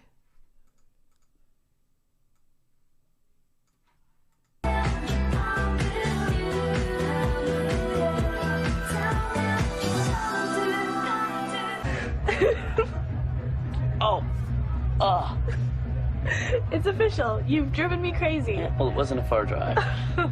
I can't believe you just laughed at that. I heard that one from Edwin. Yes, I have driven you crazy. Sorry. Wait, did you just say sorry? No. Why would I? No reason. You sold the couch and hid the... Yes. No, it's not a big deal. What she got on her face? I think it's lotion. TV in the basement. Okay, I'm sorry, but I didn't know these things were so important to you men. Girls are different. To you men. Okay, that's some crazy dialogue we didn't need there. Different than boys, you know. Yeah, I found that out the fun way on our old couch. What is that supposed to mean?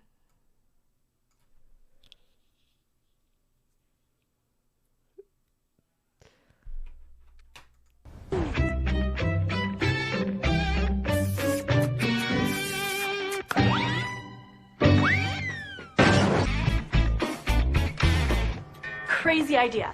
I think you should run for school president. No, and next time not. But think about it. You would make the perfect president. Hey, I'm not a schlepper. Exactly. You're the anti-schlepper. You're charming, charismatic, some might even say cool. Exactly. And there's nothing lamer than student council, except, of course, you. But don't you get it? You could make student council cool. True, but I'm still not running. Besides, if it's so important to you, why don't you just run? You know I'm not popular like you. Well, obviously, but doesn't running involve that thing you like to do, work? Not with me as your campaign manager. I'll do everything. You just stand there and look pretty. Can do, but won't do. Need I remind you that as student council president, you would have an office of your very own? Creep sing with the 2 months. Mr. President, I have your English essay and your hand-washed hockey uniform. Good. Oh, how about you take my 2 o'clock math test for me? Will do, sir.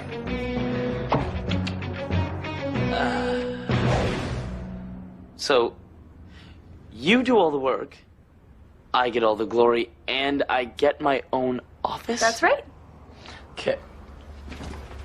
What's in it for you? A chance to get out some very important issues, Okay, such as... leave now, and I'll run.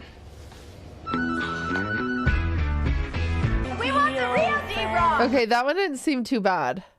That one didn't seem too bad. You know what? So do I. Oh my. Hit it, guys! 1, 2, 3, go!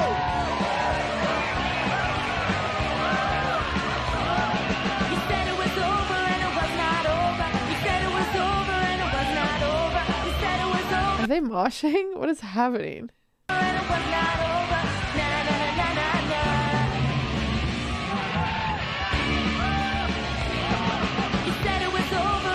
That is a weird thing to do with your stepbrother.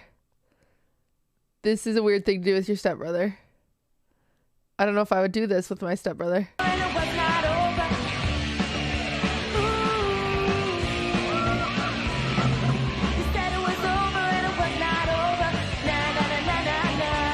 What are these lyrics? They're clearly, you said it was over, it's just not over. You said it was over, it was not over. You said it was over, it was not over. No, yeah. Would you like me to answer that again?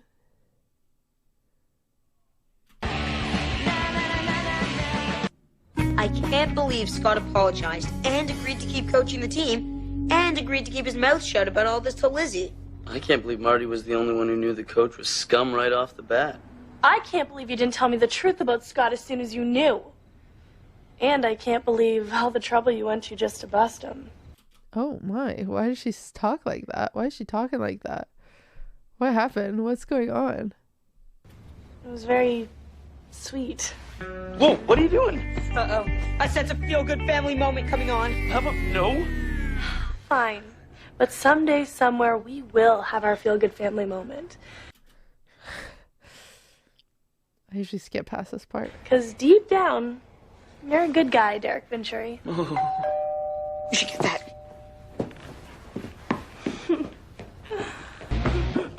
So... That's so weird. That's so weird. Oh, don't you have something you want to say to me? Yeah. Next time I tell you to stay out of things, listen. Are you kidding? I'm never listening to you. I should have told Paul everything from the start. And if it wasn't for me making a fool of myself, Ryan might have rearranged your face. And I can't always be around to protect you. Well, the ladies do like my face where it is, so I guess I should. Thank you. Why did they play that music? Why did they gotta do that? Why did they play that music? Excuse me, this room is reserved. Yeah, we're having a meeting. Yeah, we'll have your little meeting somewhere else, because I need to. Hide?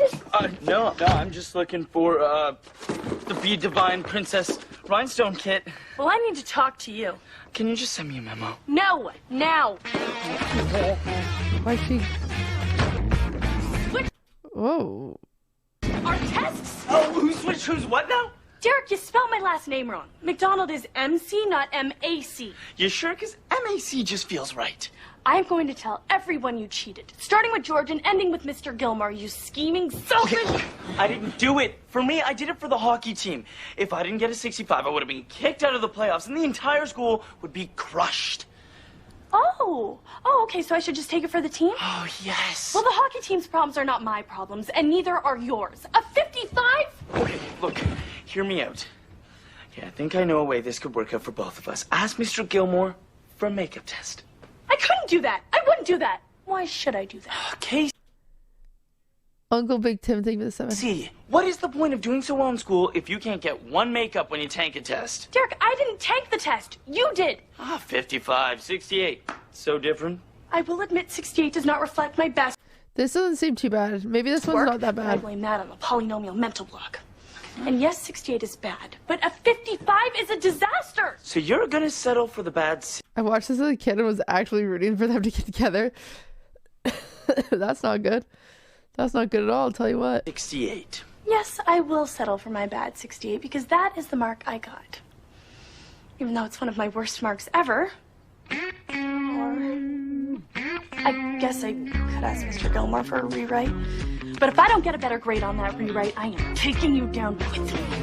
Well, then, better get studying, because we both want you to ace that test. Making yourself feel better by beating your little brother in a video game? Hey, Road Tour 3000 is a driving simulation apparatus that sharpens hand-eye coordination. Well, if you want to hit the real road, you can join me and my mom. She's going to teach me how to drive. What's so funny? What, the idea of being... Such a bad fake laugh. Taught to drive by a woman? I mean, everybody... Oh my god, wait, that's not where I thought that was going. Oh no. Oh no, oh no. Oh no, this was on Disney Channel.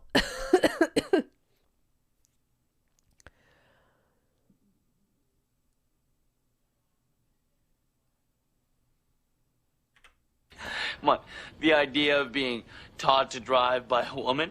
I mean, everybody knows your species doesn't drive as well as men because, well, you don't have the driving gene.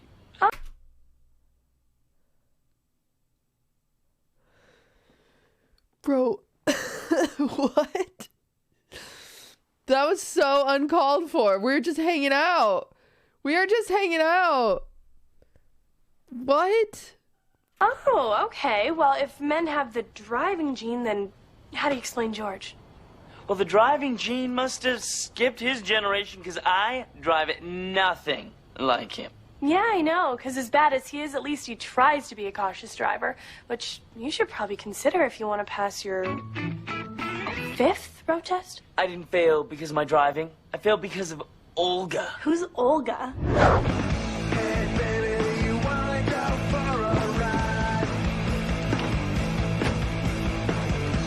Ah! Hey, Olga. Well, let's do this thing. Aren't you forgetting something? Oh, yeah.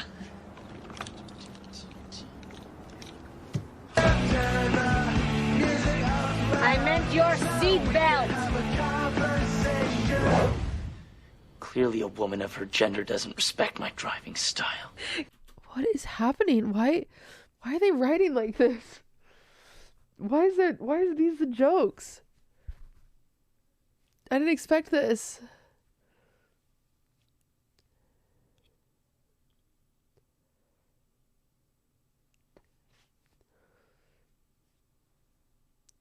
Thank you. Thank you for buying the merch. Come on, Dare. We both know there's no Olga. You're just in denial about your driving deficiencies.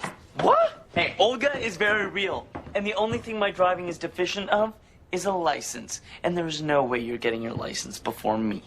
Sorry, Dee, but with my defensive driving, I will definitely get my license before you. And at the rate you're feeling, so will Marty. All right. Care to make this argument a little more interesting? How so? The last one to get their license pays the other's gas for a year. Deal. May the best driver win. 1, 2, 3, 4, and 5, and 6, 7, 8. Ah! So awkward. I hated this. I hated that right there.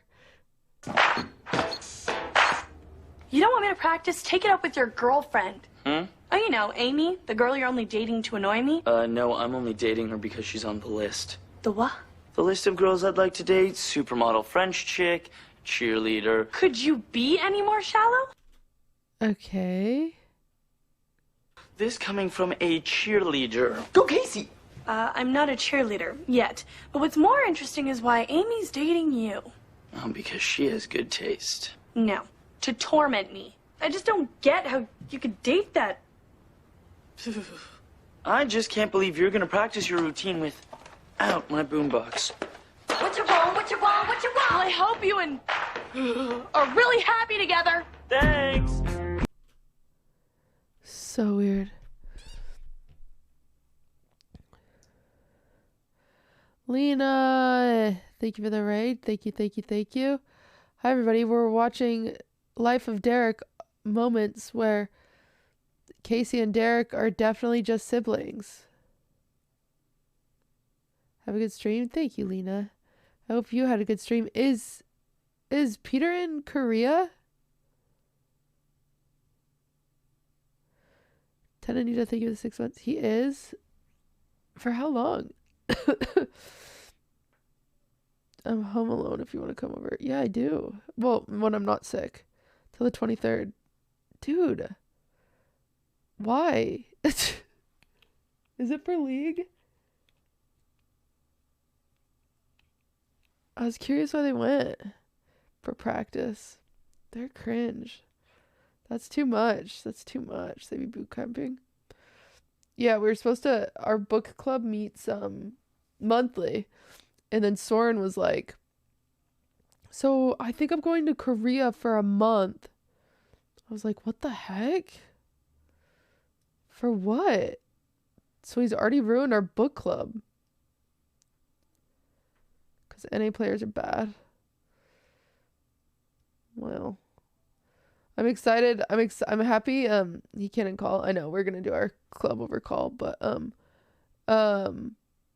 excited that they're both on the same team now. That's so fun. It's like the good old days, especially for you. But it's exciting to see like Peter playing again and Bjergsen playing again because it makes me like want to watch. I'm like excited to watch again. I need to get my double lift jersey. I'm excited to watch next season. Yeah, we should go to some games together. It'd be fun. Can we go back to the incest content? Yes, Smile. Well, we heard that you were coming. Heard you want to play. But then your mama told you that you better stay away. Because you're cruising for a bruising and no matter This is a weird cheer squad, I'll say it. what you're losing, we're attacking. It's nerve-wracking. That's your quarterback. We're stacking. Thompson dogs are rough, rough, rough. We will stop till we've had enough. The Thompson dogs are rough, rough, rough. We will stop. Watching her so much.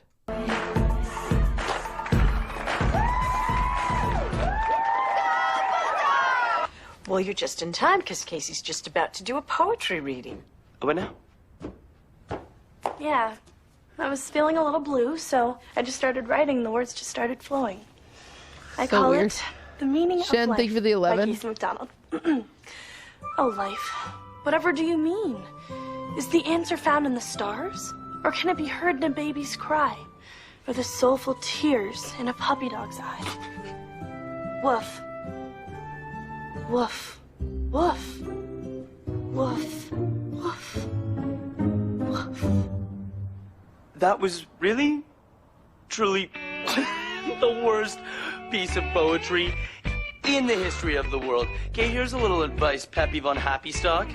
Stick to cheerleading, all right? And here you go, Dad. Small price pay to be me. Woof, woof, woof. Doesn't get much Small price played to be mean. profounder than that. Told you that would break him. You were right. Uh-huh. Here's your cut. Thank you. Come in. Oh, unless it's Derek.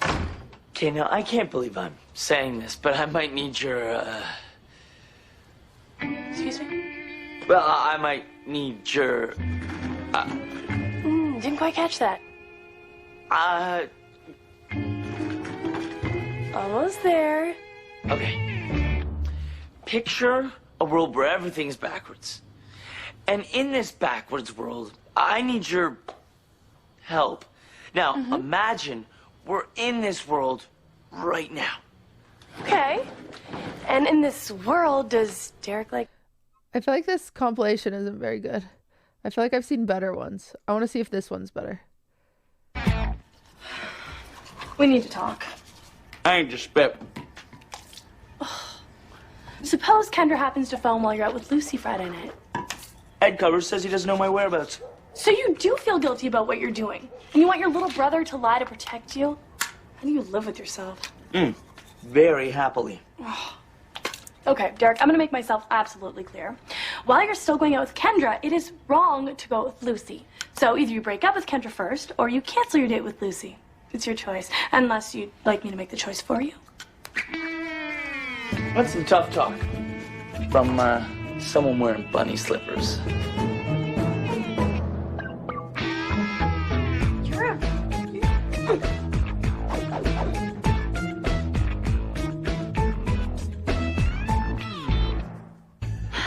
So, how are things between you and Kendra? Why is she Same. so Unless you told worried her about something his you love shouldn't life? have. No, because I know you're gonna tell her yourself. Yeah, you just keep thinking that. I will. But you might want to think about what Kendra's been doing with a certain...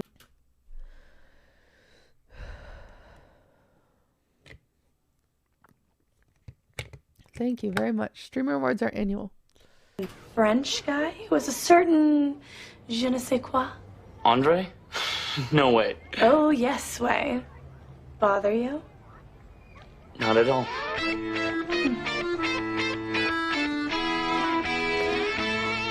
Come out here, you cowards, and face the music! Derek, what's going on? Are the kids okay? Oh, the kids are far from okay. Casey! Casey! Casey! Casey! Derek, what have you done to the children? Me? I didn't do anything. Those kids are old enough. They're like 13. Yet. Perhaps you'd be interested to know what they did to me. We only did what we did because you wouldn't do anything but lie on the couch.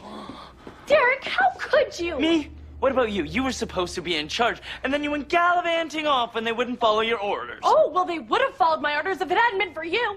Nuh-uh. You were way too bossy. And you were way too lazy. Saw you hanging out on the school stairs today. Is that a problem? Yeah, because sometimes I hang out on the stairs.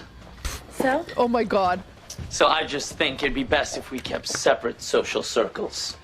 I think you don't like that I'm hanging on the stairs with the cool crowd. The fact that you just used the term cool crowd leads me to believe that I don't need to be worried. You'll be falling down those stairs in no time. So, will I see you at Clink's party on Friday? You're going to Clink's party? Oh, I'm sorry. Is that a problem for you too? It's so weird. It's so weird. This show's so weird.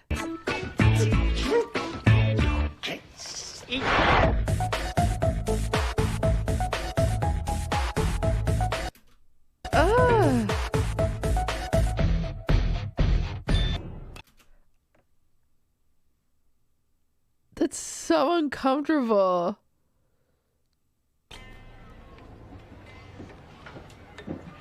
Yeah, there's supposed to be siblings for the record.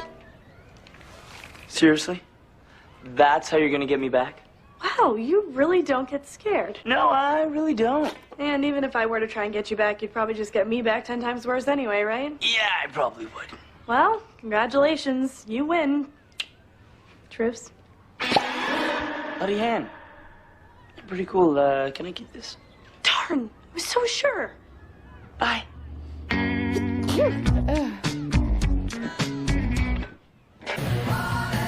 Why'd she walk away like that?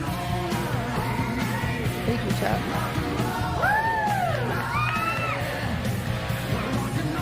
Hey, they're pretty good for old folks. So what matches you the family? What's not to love?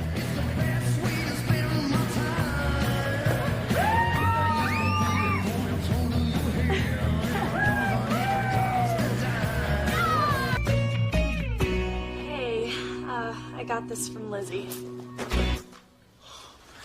You felt bad about your sister stealing my property? Not really, but my dream diary kind of turned up, so I realized it wasn't you and Edwin after all. Oh, really?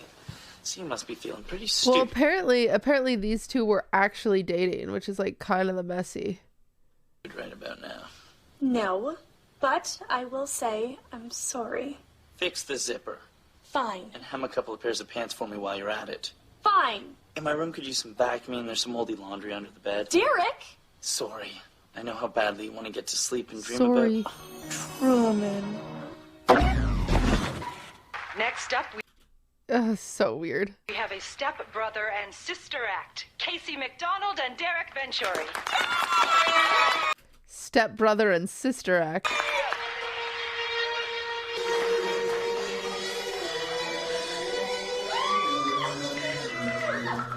Come on, Derek. Where is Derek?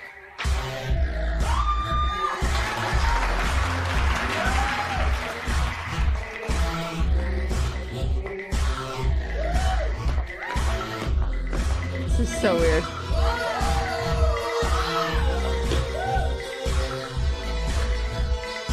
This is so weird.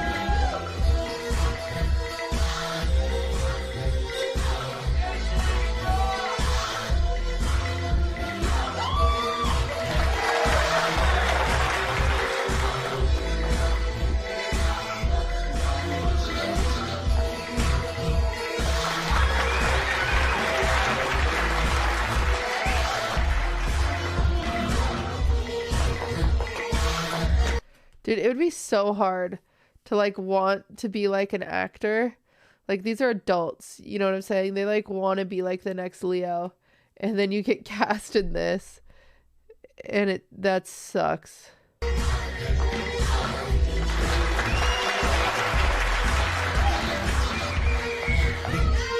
Oh.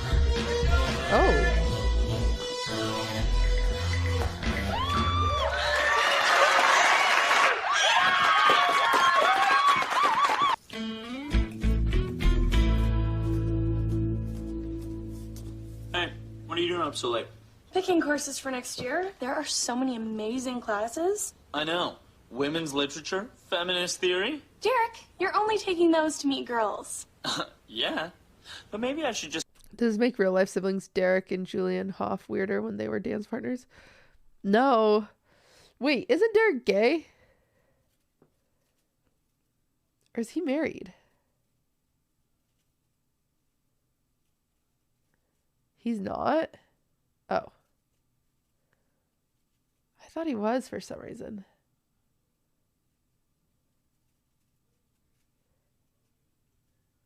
I think they're saying he's not gay. They're saying he's married but not gay. He's engaged. Oh. He's queer. Queer according to Wikipedia. Interesting. I just feel like there was never any sexual tension between Julianne Hough and what's his name? Derek Hough. Compared to these two. There's like this weird sexual tension. Just take the classes you're taking and... Oh, Derek Hough is not gay. The actor who played Derek is queer. Oh, this guy. I'm talking about Derek Hough. I'm gay for the pussy. That's not how that works. That's just not how that works. and take all your notes. Forget it. And do me a favor. When you see me in the quad, pretend you don't know me. Are you kidding? We are going to be best buds. Because then you can introduce me to all your sorority sisters. Derek, you are the most annoying brother. Step brother. Same difference. Oh my god, this is so weird.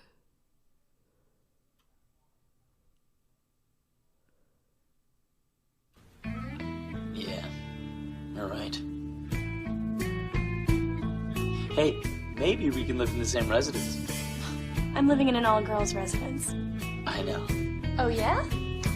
Well, I can't wait to go to all of your hockey games and embarrass you in front of all of your friends. Fine. Now, I won't take your classes if you stay away from my hockey games. No deal. There might be some cute hockey hunks or some frat boys. Oh, no, you are not dating my fraternity brothers. So weird. So weird. So weird. Anyway, that's that show. People try not to talk about it, but it was so weird.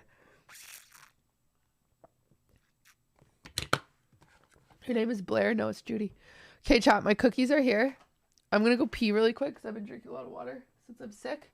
I'm going to go pee, and then we're going to watch some more fun stuff when I get back. Okay? Okay.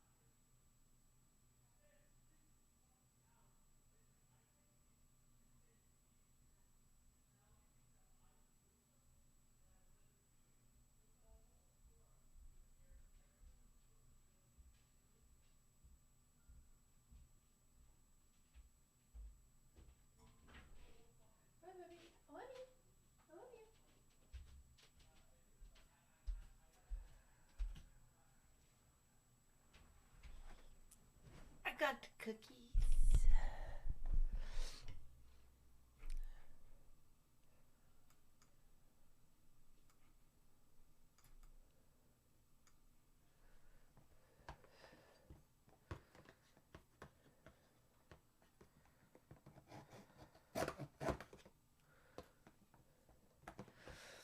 All right.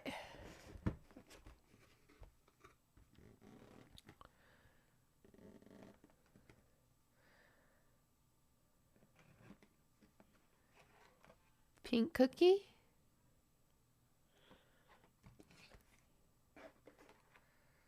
Toffee cookie. Pecan pie cookie, which more just looks like a pecan pie.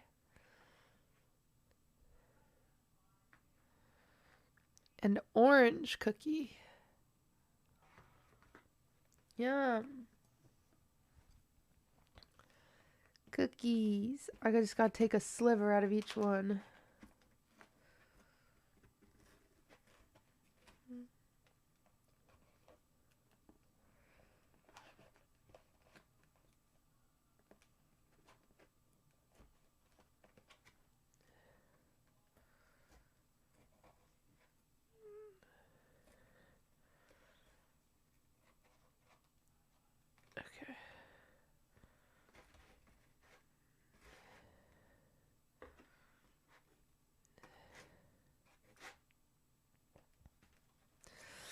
Okay, yum. Thank you.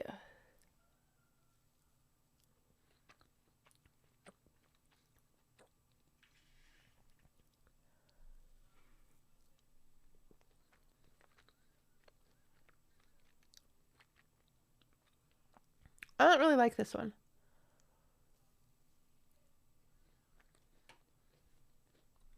It's so thick.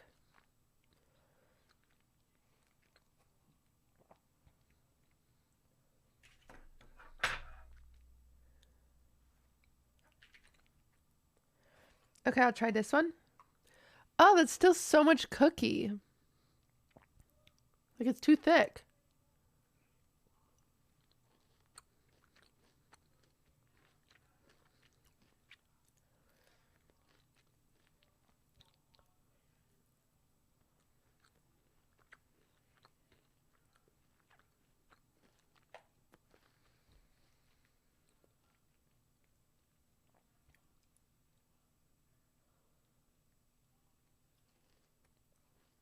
Meh. Meh.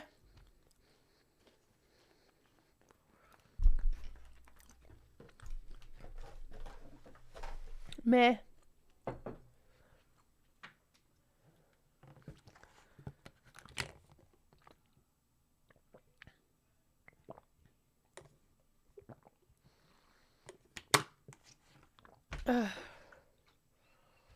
Don't like the cookies. I'll be honest, I'm just such a fan of like the plain sugar cookie.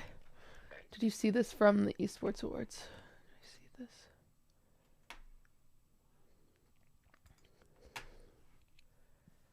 this? Esports Awards.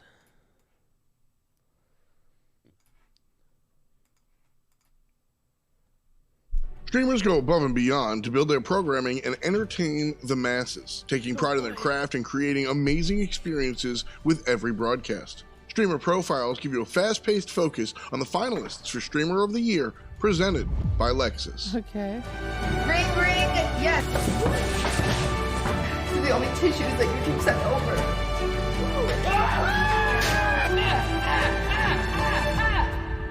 QTCinderella, presented by Lexus. Off to a great start.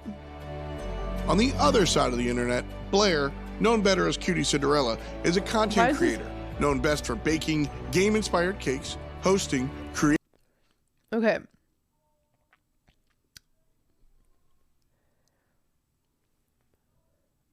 Why does the voice sound like the guy from Matilda? Creator-filled events, and playing a variety of games on Twitch.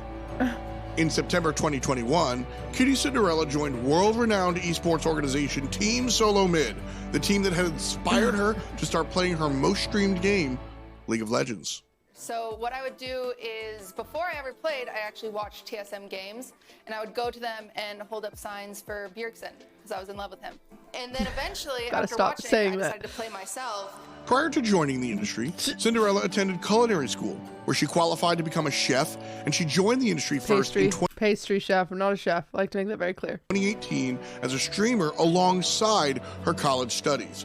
A dream she had for over 3 Didn't I start streaming in 2018? years, but lacked the equipment to make it possible. $3! Shortly after Made me seem so poor. her start in 2019, Cinderella also began making videos on YouTube, where she has now amassed over 70 million views. Cinderella prides her social growth as Why did they use the ASMR? now amassed over 70 That's crazy. They chose to use that. million views. Cinderella prides her social growth as a result of growing a network with other creators and including them in self-hosted events like Shit Camp, Girls Trip, and a slew of other events. Earlier this year, Cinderella took her love for baking and cooking to the next level by hosting a Twitch Rivals baking competition, the first of its kind. Personality is expressed through that. Moist, flavorful, you got the layers. Following her flow of creativity, this July, she also began her own podcast called Wine About It. I had a lot of things that started and failed this year, huh? This podcast gives Cinderella the opportunity to interact with a live audience and collaborate with other creators, talking particularly about funny, bad, and exciting experiences they've had on this side of the industry.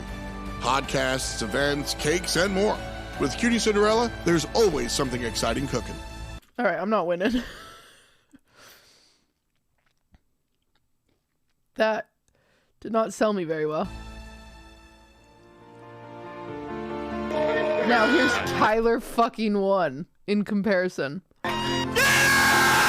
Why didn't they mention the Streamer Awards? Ooh, maybe they're a little intimidated.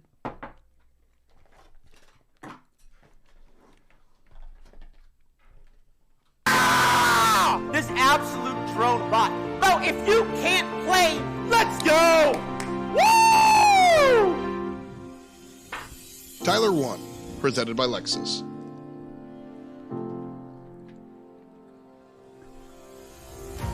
Tyler Steinkamp, better known as Tyler 1, is known for being one of the most popular League of Legends streamers in the world and for being one of the few individuals to achieve Challenger rank in all 5 roles on.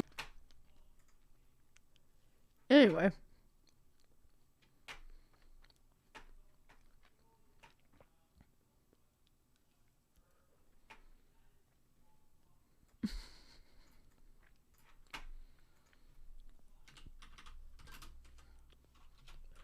Interesting video.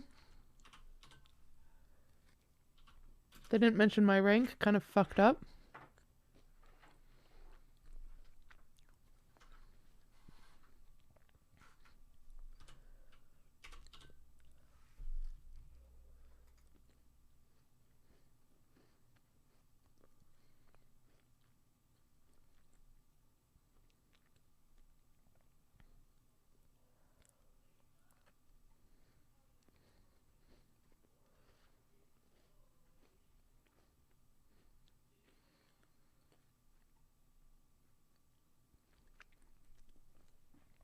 I'm trying to find the Christmas cookie bake-off. I saw it on YouTube the other day.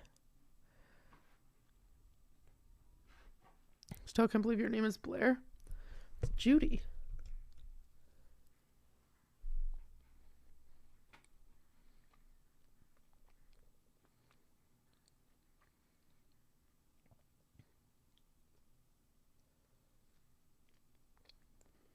It's not Amon. It is Amon.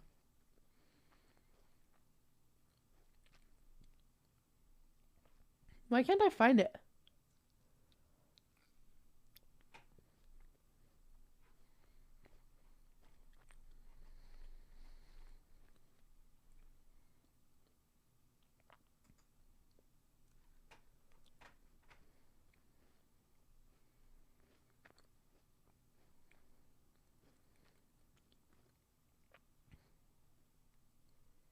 Okay.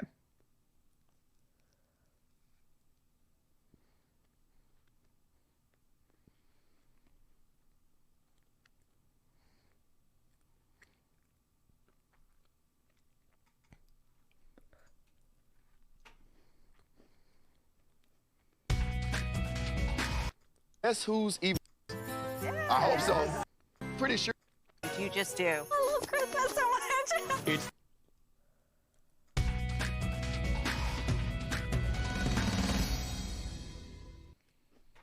tonight, 5 of America's most creative cookie makers I'm so excited. compete in 2 delicious rounds for $10,000. Are you starting to panic? It'll all work out. They'll demonstrate their Thank you, decorating Rem. talent Dusting the snow. I love this cookie. Will you send me some every year, please?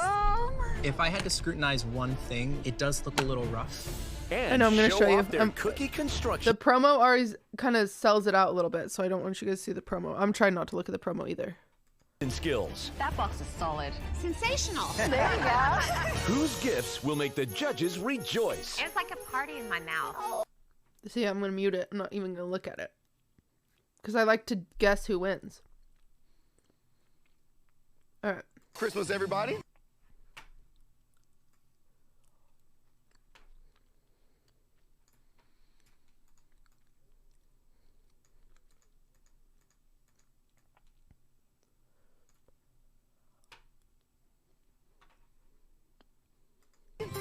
First up will be your decorating challenge. Anybody here know how to decorate cookies? I hope so. Wait, what's happening? Why isn't it showing? I would hope so.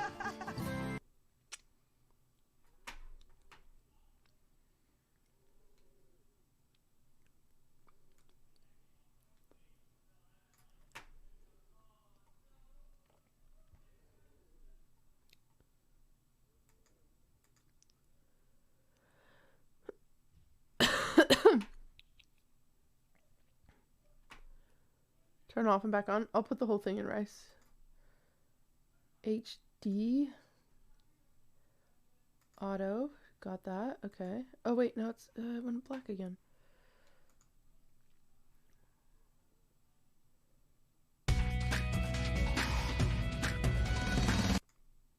Them.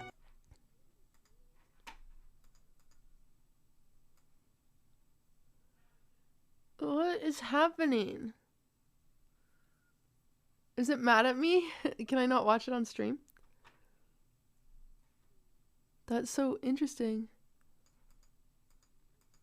It might have like a block.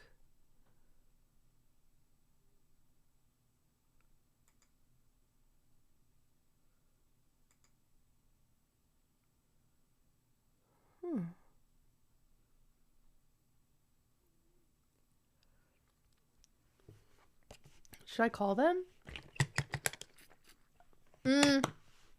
Never mind, I figured it out. I was using I'm using screen capture, not display capture. That happens sometimes. That happens.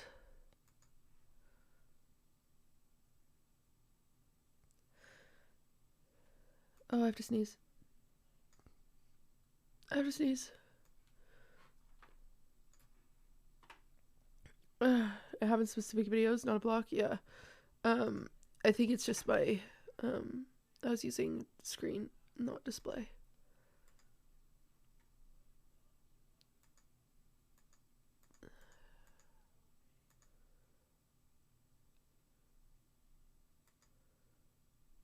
Huh. It's still doing it. Why is that? Oh!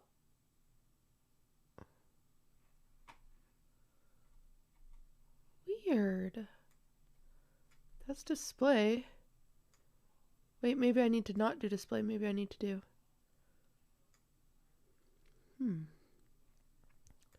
We need to do...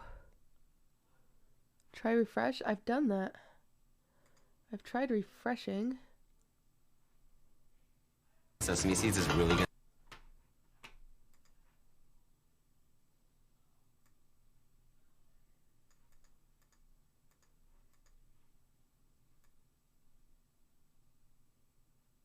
Huh. Oh, it's because I purchased it. That's why. Right? That's why. That makes sense now. I couldn't find it until I went in my history and then I clicked on it. Okay, that's why.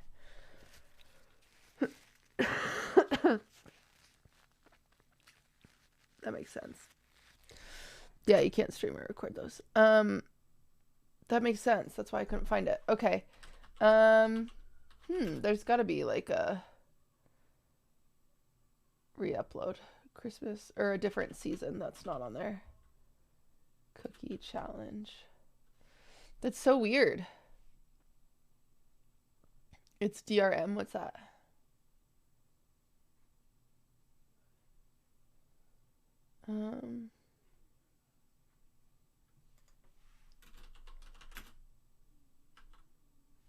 Well, I don't want to. I could get in trouble for watching something I purchased, so I don't want to do that. I'd rather find like a ripped version on YouTube. I'm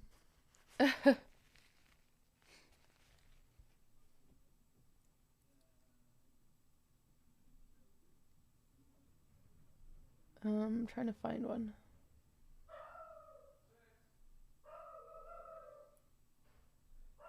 I'm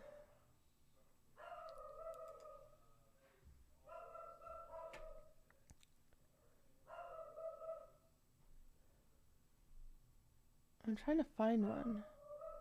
There's gotta be one. Rippers? Lud just got home. What are you looking for? The Christmas Cookie Challenge on Food Network. He just let food go. He let Swift go potty, but Swift already went potty.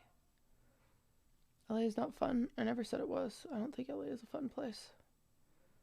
I think LA is cringe. But I only have the purchased seasons. That's how I was watching it before. I thought I was just watching it on YouTube, but I must have bought it.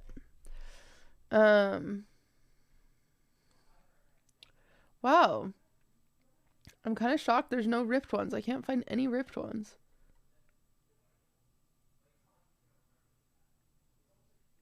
Well,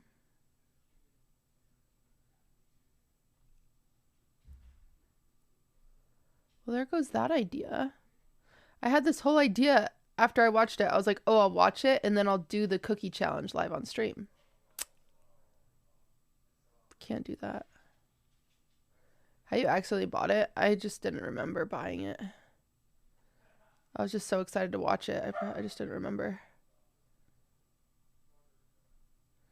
Yeah, I can't find one anywhere. I can find this one.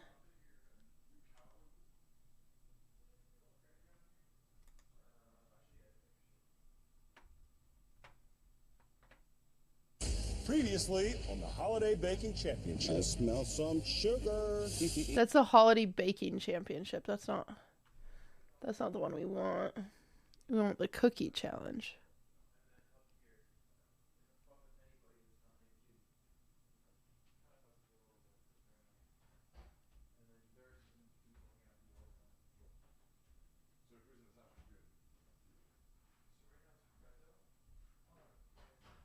Hi, Danny.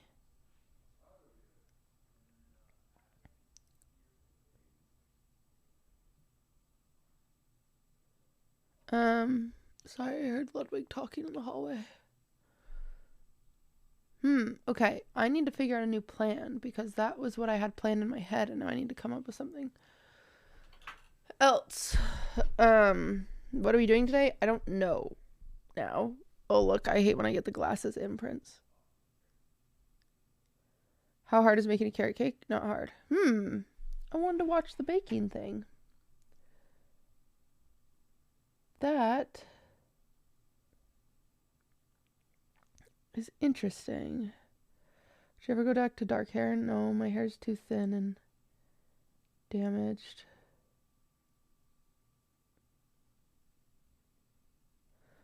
Daily dose of internet while you think of something to do. Well, the issue is I need to search for stuff.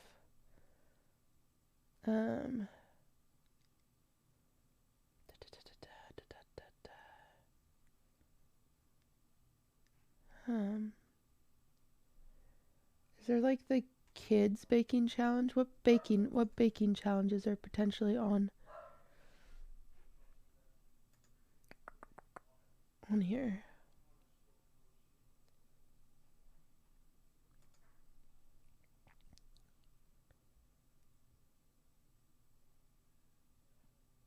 Season 2 episode.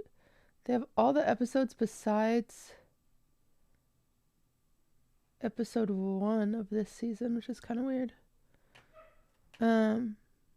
Life is not easy on Twitch. So many rules to deal with. I mean, it is pretty easy on Twitch.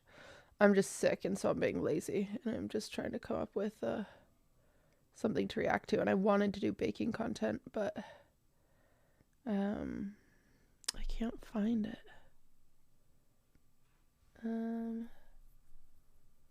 Can't find what I wanted to do. So it changes some things. Okay, I'm thinking. There's an Australian baking show.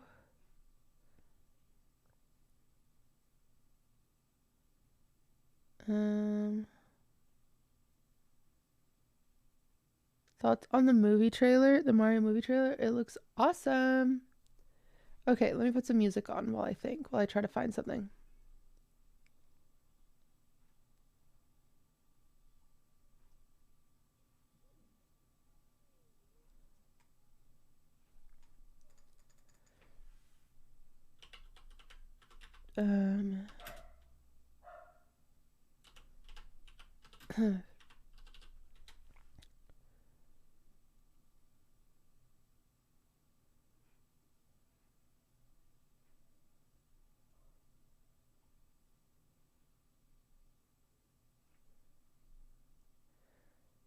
Where's the junior?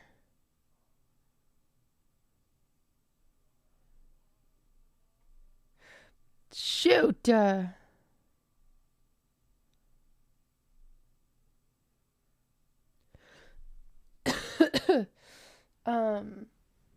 Shoot, I don't know what to react to.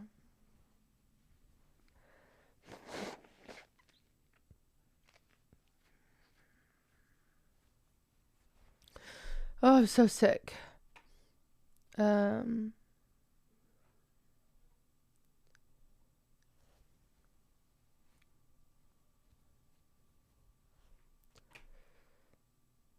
to Kanye? No, thank you.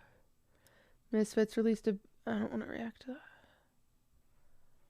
I'm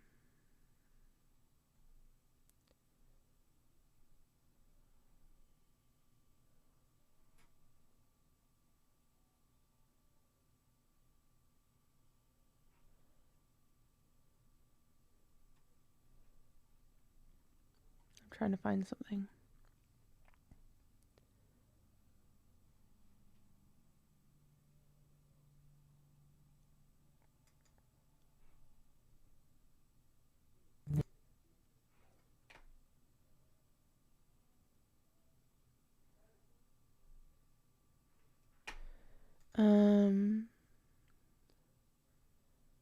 Sorry, I'm trying to find something. I'm trying to find something.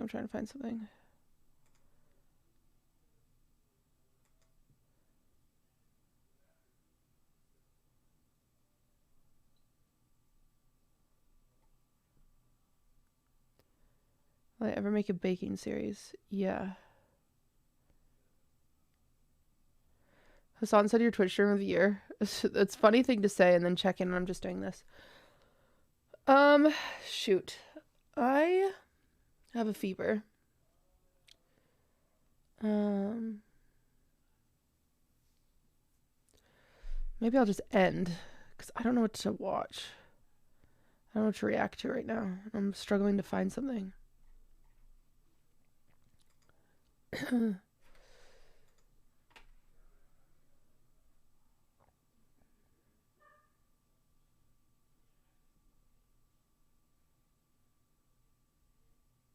Oh. Tonight, for the first time ever, 4 cookie-making couples. The cookie has a beautiful... Okay.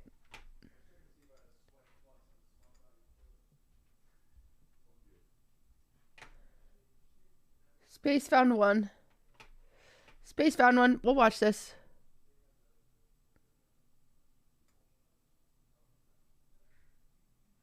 Don't cutie. What? You want to hear that song?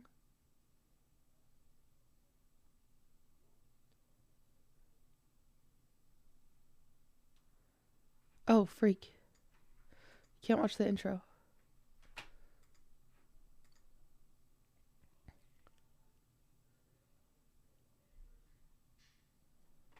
1 second. Spoilers.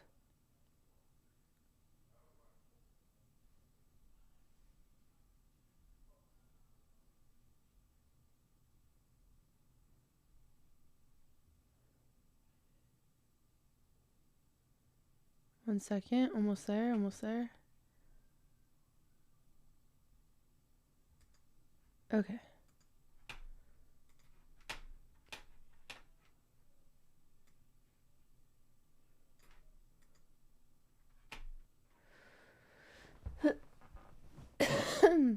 It's literally the news.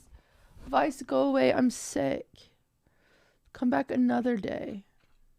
I'm too sick for you today.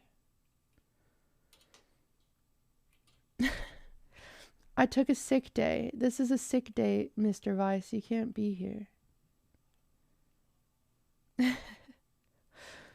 Because if they write news articles, chat, they'll be like, we went to this girl QTCinderella stream and all she was doing was eating cookies and talking about cookies and blowing her nose into a sock. You can't do that. You're allowed to be here, but you can't talk about it, okay? Deal? Because it's a sick day. Deal, okay. Back to the cookies. Strictly off the record. Don't piss me off. Come back in approximately 3 days. I'll give you a show of a lifetime. But today is a sick day. We're out of PTO. We had to show up to work. Surf Horizon. They don't need to know that. I will say 3 days is Monday, so office day. Monday is office day. Okay, come back in 4 days. I'll give you the show of a life. I'm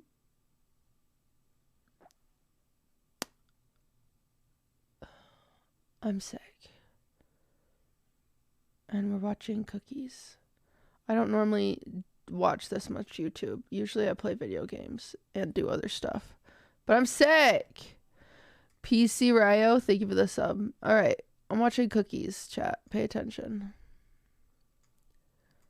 Wait, I might be in the way here. We'll see.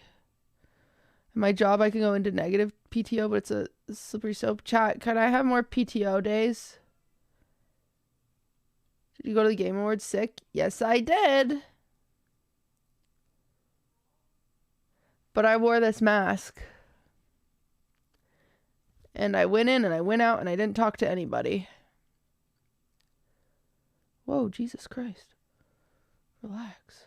You can have more PTO if we can have dental. Ugh, you guys are the worst.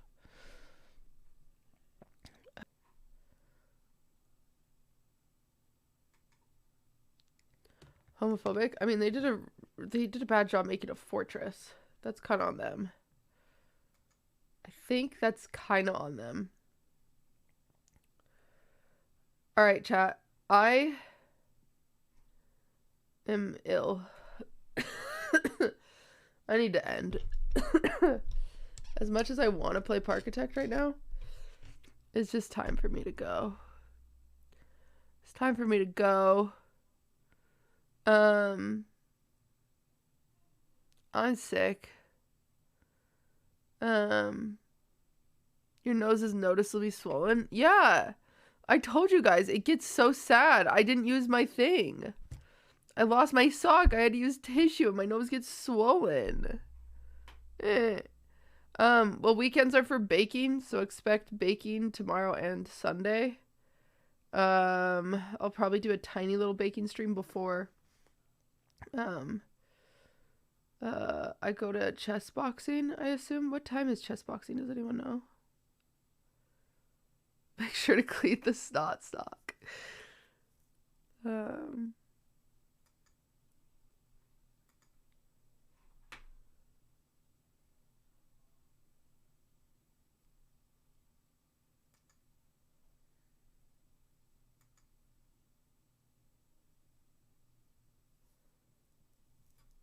Wait, it's at 4 p.m.?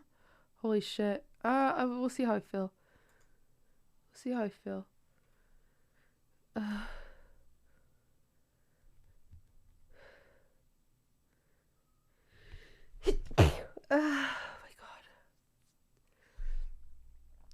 god.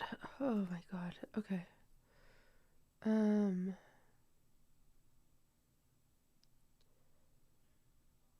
Okay. What was I gonna do? Oh, my sock. I was gonna do a bounty, but I'm not gonna do a bounty. I was gonna do another one for kicks and gigs, but I don't want to. I'm just gonna end. Thank you guys for being here. I really appreciate it. I know a lot of you are asleep from Hassan's stream, but I really do appreciate it. For those of you that are here, thank you for the new follows. Thank you for the new subs. Thank you. Thank you so, so much. Without you guys being here, I couldn't do this. So thank you. That means the world to me. We are going to we're gonna raid E-Rob because he's not ending until he lands on Mars. Oh, we're not raiding E-Rob because I'm banned in his chat. What the fuck?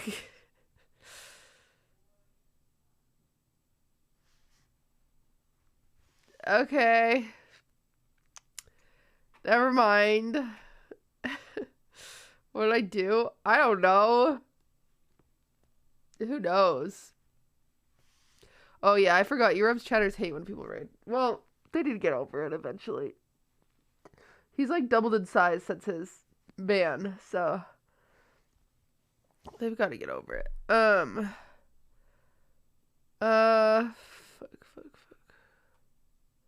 Oh, Christopher. I'm gonna see Christopher tomorrow.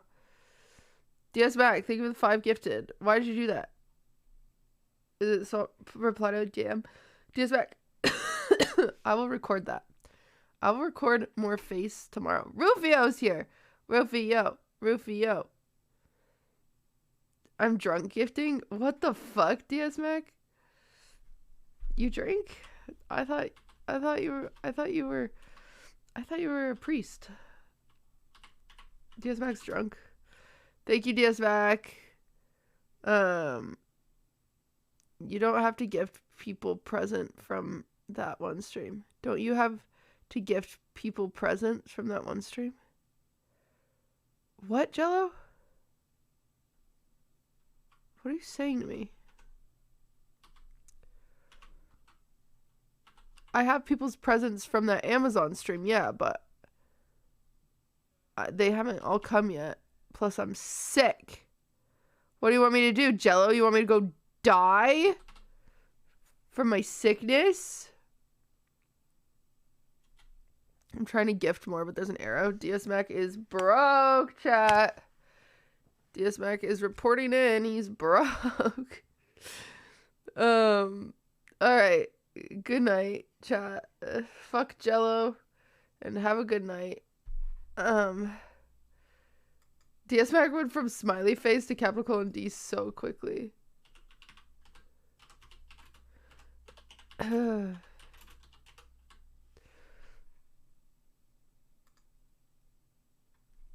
Alright, have fun with Christopher. I'll be back tomorrow in the kitchen.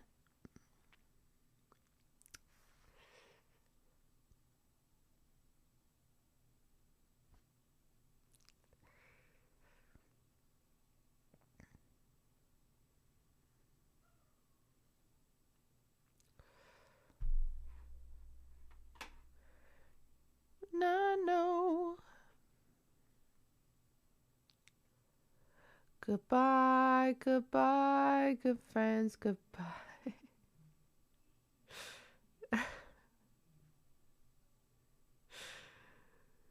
He's rich.